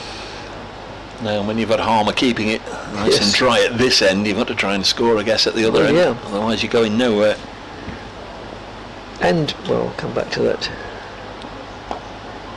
And, of course, that's often how bowlers do pick up wickets, don't they? They work in pairs, and one sort of ties them up so much, it gives the opportunities to the person at the other end. They always used to say Truman only got as many wickets as he did because Statham was so steady at the other end. That's just played defensively, in addition to the score. There's Master Allison down here now. Which one's this? Isn't Ben? Ben's gone to Worcester, hasn't he? Well, that is Ben, unless which one's gone to Worcester then? Well, Ben, but I thought he wasn't going till the end of the season. But that is certainly Ben Allison's shirt. It may be, but Charlie, we understand, is injured. So if his cap flew off, I'd probably be able to recognise him. But no, if it is, I can't remember what the press release said, whether he'd gone with immediate effect or at the end of the season. But obviously, if he's gone with immediate effect, it can't be Ben Allison, as Harmer moves in and bowls, and that's just played defensively. Trickles out on the onside. Fielded by Benkenstein. Where's number 99?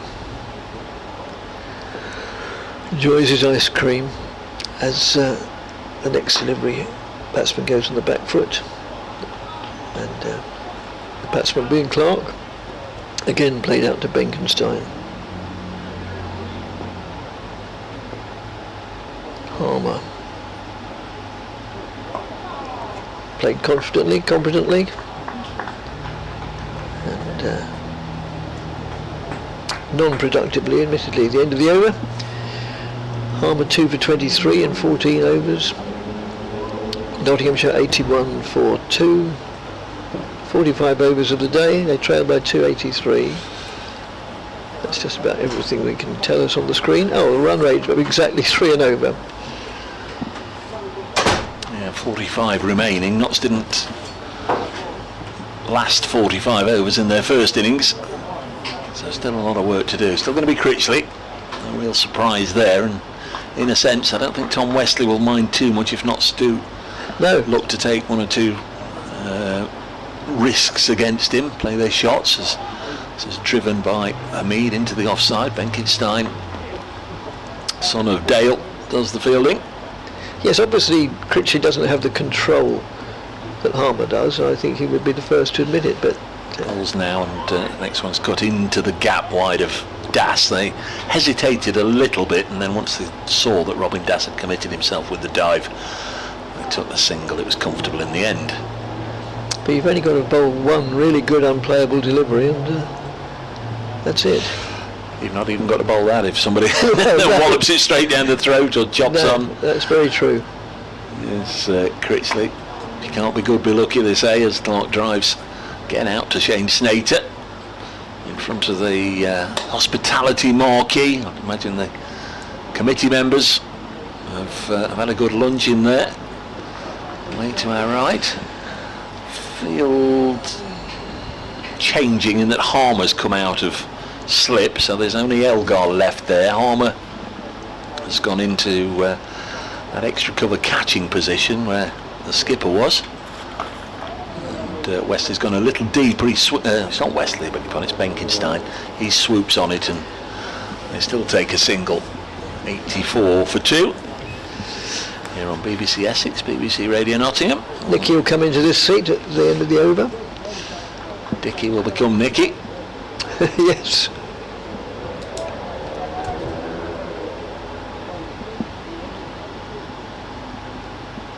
It's Critchley to Clark, and they shall not pass.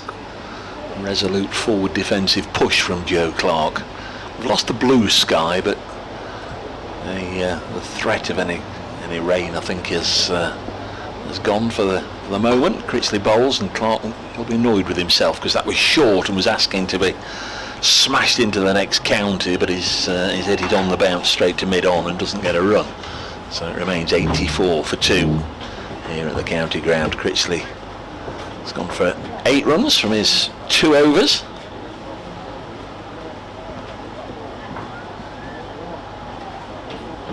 Just wondering if we're going to get a change at this end. I'm not entirely sure. There's a lot of chats going on. No, still going to be Harmer. I would have been a little surprised had he been brought out of the attack, because of course he remains the threat, and he'll be bowling to Asib Hamid, and it'll be described for you by Nicky. Welcome back.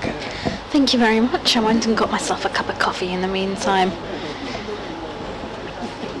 Some dark clouds coming over the ground as in comes Simon Harmer to Asib Hamid, who's forward and drives down the ground to Wesley at long on.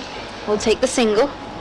Score moves on to 85 for 2. Yeah, lunch score was 1 without loss.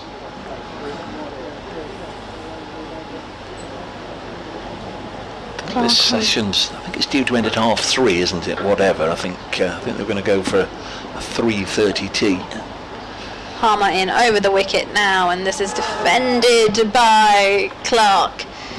There's some sort of appeal, but well, he just thrust his pad at it, really. It ballooned up to Elgar, but there was no bat involved, and he was outside the line, so no damage done. Harmer in this one's tossed up and defended by Clark. Harmer's bowled unchanged. This is his 15th over of the innings. He's ready to go again. To Clark off the back foot now to Benkenstein at short mid-wicket. He'll be enjoying the challenge. I think as he was knocking the poles over this morning, Harmer, he would have thought, come on, at least give me a little bit of opposition, a bit of fight. Well, he's getting it now from Clark and Hamid. This one's tossed up and driven down the ground to long on. off the front foot, and will be a single, taking the score to 86 for 2. Hamid back on strike. 57 to his name from 81 deliveries. And again, he's going by a very particular way of taking his guard. Right foot first, and then aligns his left foot, looks around, taps his bat and looks up. Harmer in now, and this is slightly back of a length. That he looks to play off the back foot, drops it in front of short leg, dead, and that will conclude the end of the over. 29 overs gone, Nottinghamshire 86 for 2 with a deficit of 278. Big puff of dust there. I'm not sure if it was the ball or whether it was Hamid just thrusting that left foot down hard into the ground just to pad the ball away. But big puff of dust. Sun is back with us, pleased to say. It's going to be Matt Critchley to continue. Essex getting through their overs here. I think if get another 2, 3 wickets either side of tee, they'll still be eyeing up a 3-day victory here. Notts got a huge challenge ahead of them, still 43 overs today, and there's the one that turns from Critchley, taken by Pepper. He lifted off a bail for good measure. Clark hadn't gone anywhere. Possible to tell whether he played at that with any conviction or not, but didn't get anything on it. As Matt Critchley again passed umpire Hartley, and this one started too wide of the off stump, bit of bounce, taken again by keeper Pepper. Crowd engrossed. It's good cricket, it's full on as this is driven into the offside. No run. Don't have to wait more than 15 or 20 seconds for the next piece of action to be just around the corner, with the spinners on at both ends getting through their overs, although we've been made to wait just a second here as Joe Clark went down a pace or two and prodded down something, and then he cuts this one into the offside out to Snater for a single. One more to the total. It's very bright, very glary inside the commentary box, indeed outside the commentary box as well. A number of players wearing the sunglasses out there on the field, but compared to days 1 and 2, we'll take this. Didn't bring your sunnies, did you, Dave? Don't wear them, don't wear them. Tossed up, driven down the ground by the Notts captain for another run, who is nicely in the groove now, moves on to 58. As I say, got a couple of 60s last week against Surrey, 68 out, 61 not out. It's nearing that sort of score again. Clark defends this one, so Critchley racing through the over. Nottinghamshire 88 for 2, second time around, having been bowled out for just 93. Second time this season only that they've been bowled out for less than 100, and wouldn't you just know it, the first time was against Essex at Trent Bridge when they were skittled for 80 in that second innings, with Sam Cook getting 6 for 14 to complete 10 in the match. A very one-sided contest in the end after Notts had forged a first innings lead of 40. Just looking for times when Notts have fought back in the second innings at Southport, when Jimmy Anderson got his 7 for, bowled them out for 126. Harmer from the Sir Alistair Cook end is into Hasib, who goes back to a fuller delivery but just about manages that, and it goes to Blenkenstein at short mid-wicket. Yeah, they got 270 for 4 second innings at Southport to get the draw, with an unbeaten century from Joe Clark. Good runs from Lyndon James. Harmer skips in again. Hasib forward. Has he got bat on him? Is that short leg? There's a big appeal, but I think that's come off the pads. We will have to watch that again on the replay. Hamid looks unmoved, and he just takes a look at Michael Pepper, who's run forward and is beside him, and looks around and takes his guard once again. On the replay, Harmer's in. I think that has come off the pad.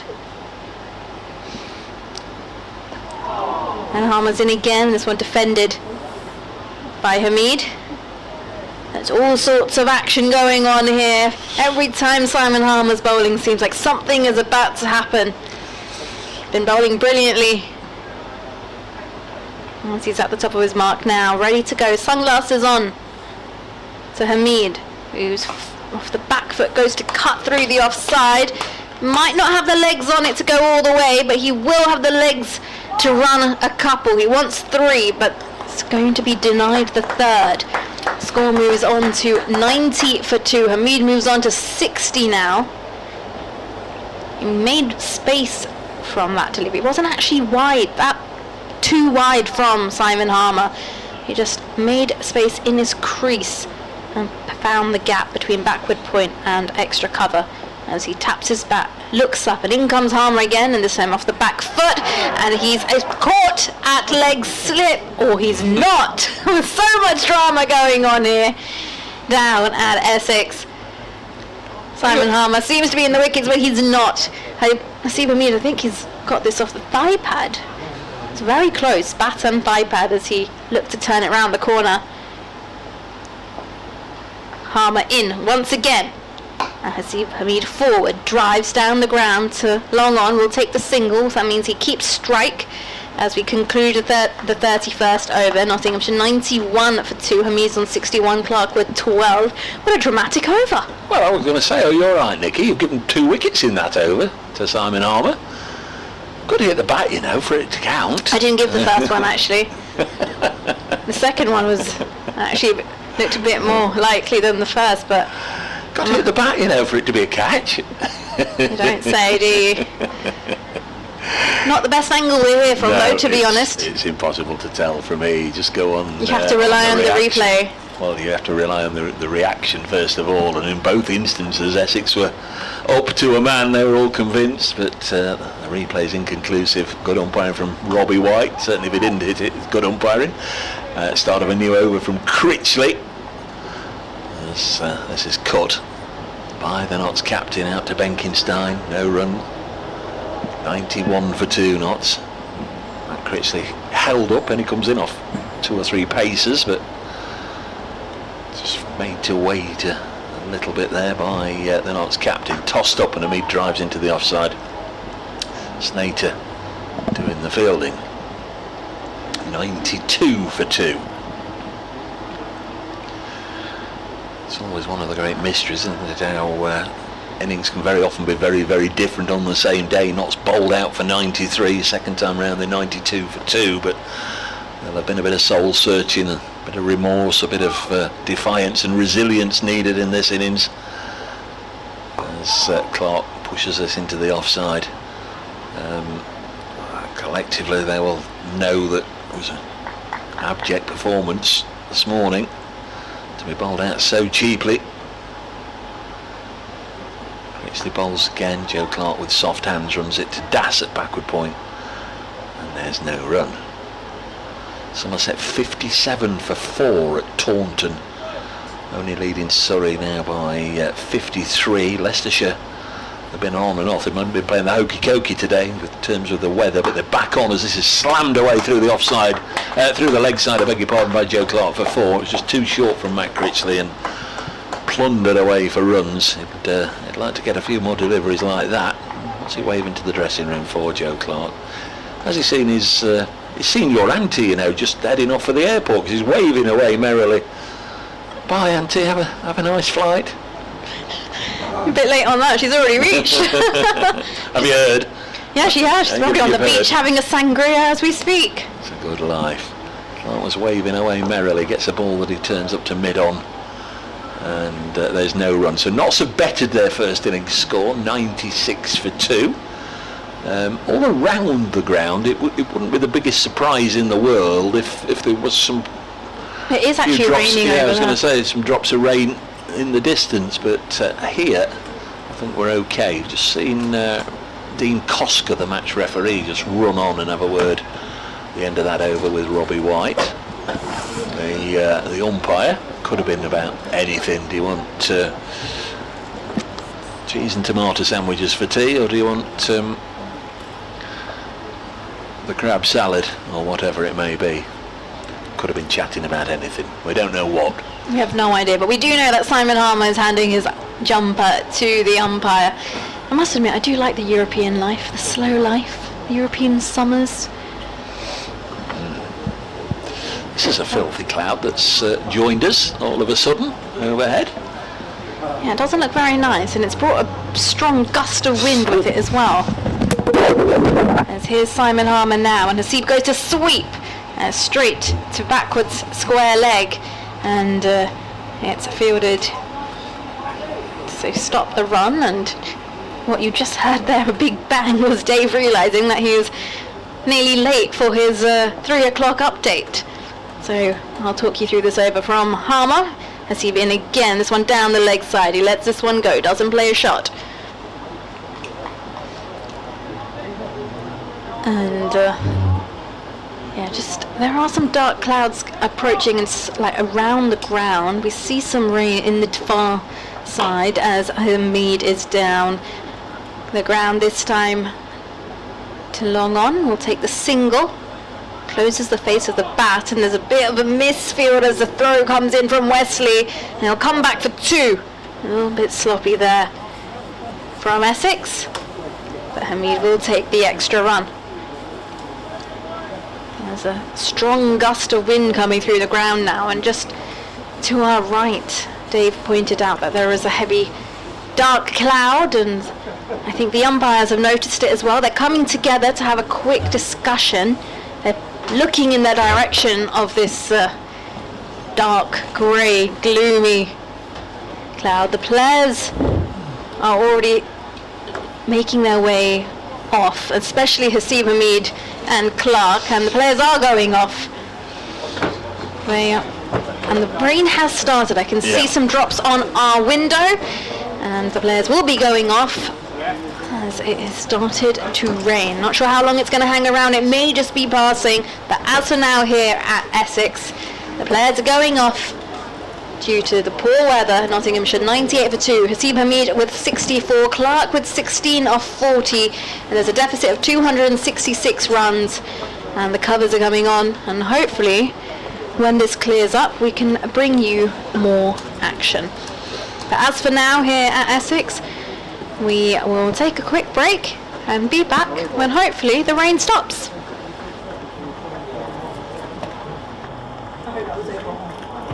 With the players leaving the field due to bad light and rain, that will be I didn't know if it was just for the rain or the bad light, like it was both of them that happened at the same time.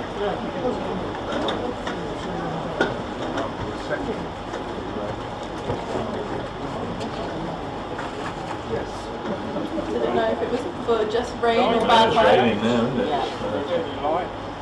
It's coming. It's coming, it's coming, it's coming.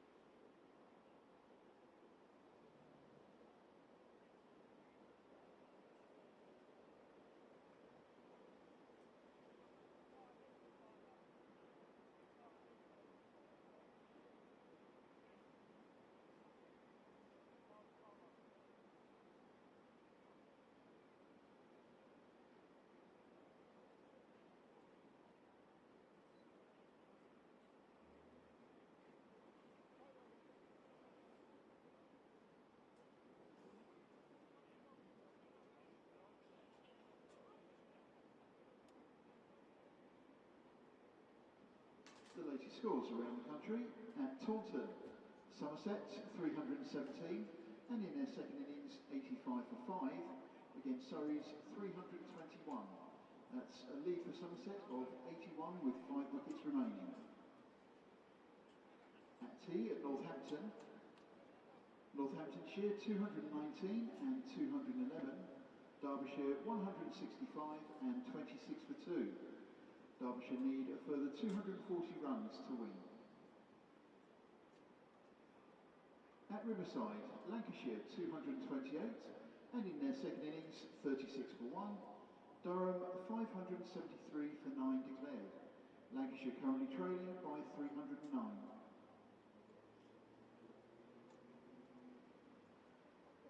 At Hove, Glamorgan 186 and in their second innings 131 for 3. Sussex 491, Glamorgan still trailing by 174.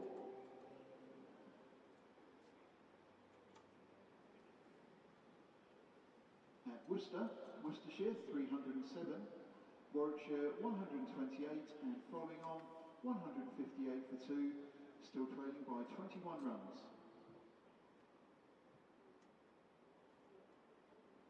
At Lords, Middlesex 377 and 39 for 1 in their second innings. Gloucestershire 309 for 9 declared. Middlesex currently leading by 107.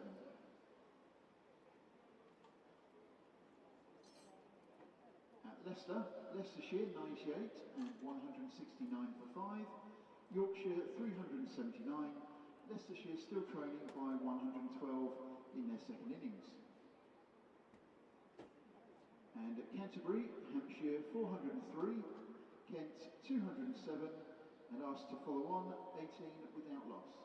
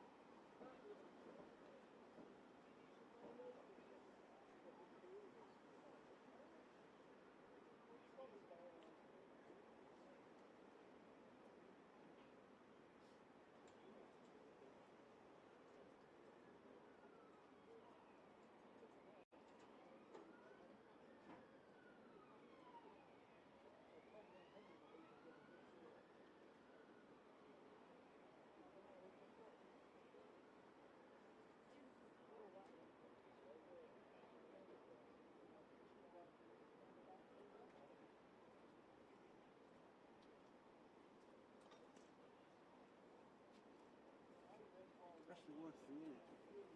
What's that, mate? When it starts to rain and Yeah, it come is. off, you've got to try and keep your equipment dry, Yeah, innit? lucky I've got my umbrella. Yeah, Yeah? that's why you always need. Yeah. Yep. Yeah, trying to keep it dry. Keep Yeah. it dry. It's all right at the moment.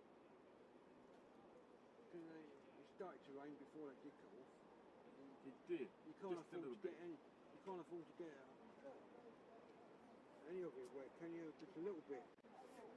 Yeah, just a little bit, but see what happens, you know, if it continues or not. It's a waiting game, isn't it? Yeah. Yeah? Well, I'm talking about your equipment. You can't afford to get any of it wet, really, can you? No, well, You have to try and keep it dry. it's why I keep the umbrella handy. Well, and if it gets too wet. I reckon. Well, I'm guessing. I'll just see how close I am. I was saying 22, but I don't know. What's the that? time now? Half past. They could start again. They could start again by 22. Lose 4 overs. Lose about 4 overs. Yeah. They did take tea. They did take tea, didn't they, when it came off? They did, that's, yeah, which is They good. did take tea, so. Yeah. And we've got to take overs off because we're making up the 8 anyway. So any other time lost during the day, the overs are lost to the match. That's right. Yep. So, waiting game, see what happens, hey? Any time now, overs are being taken off the day allocation. Yeah. How many it be?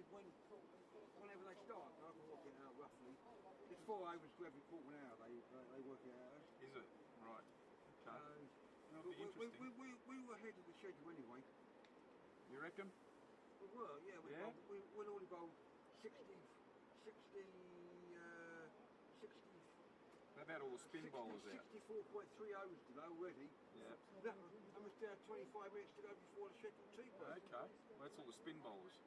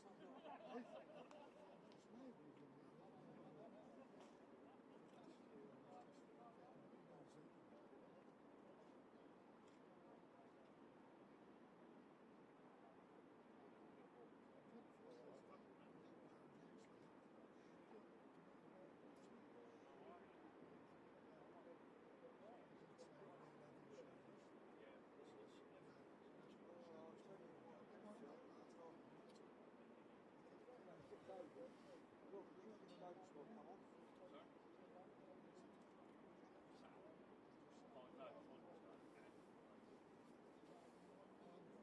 Yeah, because they backed it on.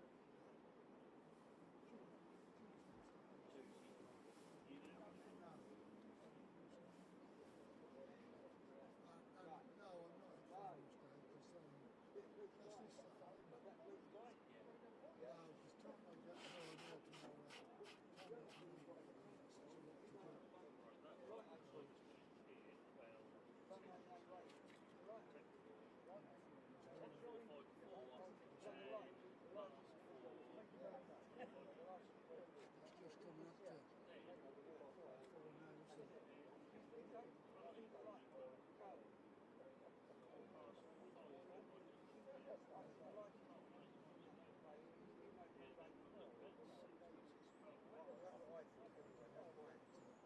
there might be a place where you've got a bolt in, come off anyway.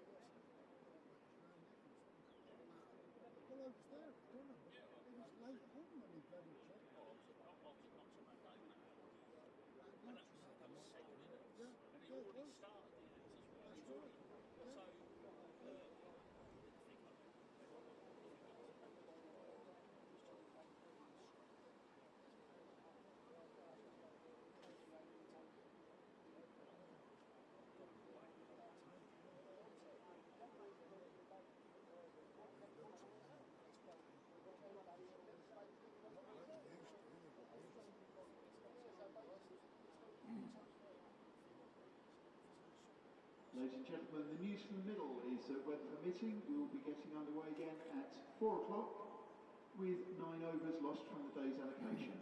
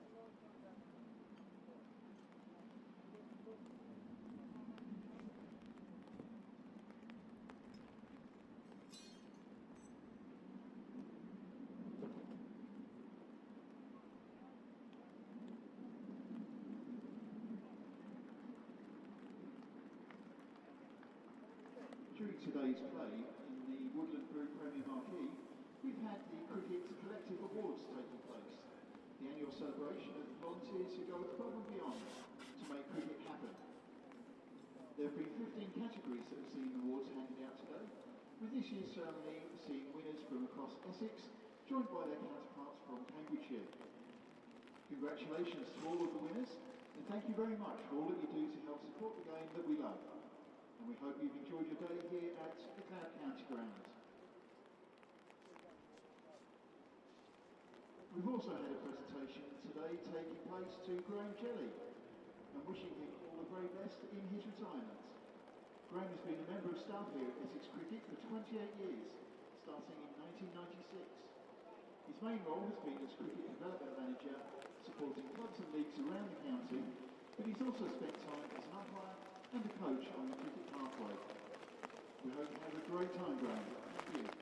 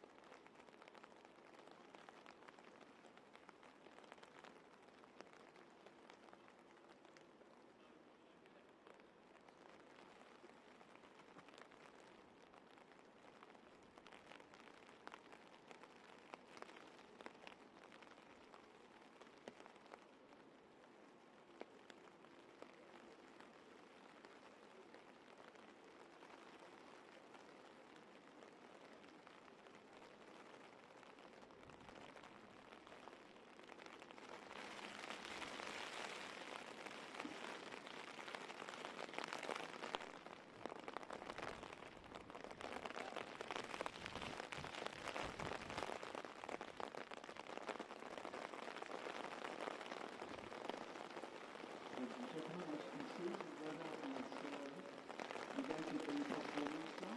If you need further information about any restarting play, we'll bring it to you as soon as possible.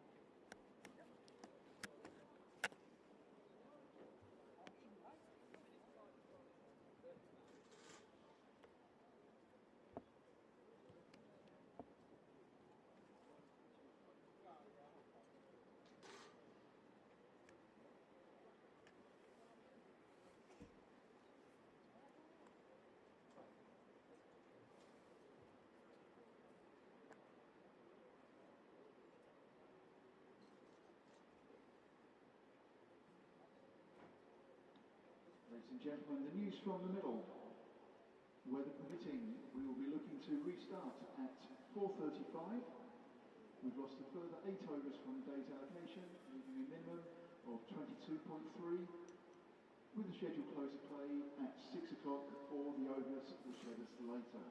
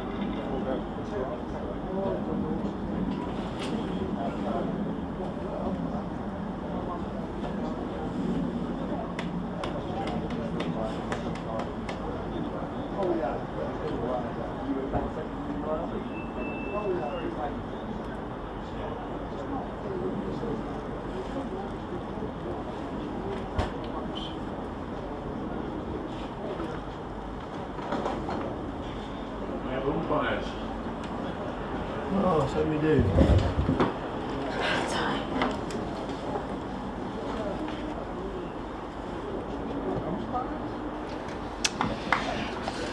Well, welcome back again to the county ground at Chelmsford on what is now a sun-basking day. And yeah, we've been off since, well, just before 3 o'clock, so well, it's a good hour and 35 minutes, something like that. And but now it's, yeah, in many respects, it looks like the best weather of the day. Not a cloud in sight at the moment. And the situation is that at the break, when we all went off, the visitors were 98 for 2 with a deficit of 266, and skipper and opener Hasib Hamid is on 64 and 16 runs to Joe Clark. And the umpires are out there. The umpires are Peter Hartley and Rob White. The Essex players are there in a huddle. You would think that a rain break like that, although obviously the pitch is covered, it would sort of freshen up the wicket, so it could be even more in Essex's favour when they start. I think there's 3 balls of the current over left. So Hasib Hamid and Joe Clark going to the middle, and Nicky Chowdhury and I, Dick Davis, on the microphone, and Dave Bracegirdle in half an hour or so. We're not too sort of strict or fussy about times here, but yeah, sometime between 5 and 10 past 10, not 10, hopefully not, 5, and it's going to be Harmer to continue from the Sir Alistair Cook end, and just checking, yeah, I'm pretty sure he has 3 deliveries of the over remaining. And Essex were obviously, we were due to come back at 4 o'clock, and then, as is the way of cricket, of course, the heavens opened again and we had a really sharp shower, and you always feel sorry for the poor old ground staff under these circumstances. And, but now we seem to be set to go. And as I say, it really is, a very, very pleasant day. It's even a lot warmer than it was. And Harmer, he will be bowling to Hamid. Never that easy for the batsman starting after a break. They've got to sort of get their eye in and get used to general circumstances. So Harmer moves in, right arm over the wicket, bowls to Hamid, who hits that. It was a full toss, I think, a rare full toss from the South African. Plays it out to long on. Wow, deepish mid on or short long on. Pays your money and takes your choice. The Essex skipper Tom Wesley, who often fields in this position, just in front of us now, coming a little bit deeper if anything. And Joe Clark takes his guard again. And Harmer moves in also. An economy of run, bowls now. And again that's played out to Tom Wesley at long on. One more run accrues. So, how many overs left in the day? Yes, that's a salient point. 32.5, I think it says on the screen. So it's a couple of hours. Oh yeah, 22 overs. 20 other. I can't. 22 overs. It says on the screen right in front of us. Oh, it's 22, not 32. No. Yeah, the sun is shining right on the. Yeah, 22. That's more like it. An hour and a half. Yeah, due to end roughly 6 o'clock. Right, and that over concludes with a dot ball, and the 100 came up during that over, greeted with, total silence. I think quite a few Essex fans have gone. They have. I did see a few of them I heard leave whilst the heavens opened. It didn't look very good actually when it was raining. I'm not surprised some people think we probably might not have got on, and the way the sun is shining now, it's absolutely stunning. You wouldn't have imagined. No. Yes, I heard a few Essex supporters saying, that's it for the day. This was sort of about an hour and a half ago. I'm off home. But obviously they're more likely that if not supporters have come down for a few days, they're not going to go. Nikki. Here's Cook running in from the Graham Gooch end, and this time this is played straight to mid-on by Clark off the front foot. 2 slips in place. I'm going to try their hardest to keep this ball off the ground here, Essex. Yes. It's the Kookaburra, which doesn't have much in it for the bowlers in the first place, and now that it's rained, it can damage the ball, so we're trying to keep it off the ground and keep it in as great condition as it's possible. As in comes Cook now, and this one's left alone outside the off stump by Clark. We wouldn't have thought that we would have sunshine like this though an hour ago. With no, we certainly didn't. The raindrops, I'd never seen any so big before. Well, if those who left earlier tuning in, you should have stayed here. It's a glorious evening, and who knows, Essex might take several more wickets in the remaining 31 and a bit overs. 21 and a bit. Here's Cook running in towards us now. 2 slips in a gully in place, and again outside the off stump, and Clark is forward, leaves it alone into the gloves of Michael Pepper.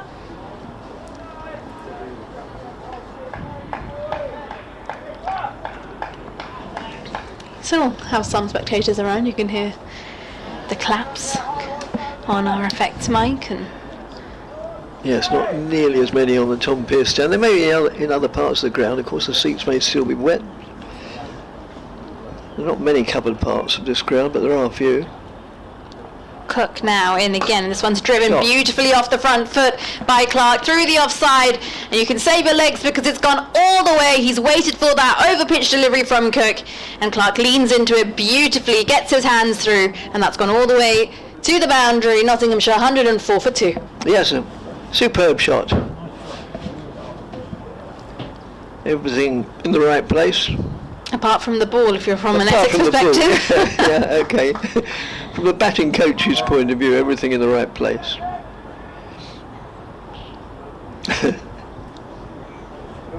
Just getting the ball checked now. And asking for the towel off the umpire.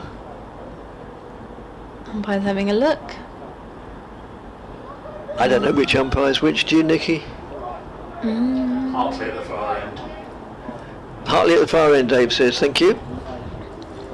Umpire Hartley chucks the ball back and we're ready to go. In comes Cook now to Clark, who's forward and this time full face of the bat, defends to mid-on.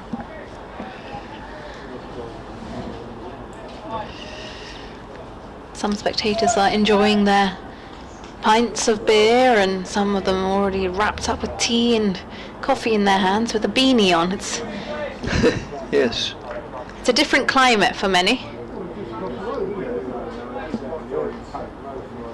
And Cook at the top of his mark now turns and looks down towards Clark, who taps his bat, looks up, bends his knee, as in comes Cook now, and this is back of a length, which is again defended to mid-on.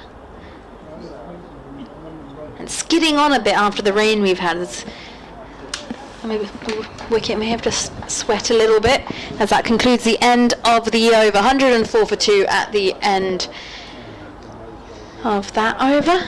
34 overs gone with 21 left in the day. 4 runs from it. Yep, Hamid 65, Clark 21. Unsurprisingly, Harmer to continue from this end. Bowled unbroken in the not second innings.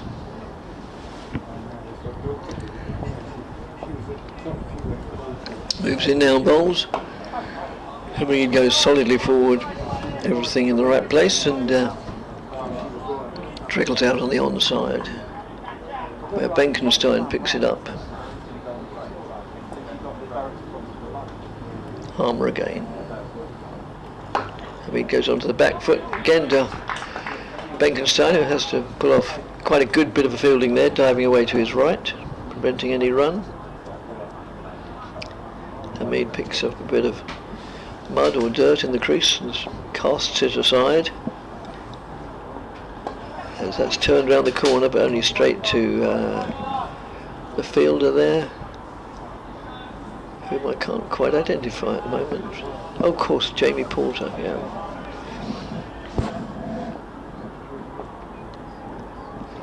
Harmer in again. Again opens the face, or closes the face of the bat really, which accommodates the taking of a single in a gap between backward square leg and short mid wicket. So another run goes on to the score, 105 for 2. Can't emphasise too much what a pleasant evening it is now. Don't jinx it, Dick. No. Well, I mean, yeah, I'm tempted to say you can't see where the rain would come from, but of course we haven't got eyes in the back of our head, but it doesn't usually come from the north, so we should be all right. I'll stick by that. That's worked away for a single. Down to, well, deep mid-wicket, well, deepish mid-wicket. Tom Wesley could get round to it from long on. And Hamid goes on the back foot, plays it into the covers for 4 runs. I hesitated because I just did wonder for a moment whether it might slow up on the wet outfield and that Paul Walton might catch up with it, but he didn't. And that's the end of the over. Didn't really pose too many problems to the Nottinghamshire batsmen, and they've moved on to 106 for 2. 110 for 2. That last 4 hasn't gone on the further board. It's better to look at the look at our little replay screen. It gets updated on there a bit quicker than it does on the board opposite us. Yes, the board that we can't quite see away to our left is more or less. Unless you fancy hanging your head out the window. Yeah, exactly. It's not easy to see at all. Here we but have the it. live screen is excellent. 2 slips in the gully. Cook to Clark, who's bowled a beautiful delivery. It's gone through everything into the gloves of Pepper, and that's a lovely delivery, and that's encouraging there for Essex. Yes, very. Yeah, Cook didn't take a wicket this morning. He took one last night. I hope to make it 1 or a few more in this evening session. Yes, he will. Remember me, he'll be saying. He's at the top of his mark, turns next to a big pile of sawdust as in he charges now towards Clark, and Clark is forward, lets this one go through to the gloves of Pepper outside the off stump.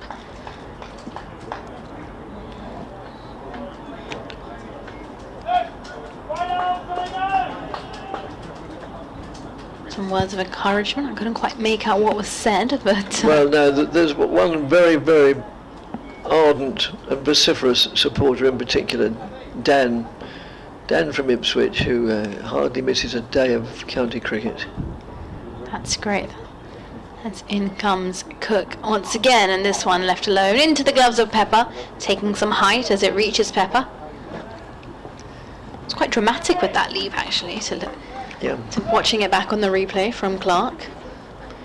Kind of rose with the ball.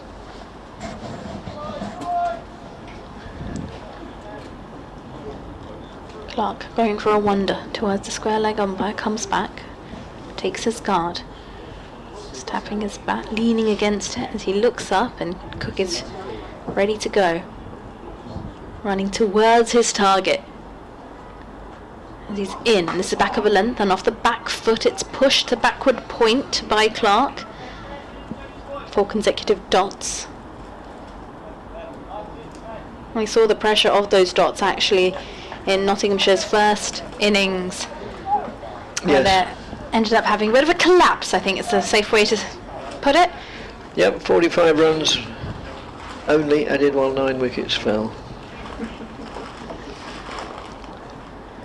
Here is Cook in to Clark once again, who's forward and this time leans over his front foot to defend the ball, just like it is in the textbook. That goes to Snater at extra cover, who tosses the ball back to mid-off to get the ball quickly on its way.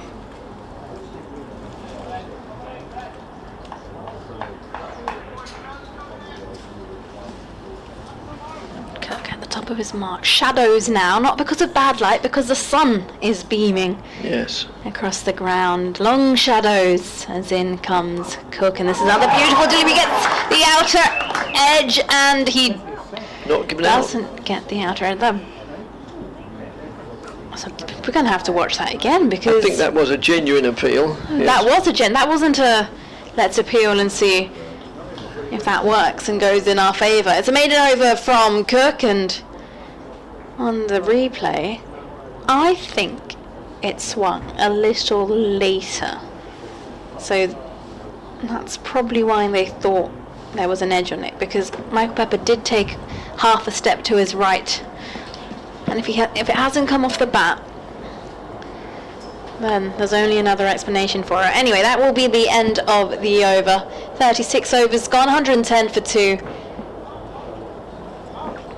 And Simon Harmer's got his sunglasses on, which I'm pretty sure most players will be wishing they brought out.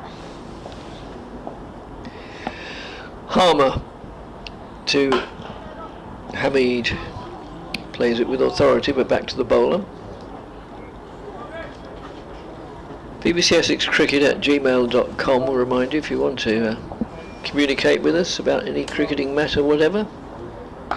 And that's played out into the covers for a very, very comfortable single. Yes, it doesn't have to be, although the email address suggests it's Essex, it's anybody is welcome. Not anybody who happens to be listening or watching, if they want to talk to us, give us their views on anything. Oh, and that needs to look at the replay again. That went straight through him, I think, didn't it? We said there was always something happening before tea when Simon Harmer was bowling. There was lots of oohs and ahs and ums and distraught faces, and that is continuing in the evening session. Certainly is. A stifled appeal there. And one of the big appealers was Michael Pepper, who suddenly realised if I continue to hold this stance of appeal, they might grab a quick single, because it trickled out on the offside. Just sort of sat there for a few seconds. Well, that's gets a bit of bounce there, and hits the batsman above the well above the pad, but on the thigh. Harmer. That's played pleasantly out to Tom Wesley again, fielding it long on. It's the end of the over, and Rob White hands the pull over to Simon Harmer. Number 11 has written on it. So, yep, not so weathered the first quarter of an hour or so after the long rain break. Fairly successfully, well, very successfully, as much as they haven't lost a wicket, but no real alarms. There was one quite confident appeal for caught behind in the preceding over, well, 2 overs ago now, from Cook.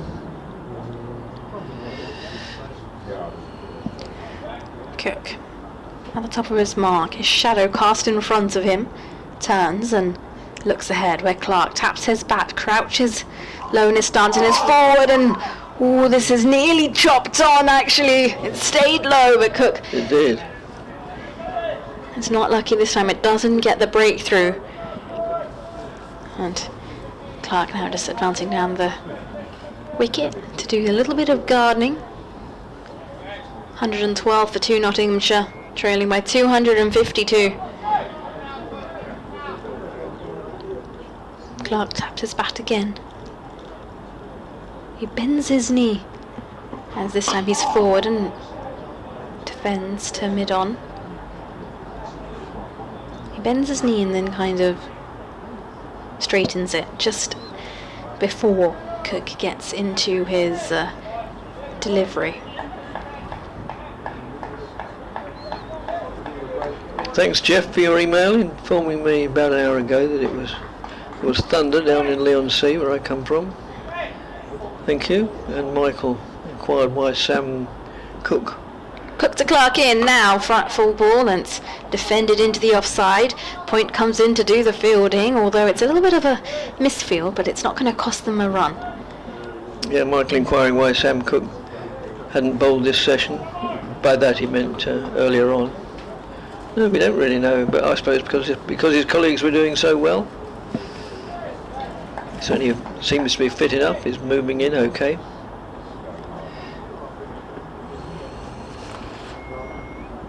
In comes Cook to Clark now, and Clark is forward and drives to Snater at extra cover.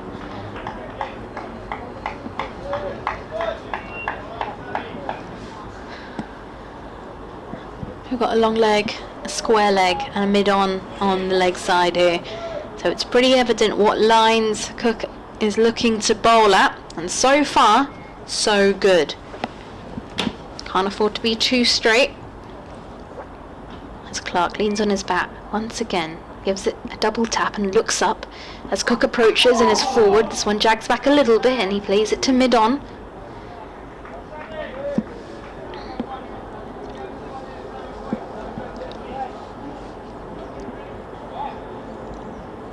Two slips and a gully on the offside, a backward point, extra cover and a mid-off. I thought I was missing someone, but I wasn't.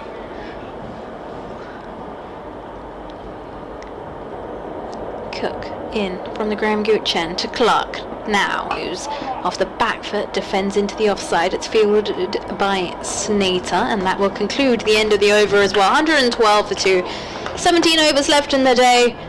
Maiden over from Sam Cook. 7 overs, 3 maidens for 18 runs. Yet to get into the wickets. Yep, so I was going to say not to weather the storm, they weathered the lack of storm. They were back in the pavilion when it was raining hard, not really storm proportions, that would be an exaggeration. But they haven't looked too troubled since the resumption. And Harmer, unsurprisingly, continuing from the Sir Alistair Cook end. That's just played down on the leg side, and the short leg, I think it's Robin Das who usually fields there. Robin Das picks up. Well, it could be Dean Elgar. They both look somewhat similar, especially with helmet. No, it is Robin Das. Yeah, they're both relatively short men. That's turned around the corner, but straight to Porter. No chance for a run.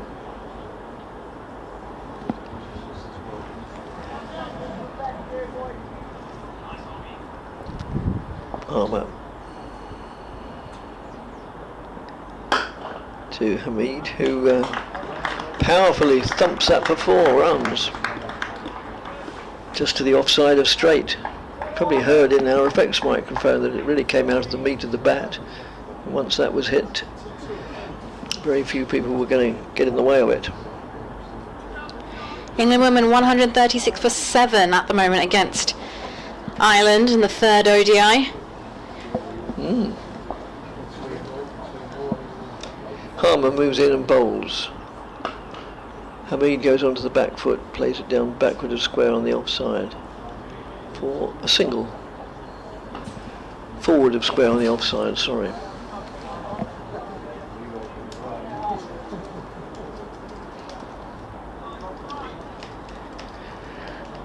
Brings Joe Clark down to the business end, former Worcestershire player. He goes on the back foot and he too plays it into the offside, and it's well fielded, square with the wicket on the off, and a throw came in, but by that time Hamid was home and dry. Well, he's home and dry now. He wouldn't have been home and dry half an hour ago. It'd have been pretty damp. And has played with diligent defence. The ball just trickles down at his feet. So end of the over, and having resumed on 98 for 2 after the break, the visitors are now 118 for 2, so they've added 20 runs, and that 266 behind has been whittled down to 246. Still a long way away, but it's all about psychological barriers. 200 and anything sounds an awful lot less than 300 and anything. Similarly, 100 sounds an awful lot less than 200, and then when it's only 2 digits, the number seems even smaller. Here's Cook in to Clark once again, and forward and defends. On the bounce, Cook does the fielding off his own bowling.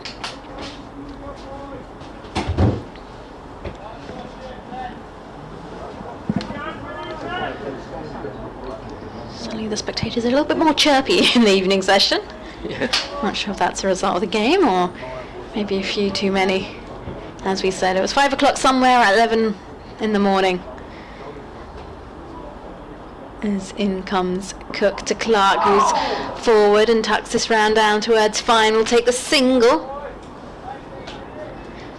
That was a bit of an exaggerated reaction. Well, I thought so as well, really, yes.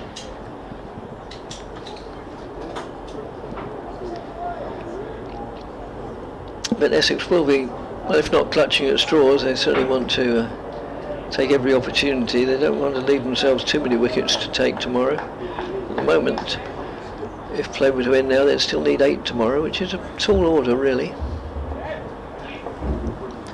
Clark taps his bat twice, as in comes Cook now, and Clark advances, uses a couple of strides down the wicket as he defends to mid-on. Having said it would be a tall order, of course, it wasn't this morning when 9 wickets fell in a very short amount of time. But those sort of sessions don't happen very often. And I think everybody knew or expected that Nottinghamshire would bat with a great deal of purpose in the second innings rather than the first.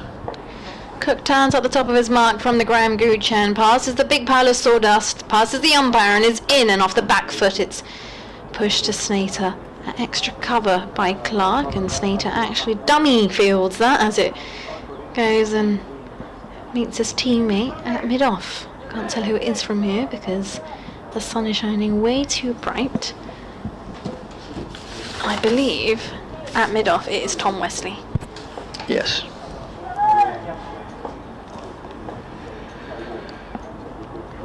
Cook in to Clark once again now. He's forward and defends solidly into the offside. I must admit, I haven't actually seen much of Cook to Hamid yet. No, we haven't, have we? No, good point. Apologies, actually, that was Hamid. Must have missed. Well, yes, that's one of the very few that he's faced to.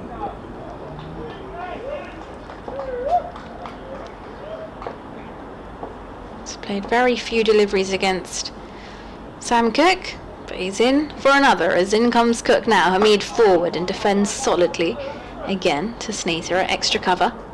And that will conclude the end of the over. Just the one run from it. Nottinghamshire 119 for 2, trailing by 245.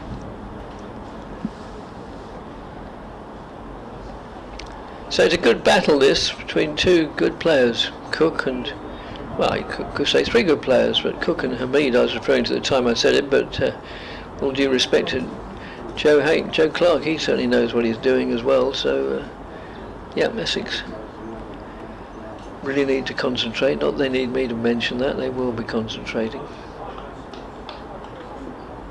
It could easily be argued that as Harmer moves in and bowls, but that's lofted away over the mid-on, over long on, maybe even over the rainbow, but it's 6 runs down to deep long on or deep mid-wicket.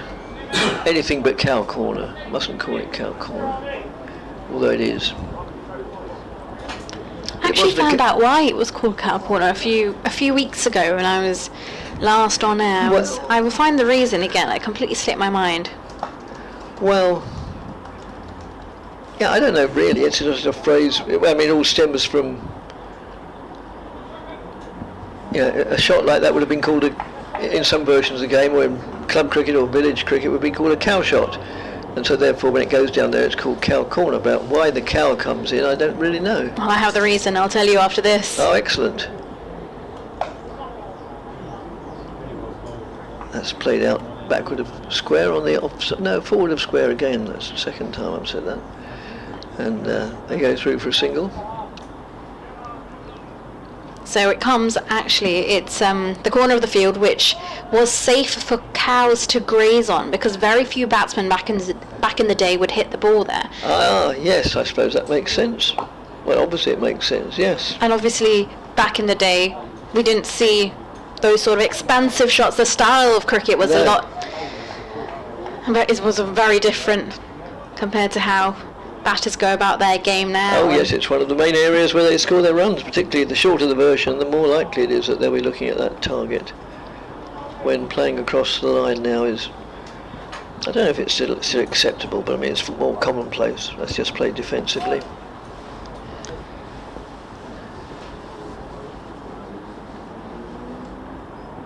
And that forces the batsman onto the back foot. Yes, I mean, there was a time when I was learning the rudiments of the game as a young teenager, when I was taught mainly by a chap called Gordon Barker, who used to open the batting for Essex, but I think he'd long since retired by the time he had me as part of his tutelage. And he and most players of that vintage say basically if it comes down on the offside, you play it out on the offside. If it comes down the leg side, you play it out on the leg side. Worst thing you can do is play across the line, because you reduce. It was very much frowned upon. It was, yes. Years ago, and now you're not considered a dynamic all-rounder if you don't hit over in that direction. As in comes Cook now, and Hamid defends into the offside. It's fielded by Birkenstein at point. Yeah, the reason it was considered almost a taboo is because if you're swinging across the line, then you're playing with a bat that is nearer the horizontal than the vertical, and therefore the margin for error is far less. So you can see why they said that, and still you can see a lot of batsmen get out playing across the line, and they go out of the double or even bowl in the process. Cook into Hamid is a short ball. He leaves this one alone. It has a good amount of carry as it reaches Pepper with the gloves. 127 for 2. I'm going to speak you through this over, Dick, and then I will make way for Dave. Yes, well, after he's done his final update. Excellent to see you, and we look forward to seeing you tomorrow. Hope the traffic isn't too bad. I'm actually not here tomorrow. You're not here tomorrow? I'm only covering days 1 to 3. Oh, I beg your pardon. Oh, wow. So, Here comes Cook to Hamid, who's forward, and this time drops in to the onside. Will quickly nick a single as it's short of mid-wicket, and he manages to scurry through to the other end just in time. 128 for 2. How much in advance do you know which games you're going to cover? The whole season, or week to week? Or? I knew pretty much. I'd say probably by April I knew what I was doing second half of the county championship season, and in January I knew what I was doing at the first half of the county championship season. Fair enough. As in comes Cook now, and Clark is forward and defends. Not very low, tall defence. So where are you next week? Next week, well, first I'm actually headed down to Barcelona over the weekend, and then next week I will be down in Southampton for Hampshire versus Worcestershire, so fingers crossed the weather stays kind. And then last game of the month will be down at good old Sussex by the Sea, as in comes Cook, and Clark leaves this one alone outside the off stump into the gloves of Pepper for Sussex versus Middlesex. Yes, well, Sussex have almost got the second division sewn up, haven't they?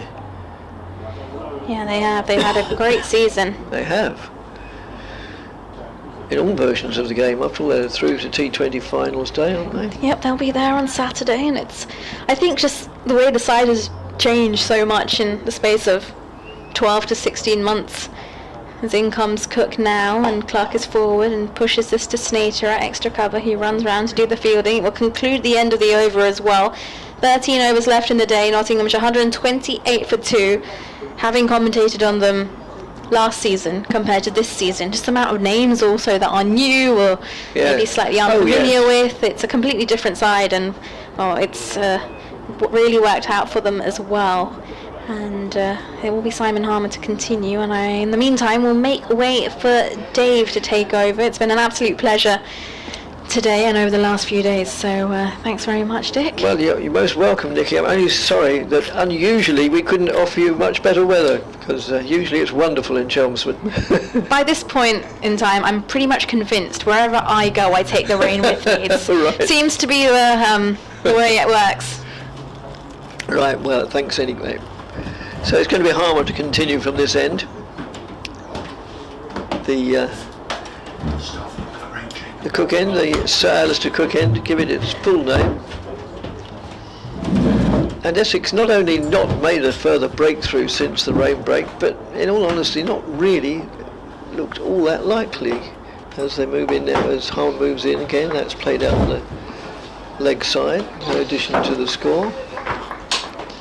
It's altogether a very different proposition from just a few hours ago, the first innings, when Harmer and Porter were zipping through the East Midlanders with considerable speed and efficiency. That's just nudged out round the corner, well, not quite round the corner, just forward of square on the onside. In addition to the score of 128 for 2 with 12 overs and a bit to go. And that's just played with diligent defence as well. I think actually, Dickie, we're going to get more overs than that, because they have said it'll be the requisite number of overs, or 6 o'clock, whichever is the later. Yes. So I'd imagine they'll want to try and get more overs than 12 in the final hour. Well, they will, yes. That's given a little bit more air. Harmer mixes them up quite well, which is another advantage from his point of view, and another threat from the batsman's point of view. He'll also go round the wicket and over the wicket, totally irrespective of whether the batsman's right-handed or left-handed, just to change the line a bit. He's a canny performer, as indeed. And that went through that scuttle. That seemed to keep a little bit low to me. But yeah, you always think of rightly or wrongly, as the spin bowlers are the sort of one of the people who think the batsman out. And it's sometimes gives that more air, and that's lofted away over the boundary for, I can't see where, or if it bounced. It did bounce. It's 4 runs down towards Cow Corner. Yeah, I mean, slow bowlers, they're not always looking to get a wicket every single delivery. Sometimes it's a longer term plan, get the batsman into a certain position, lull his mind into thinking you're going to bowl this and then bowl something else. So it's a very cerebral exercise as well as one of technique and skill. Got a bowling change at the far end. Paul Walters coming into the attack. First result of the day is in Division 2, or first result in fact of this round of matches, where it's looked very much on the card since the first morning when Leicestershire were 16 for 7. They've been defeated by Yorkshire at Grace Road by an innings and 72. Leicestershire second time around, 209 all out. There was 70 there in the second innings for Rian Ahmed, whose brother of course is Farhan, playing in this game for Notts. The Lancashire score, the other one that Notts followers are keen to invest in this week. Lancashire 99 for 3 in the second innings, still trailing Durham by almost 250. So it's going to be Paul Walter to bowl to Joe Clark at the start of this over. First time we've seen Walter with ball in hand. Made 72 in the huge Essex first innings, and his first ball is pushed into the offside, fielded by Shane Snater. Yeah, useful cricketer, Paul Walter, and when bowling it's sort of military medium. He's a very tall man, about 6'8", something like that, and you'd think that if he used his full height he would be a real handful, but he's more guile and moving it around. Not still trailing by 232 as Walter into Clark. Just watches that one safely go wide of the off stump through to the keeper. Clark is on 32. Seba Mead is on 82. I'll tell you the relevance of that next time he's on the strike, as Walter disappears into the distance. Turns. Peter Hartley is the standing umpire at the far end, as Walter comes past him, and then Clark will ease it into the offside and we'll get that single out to Benkenstein. So Seba Mead is on strike, and at this precise moment he is on 999 first class runs for the season. So let's hope we haven't jinxed him. One more run and he'll become the third player in Division 1 this season to reach 1,000. David Beddingham's already gone past 1,200. Alex Davis of Warwickshire, the Bears skipper this season, has also gone past 1,000, and Mead cuts this into the offside and would have added that 1,000th run but for Shane Snater moving sharply to his left. 133 for 2. Yes, the nearest any Essex player has got, so our scorecard tells us, is Dean Elgar, who was on 938 coming into this innings. Well, he only augmented that by 7, so still needs another 55. Walter to a Mead, a Yorker delivery, dug out, just jabbed his bat down on it in time there. Mead, there were all sorts of possibilities for poor Walter as he saw that one arrowing in on its target. Would it hit the boot and get Mead LBW? Would it go through him and bowl him? But Mead just frustrated the big tall bowler. Clark just letting everybody know just how much soil is being churned up at the far end with Walter bowling over the wicket as Mead defends. So he didn't get his 1,000th run that over because Clark went over, and there's a very deliberate display of getting rid of all the loose soil and what have you out there. It's not going to do any harm if it's on the crease, but a little bit further down obviously that would bring Simon Harmer very much into play.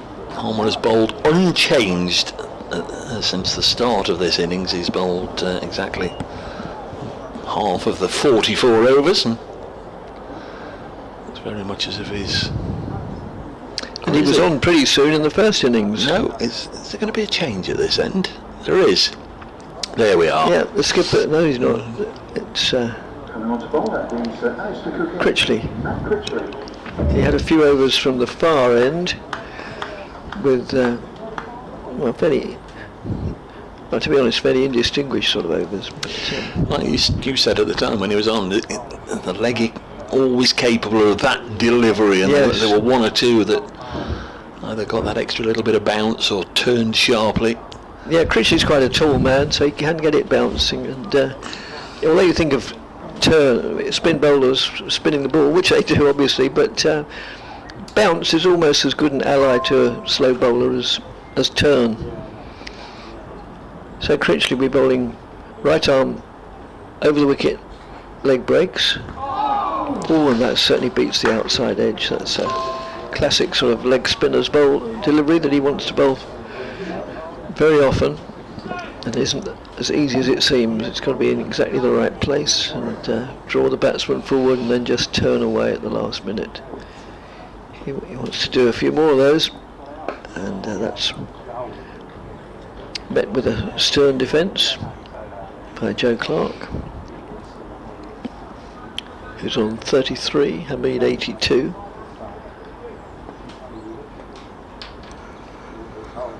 Critchley to Clark, pushes that out for a single. In case Hamid reaches his 1,000, do you want to describe it, Dave? Well, the powers that be might want to. No, it's not that big a. I mean, it's a huge thing, and congratulations to him. But it's not that big a thing for me to actually commentate on this particular run. Now you keep going. Okay. See if you can get him over the line. Needs one more. Yes, he does. Which he's now got. There it is. He's now got as he strokes it out to deep mid-off. So congratulations to Asib. I mean, it's the third time in his career he's got there. 2016, his first year, very much of first-time cricket with Lancashire, and then 2022 when Notts were in Division 2. He had a great year, 4 centuries. Then he did it. Just shy last year, but 1,000 with 2 matches to go here. That's a very good return for the Notts club skipper. Critchley again bowls. Defended, it's pushed out on the offside. Cricket's not entertaining in as much as we're not seeing the boundaries hit frequently as in some versions of the game, but it's nevertheless quite more than a little absorbing if you're a county championship fan, which I am. That's worked well on the onside for a single. T's the first to congratulate Asib Hamid. Congratulations on reaching 1,000, skipper, but please see the day out. Yes, indeed. Thank you, T. Which means staying there for 10 overs or until 6 o'clock, whichever is the later. I did say at the start of the innings, it's very rare that he'll miss out twice in an innings. Went for 8. Yesterday at the start of the Nottinghamshire first innings, and I just fancied that it'd be a little more difficult to dislodge today, especially having seen what the others managed to contribute or fail to contribute between them. Does like to lead from the front, and he's doing that here. Here's Walter to bowl to Joe Clark, who's on 35 and drives this to a wideish mid-off, and there's no run. 136 for 2 Notts. They still trail by 228. If the weather is set fair tomorrow, they're going to have to bat all day. There's no doubt about that. Even by tea, it won't take them till tea, you'd imagine, to wipe out that deficit. So yes, they'd very much have to bat into the final session to prevent Essex having enough time. Clark would be keen to still be there at tea tomorrow as he pulls this onto the leg side for his 36th run. 137 for 2. The visitors from the East Midlands.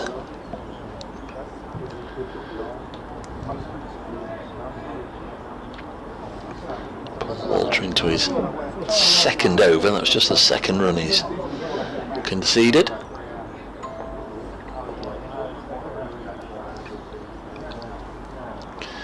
Walter bowling. That's lovely from Hamid. That really is a nice shot. There's going to be a bit of a chase for Benkenstein. I think he'll get round there. It's quite a big boundary over towards the pavilion side, and they come back for 2. But young Benks did well to get round the boundary edge there. Surrey can take an even more sizable step to winning the county championship this week if they would have come out on top at Taunton. They've got Somerset 141 for 8, so that's a lead of only 137 for Somerset. And the battle between the top two as Walter bowls. Meads hit this up in the air and it bounces one bounce short of mid-on. He was trying to pull that short ball to mid-wicket and got it all wrong, and it looped up almost to Wesley at mid-on. Just landed in front of the Essex captain. That would have been a real gift. It would. Joe Clark's gone over again. Look, he's not he's not doing this on the quiet. I think he's letting the umpire know very much that when Paul Walter runs down the track, there's all sorts of damage being caused to the surface. As this is short, and he does pull it on the leg side, and he's found the gap. Lovely shot. Very nearly wipes out Luke Fletcher in the process. Luke Fletcher leaning on the boundary boards over there with Ben Slater watching on, just in conversation to a couple of spectators as well, but very close to hitting Luke Fletcher and Ben Slater out there. Nice shot, takes a lead on to 89. Just too short from Paul Walter. Comes in this time, it's the right length, but too far across outside off stump and the end of the over.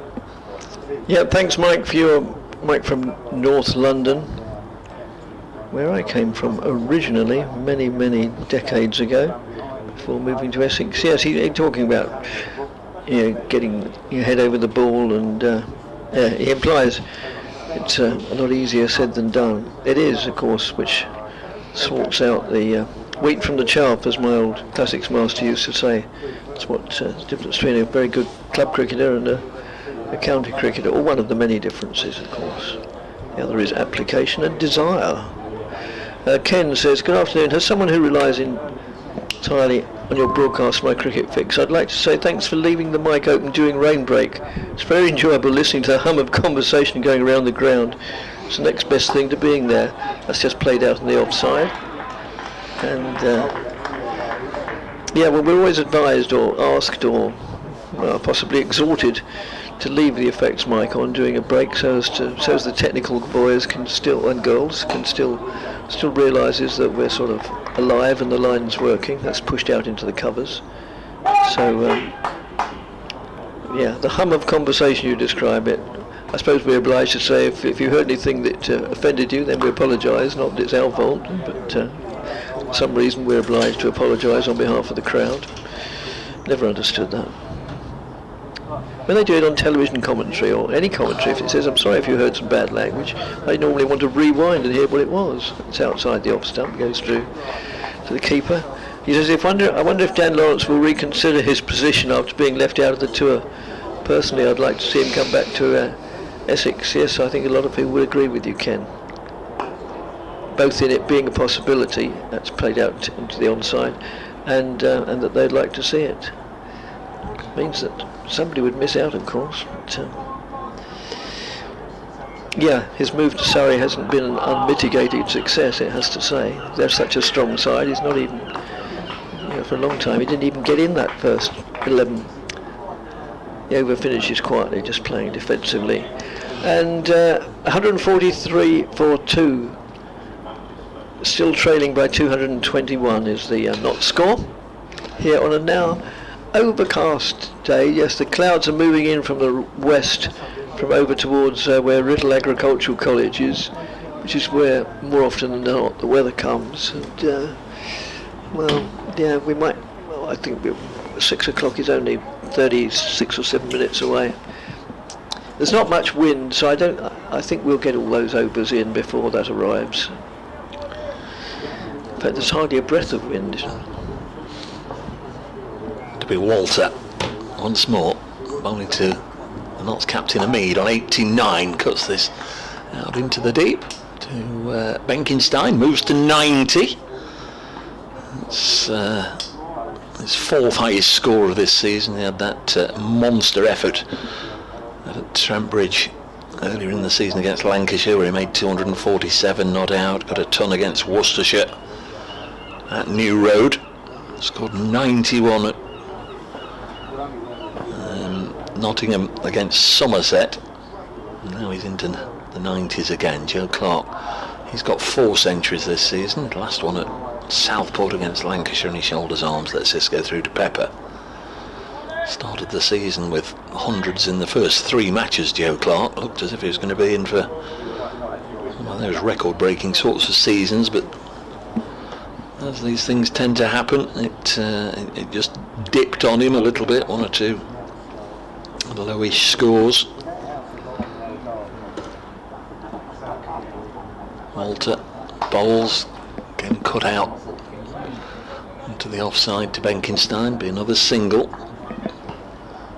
What's making steady progress here. They've paired together since tea. In fact, I've now had a 96 when Freddie McCann was out. That was the 19th over. We're now in the 48th, so this has been a good effort from Seba Mead and Joe Clark. 96 they've put on here. And the fact that Clark's only got 37 of them, just I think it tells you an awful lot about Seba Mead and his game now from where he used to be. He was, just seen as a, very much a cautious, careful opener who didn't like to take the risks, would be a little bit of a blocker, would stay there all day, but to put on a near century stand with Joe Clark and outscore Clark shows where his game is as a bouncer from Walter. Goes through to the keeper, just having a look. Yeah, Robbie White just says that's 1 for the over and passes the information to Peter Hartley. So 1 result so far, Leicestershire beating Yorkshire. There might be another one anytime soon because Derbyshire are 9 down at Wantage Road. They are in their second innings. The last pair require 140 more to win. That's how close that is to being a Northamptonshire victory.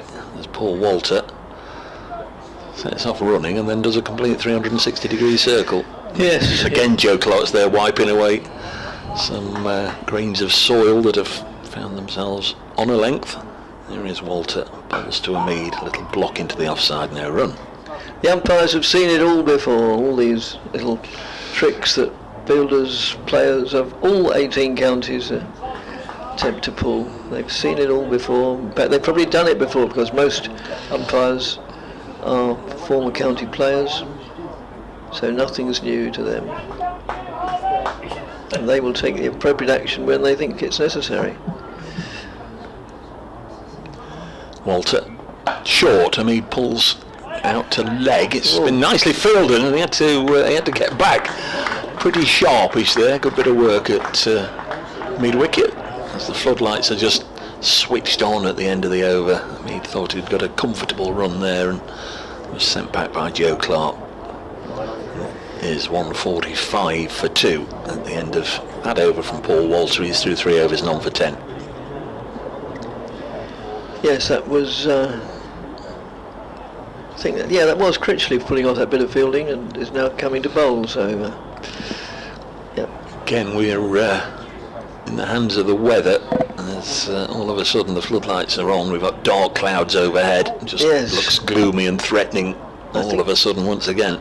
I think I was being a little bit optimistic when I said we'll get through these 7 overs, or just over half an hour now, as Critchley moves in and bowls down the leg side, just helped on its way for 4 runs. I think there was a bat in that anyway. Yep. Yes, there's no indication to the contrary. Very fine indeed. As I say, it was a poor delivery and just helped down there. So Critchley... That's a Century Partnership. That's a Century Partnership, yes. Clark 41, Hamid. I was doing a little bit of research for a weekly feature I do on BBC Essex programme on a Wednesday night, which will go out in about half an hour's time. Well, this particular piece won't. It's for another one. That's just played out into the covers for no run. You're a week ahead already, are you? Oh, yes. And, yeah, I've done this week's. I'm giving sort of advance information now, gosh. That's just played solidly, defensively. And, yeah, you referred to the fact there's no extras. The most extras ever conceded in a first-class match, unless you just happen to know it, I don't think you'll ever guess it. That's just pushed out on the offside. Any idea? Or was it the Essex Notts game here where they both got 700? No. Okay, then I won't guess it. I mean, I didn't say in British cricket anyway, just first class cricket. That's played away. No, he mistimed that. I thought it was going towards the off boundary, but it wasn't. It hit hard at the ground. It was a game in India, and one side conceded 212 extras. Good heavens above. Nearly all of which, well, the vast majority of which were penalty points for slow play. Oh, right. I think it was a deliberate ploy, you know, they were slowing the game down. All the umpires getting together now. In English cricket, or British cricket rather, it's Essex playing at Northamptonshire a few years ago when they conceded 98. Tom Wesley. Tom Wesley being consulted, presumably along the lines now, if you use a slow ball you can carry on, otherwise you're off. Well, they're just once again checking the light with their meters, as they've done on a regular basis throughout this match. It has to be said, it's been awful over the first 2 days. It's much better today. But if they do go off, I think they won't be back, because I would suggest that in the next 20 minutes or so it's going to get an awful lot darker rather than lighter. They're going. Cloudy. They are going. And the batsman, totally understandably, the batsman can't wait to get off. And equally understandably, the Essex players are reluctant to leave. Look, there's no point in discussing it with the umpires. The umpire's decision is final. It's one of the first things you learn when you're knee-high to a gnat playing this game. The umpire's decision is final. It's not only final if you like it, it's like it even if it's final even if you don't like it. So I'm not quite sure why Essex are staying out there. Well, they've perhaps taken the collective decision that, well, we'll just stay out here with you, because we think it's going to blow away, and it might do on the fringes of the dark weather. You can see. Well, yeah, some of them are sat down on the ground. So Mead and Clark have gone back to the dressing room. They're applauded off by the Notts coaching staff and the squad players and the Notts supporters that are here. I can see applauding them off. And Essex. It looks as if they have decided, albeit with great reluctance, very great reluctance, they have decided to wander off. And as if to make the point even further, Dean Elgar is standing at the crease at this end, feigning to play a shot, and looking at what the batsman sees, and obviously thinking, well, yeah, what's wrong with that? Well, as I say, the rights and wrongs, well, there's no rights and wrongs. They have meters. It's not decided just on a whim.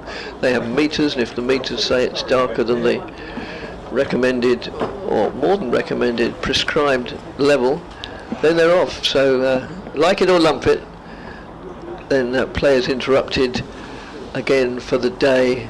Well, maybe for the day, maybe for only a short time. I'm making about 28 minutes to 6 o'clock. So, but bad light is, obviously, you don't need me to explain. It's a funny sort of thing. With rain, there's always a residue after it's rained, but with bad light, it can suddenly brighten up almost instantly. And I have actually, and I shouldn't, but I have actually got a modicum of sympathy for Essex, because genuinely, folks,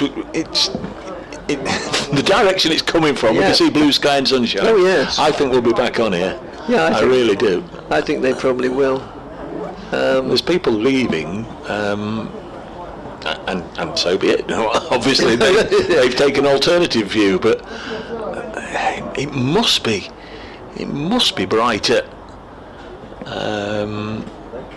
Yeah, I mean, they're just checking the light meters now. I was going to say, it must be brighter than when they went off, surely. You would have thought so, wouldn't you? Yes, because we can now almost see the sun beyond this dark black threatening cloud. So it's all a bit bizarre, and I often think,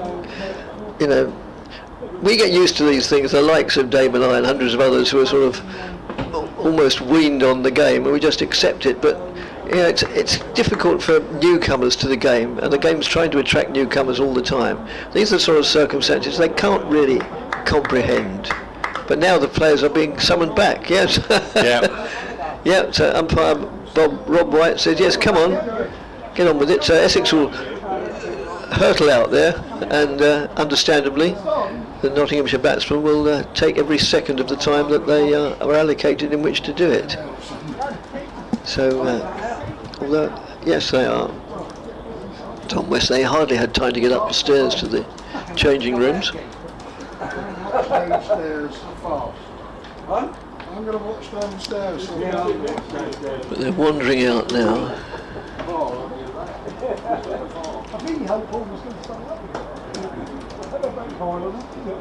And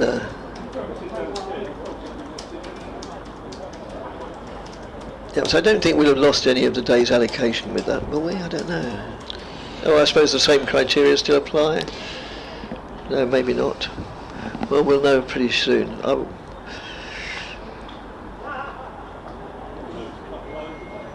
No announcement has been made. No. From which one can infer that it was a short enough break not to affect the hours of play. It was a little bit bizarre, but we've seen things just as bizarre and even more bizarre over the years. So nothing nothing causes us too much amazement, really. It's just a funny old game with some eccentricities. So we are going to go once again. Porter. Oh, Mr. Porter from the far end. Spectators are coming back now. They've got halfway back to the car park or the railway station or the bus station. No, not even as far as halfway back. I mean, it's lovely again now. We could see it coming, like I said. I sort of could half see the stance being taken by Essex, that really you're wanting us to walk all the way over there to get there to walk all the way back, but I suppose there was time just for a little comfort break or a little drink or whatever they needed. We've got the second result of the day because Derbyshire have been skittled at Northampton. Northampton's winning that one in Division 2. No, that's not Porter at the far end. That looks like young Master Harmer to me. It looked as if it was going to be Porter, and then the skipper said, no, let's give the South African a whirl from that end. So he can have, well, there's only 3 overs left now, so I can't remember if it was 3 before we came off. No, it was more than that. It was 6, wasn't it? Anyway, 6 o'clock is going to be the important thing, because they're going to get in considerably more than 3 overs between now and 6 o'clock. So that is academic. It's 6 o'clock, which I make on my very expensive watch brought from a well-known catalogue store. 23 minutes.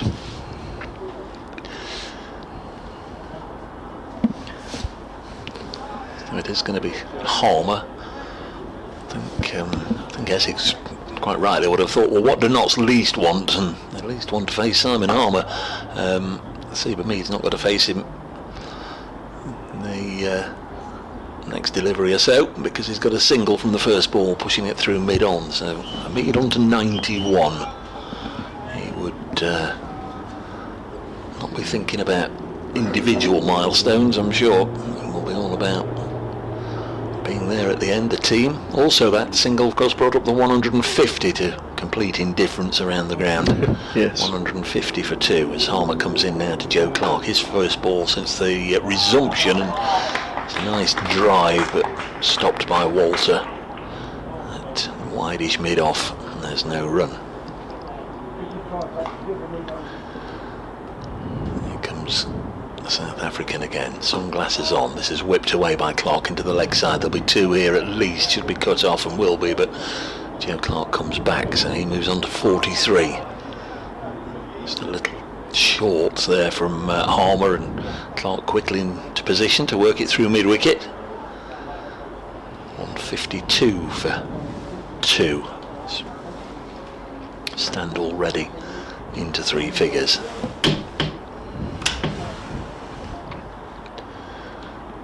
Number of people getting in touch again to congratulate to Seabermead on reaching 1,000. He's Jogging back onto strike here as Clark pushes this down the ground. Keith Havers really pleased for the lad. Dave, well played. Haas getting in touch. Harmer in again to bowl to Hamid. Hit on the pad, and they're asking umpire Hartley, and is adjudicated that it's not out. Harmer, don't think he's overly thrilled by the decision. No. Difficult to see from our view. Might just on the replay get a better look at that. Just wonder if that might just have been very close. No, I don't know. Say initially I thought it might be close to the line of leg stump, but having seen the replay, not so sure. I got a stride in, and clearly the umpire had a bit of doubt. Tony, the slow burn tension of games like this is on a different level to any of the short forms of the game. Just a 52-year-old. Well done to the skipper, reaching 1,000 runs for the season. Why are our second innings efforts always much better than our first innings efforts? Yeah, one of the great mysteries that's been pretty true this season on a number of occasions.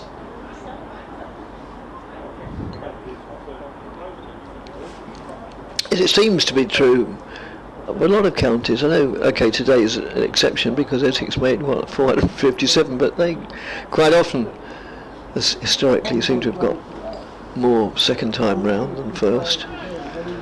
And there are no bonus points to collect, of course. No. So it's Critchley from the Cook end.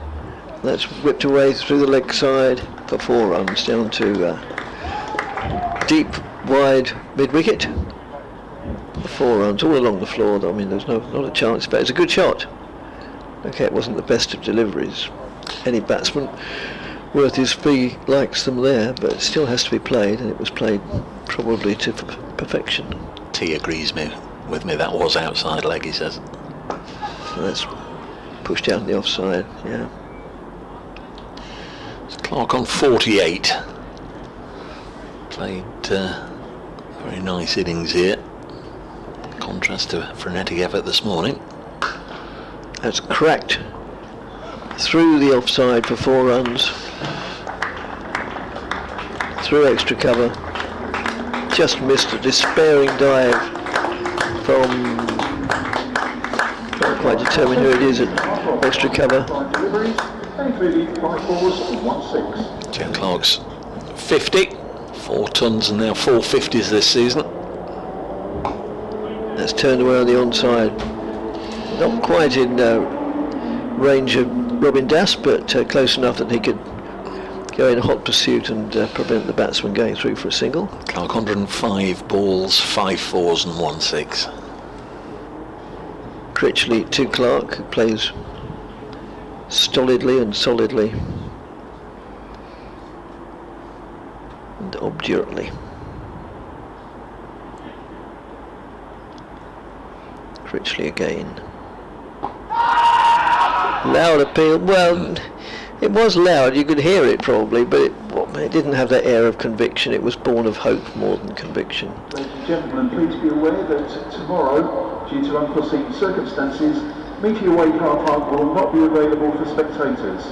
There will be a limited number of spaces available at the Cloud County ground, but on a first come, first served basis only. I don't know if you heard that announcement, but it might be of interest to some potential spectators tomorrow, or to save them a wasted trip or part of the trip. Apparently the Meteor Way car park is not in use tomorrow, owing to, I can't remember how it was described, circumstances beyond our control or something. So which is that one? Well, it's there's Harmer starting a new over and Hamid defends. It's about it's the main car park that members have to use. Well, okay. Any spectators, probably not as much as half a mile away to the east, but west, but a good walk along by the river. Harmer's in. Hamid drops this on the leg side. This is the final over of the overs that need to be bowled. No, that isn't going to make any sense whatsoever, but because Essex have bowled a considerable number of overs today through the spinners. They're on a normal day, a single taken here as he pushes it into the covers. On a normal day, they would have got rather more than the 96 overs in, so that all goes into the factoring. Yes. And even though they will have bowled more overs than they should have done, despite the rain delays, a finish of 6 o'clock or the requisite number of overs was put on the day. So we will go to 6 o'clock, even though we've had the requisite number of overs, if that makes sense to anybody. This one's pushed to mid-wicket, no run. So just 1 run coming from the first 4 balls in the over. Joe Clark's on strike. Just plays this to the left of Robin Das in at short leg, along the ground. There'll be 1 ball left in this over, and in about 15 minutes, Essex, if they rush around, will get 4 or 5 more overs in, certainly.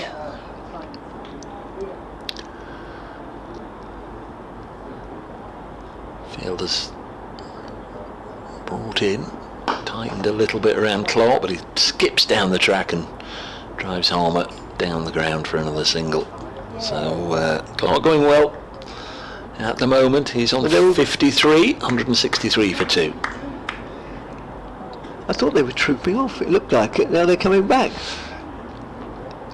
Yes, because because of the number of overs. Yeah. Yes. Oh well, they ought to know better than that. They did. Yes, it's all. We knew. We knew. It's all 6 o'clock. Well, we've been commentating on it for much longer than any of them have been playing on it. The dispiriting thing there, from the Notts perspective, is that Joe Clark was walking off. So he'd certainly built the mindset to, well, I've just got to tick away 3 overs to go, 2 overs to go, 1 over. I'm staggered that they didn't have a conversation. The captain didn't go anywhere. He presumably would have known, but the Essex fielders were just shaking hands and walking off, and Joe Clark was walking off. Staggered there wasn't the conversation that we've got to play until 6 o'clock. Yes, I was surprised to see Essex walking off as well. I mean, they will want to stay, but yeah, one of the few regulations I do understand, really. Hamid wasn't going anywhere. He says, I'm not going anywhere. On 92, I'm not out.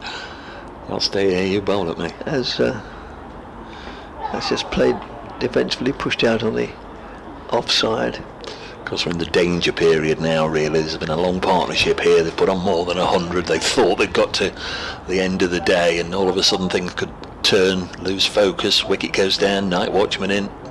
Yes, and that's flailed out to long off or deep mid off, fielded by Paul Walter for a single.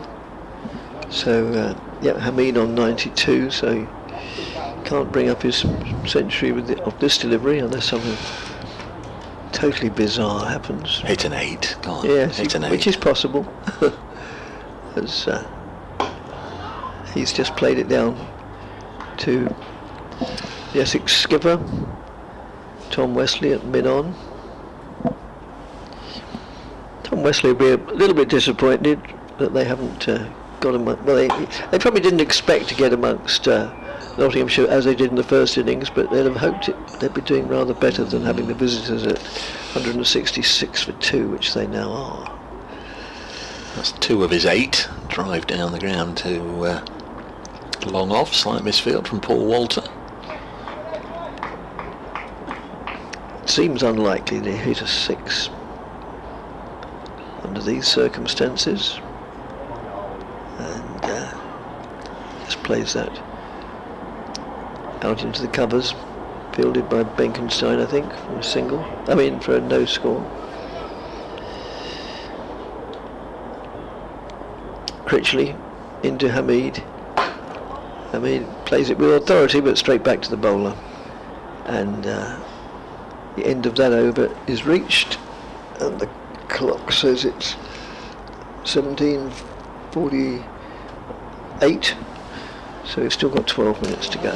Yep, still time for the Notts captain. He's going to be the non-striker's end for this next over on 94. Already been an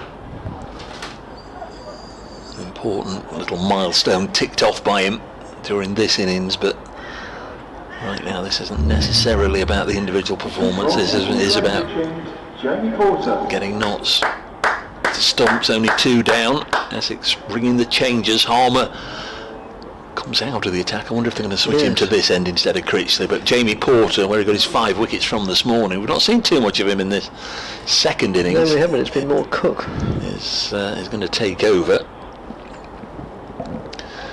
Bowling to Joe Clark. Clark's on 54, 166 for 2.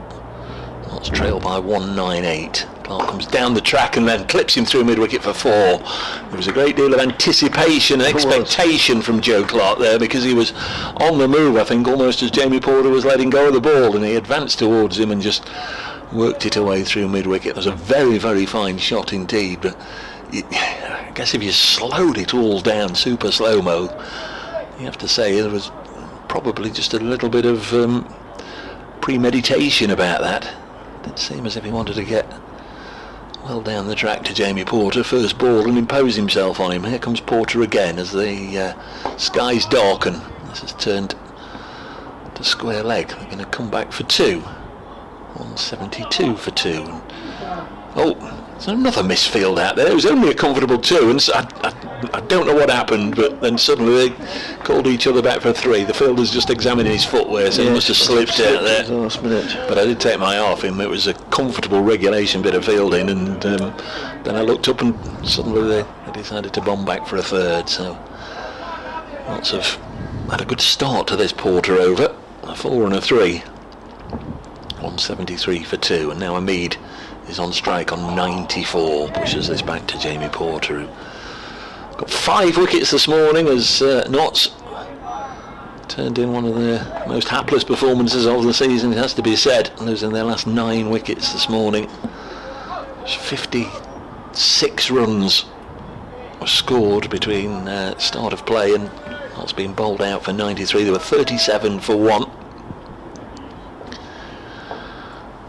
5 wickets to Porter, 4 to Harmer. Is Hamid turning this on the leg side, no run.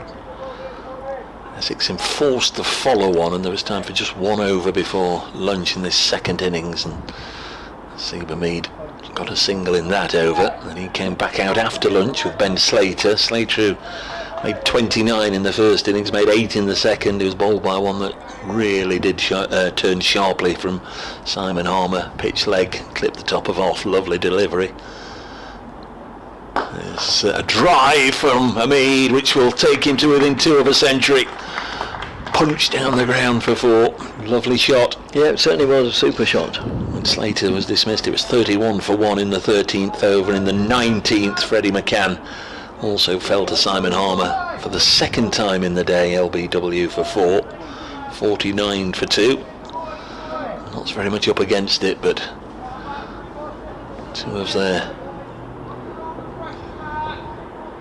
most important players in the top order have contributed here. Now he's on 98, pushes this to Benkenstein at point and says no, and then held up his hand to apologise, as if he might just have led Joe Clark into advancing down the track. End of the over. Notts 177 for 2 with a Hamid on 98, Joe Clark on 61. And we're very much just ticking down the seconds here, with about 9 minutes to go until stumps on day 3. Yes, and well, I was going to say that however experienced and however accomplished you are as a batsman, when you get in the 90s, they're nearly all, you know, get a little bit nervous and sometimes do things that they wouldn't normally do. But on the other hand, the way Hamid played that glorious straight drive would suggest otherwise, but he hasn't reached the magic 3 yet. No. This is his highest score against Essex. This is his 9th match, previous best 88, and his previous best here at Chelmsford at 63, and that was way back in his Lancashire days in 2015. Very first season. So Harmer had 1 over at the far end, which wasn't deemed a success, so he's come back at this end where he's been plying his trade almost all day. And, I'm surprised there aren't 8 round the bat. I know Joe Clark is on 61 not out and playing well, and Hamid is playing well, but I'm still surprised that this close to stumps there aren't 8 round the bat. Yes, I'm certainly a little bit more aggressive than it is, and that's worked down to long on where Tom Wesley fields it. Then again, do you fancy fielding in there close, Dave? No thanks, Skip. No. Well, I think I ought to let you commentate now, Dave. Well, he's on 98. It's been a great honour to commentate on 8 centuries scored by Asiba Mead in Nottinghamshire colours. He's within 2 and he's very nearly on his way back to the pavilion because he leaned back as if to give himself a bit of room to either cut it square or open the face and run it down to third. Either option, if he'd got bat on ball with conviction, would have brought him his 100, but he very nearly feathered it through to Pepper. Here's Harmer in again. Hamid on 98, gentle push into the offside, takes him to 99. Always happens, doesn't it? So Harmer with 3 deliveries of the over remaining. I wonder if Luke Fletcher's padded up. Moves in, bowls, and that's us played defensively. Fletcher very often goes in as a night watchman. Of course, if he did go in, or when he goes in, assuming he gets a bat in this innings, he'd be on a king pair. He got the first baller this morning, LBW Jamie Porter. Harmer to Clark. Clark plays it into the ground and fielded by Das, who spent a significant part of the day there at short leg. Often a position occupied by the newest player into the side, the least experienced. Except when Ryan Tenders-Carter was captain, he always put himself there. And that's similarly played out on the onside.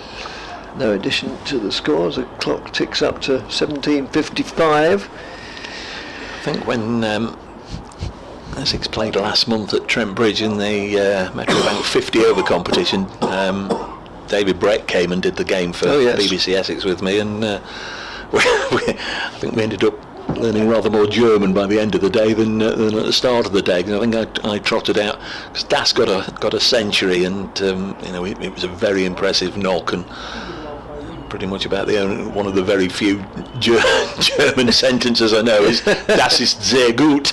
Is it "Das ist sehr gut"? That is very good. "Das ist sehr gut," but it seemed to fit the moment. But we had 1 or 2 people helping out with pronunciations and grammar and context and all the rest of it. Anyway, Das was very good that day. Asiba Mead has been very good today. He's on 99. Keeper standing up.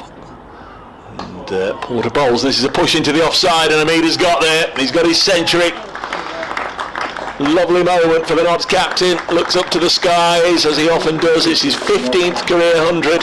His 9th for Nottinghamshire. It's come from 151 balls with 11 fours. And as I've said several times, this isn't about the individual performance. This is very much for the team, and he'll want to go on, and nice to see him just celebrating the 100 there and then cracking back on with it. Terrific effort from the captain.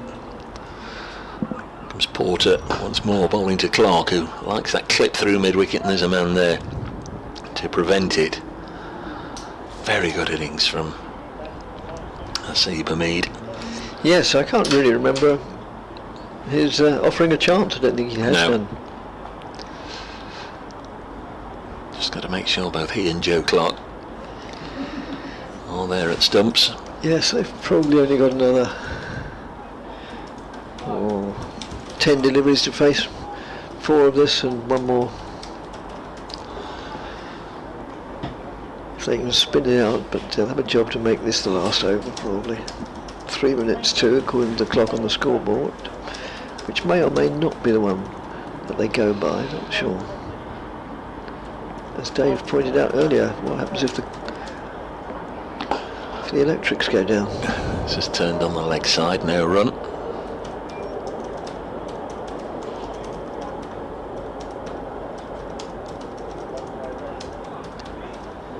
So it's been an enthralling day, and the sort of day's cricket that you can only have in county championship cricket.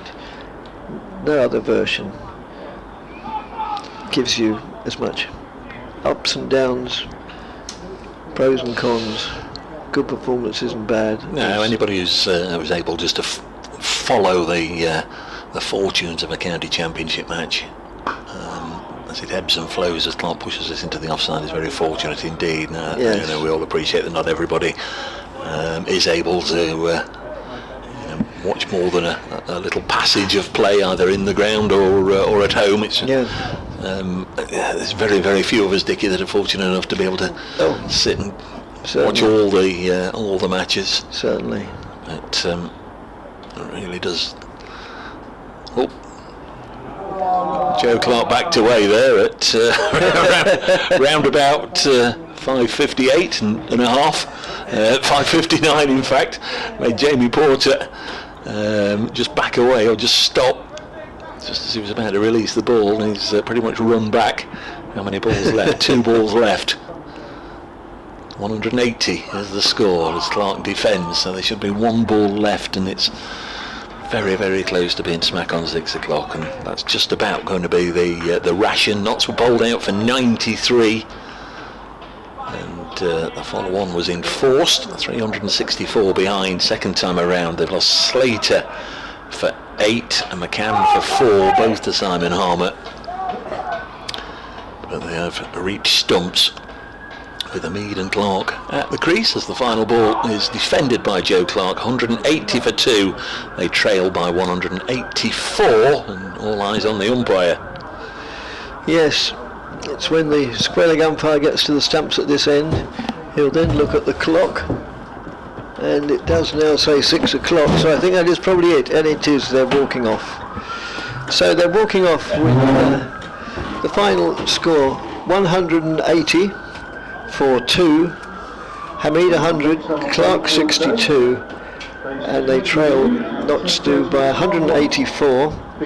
They made 93 in the first innings, and they've batted a whole lot. They've already got almost twice as many in the second innings, and so it's been a really, really good backs to the wall effort by the Nottinghamshire batsmen, and all commendation to them.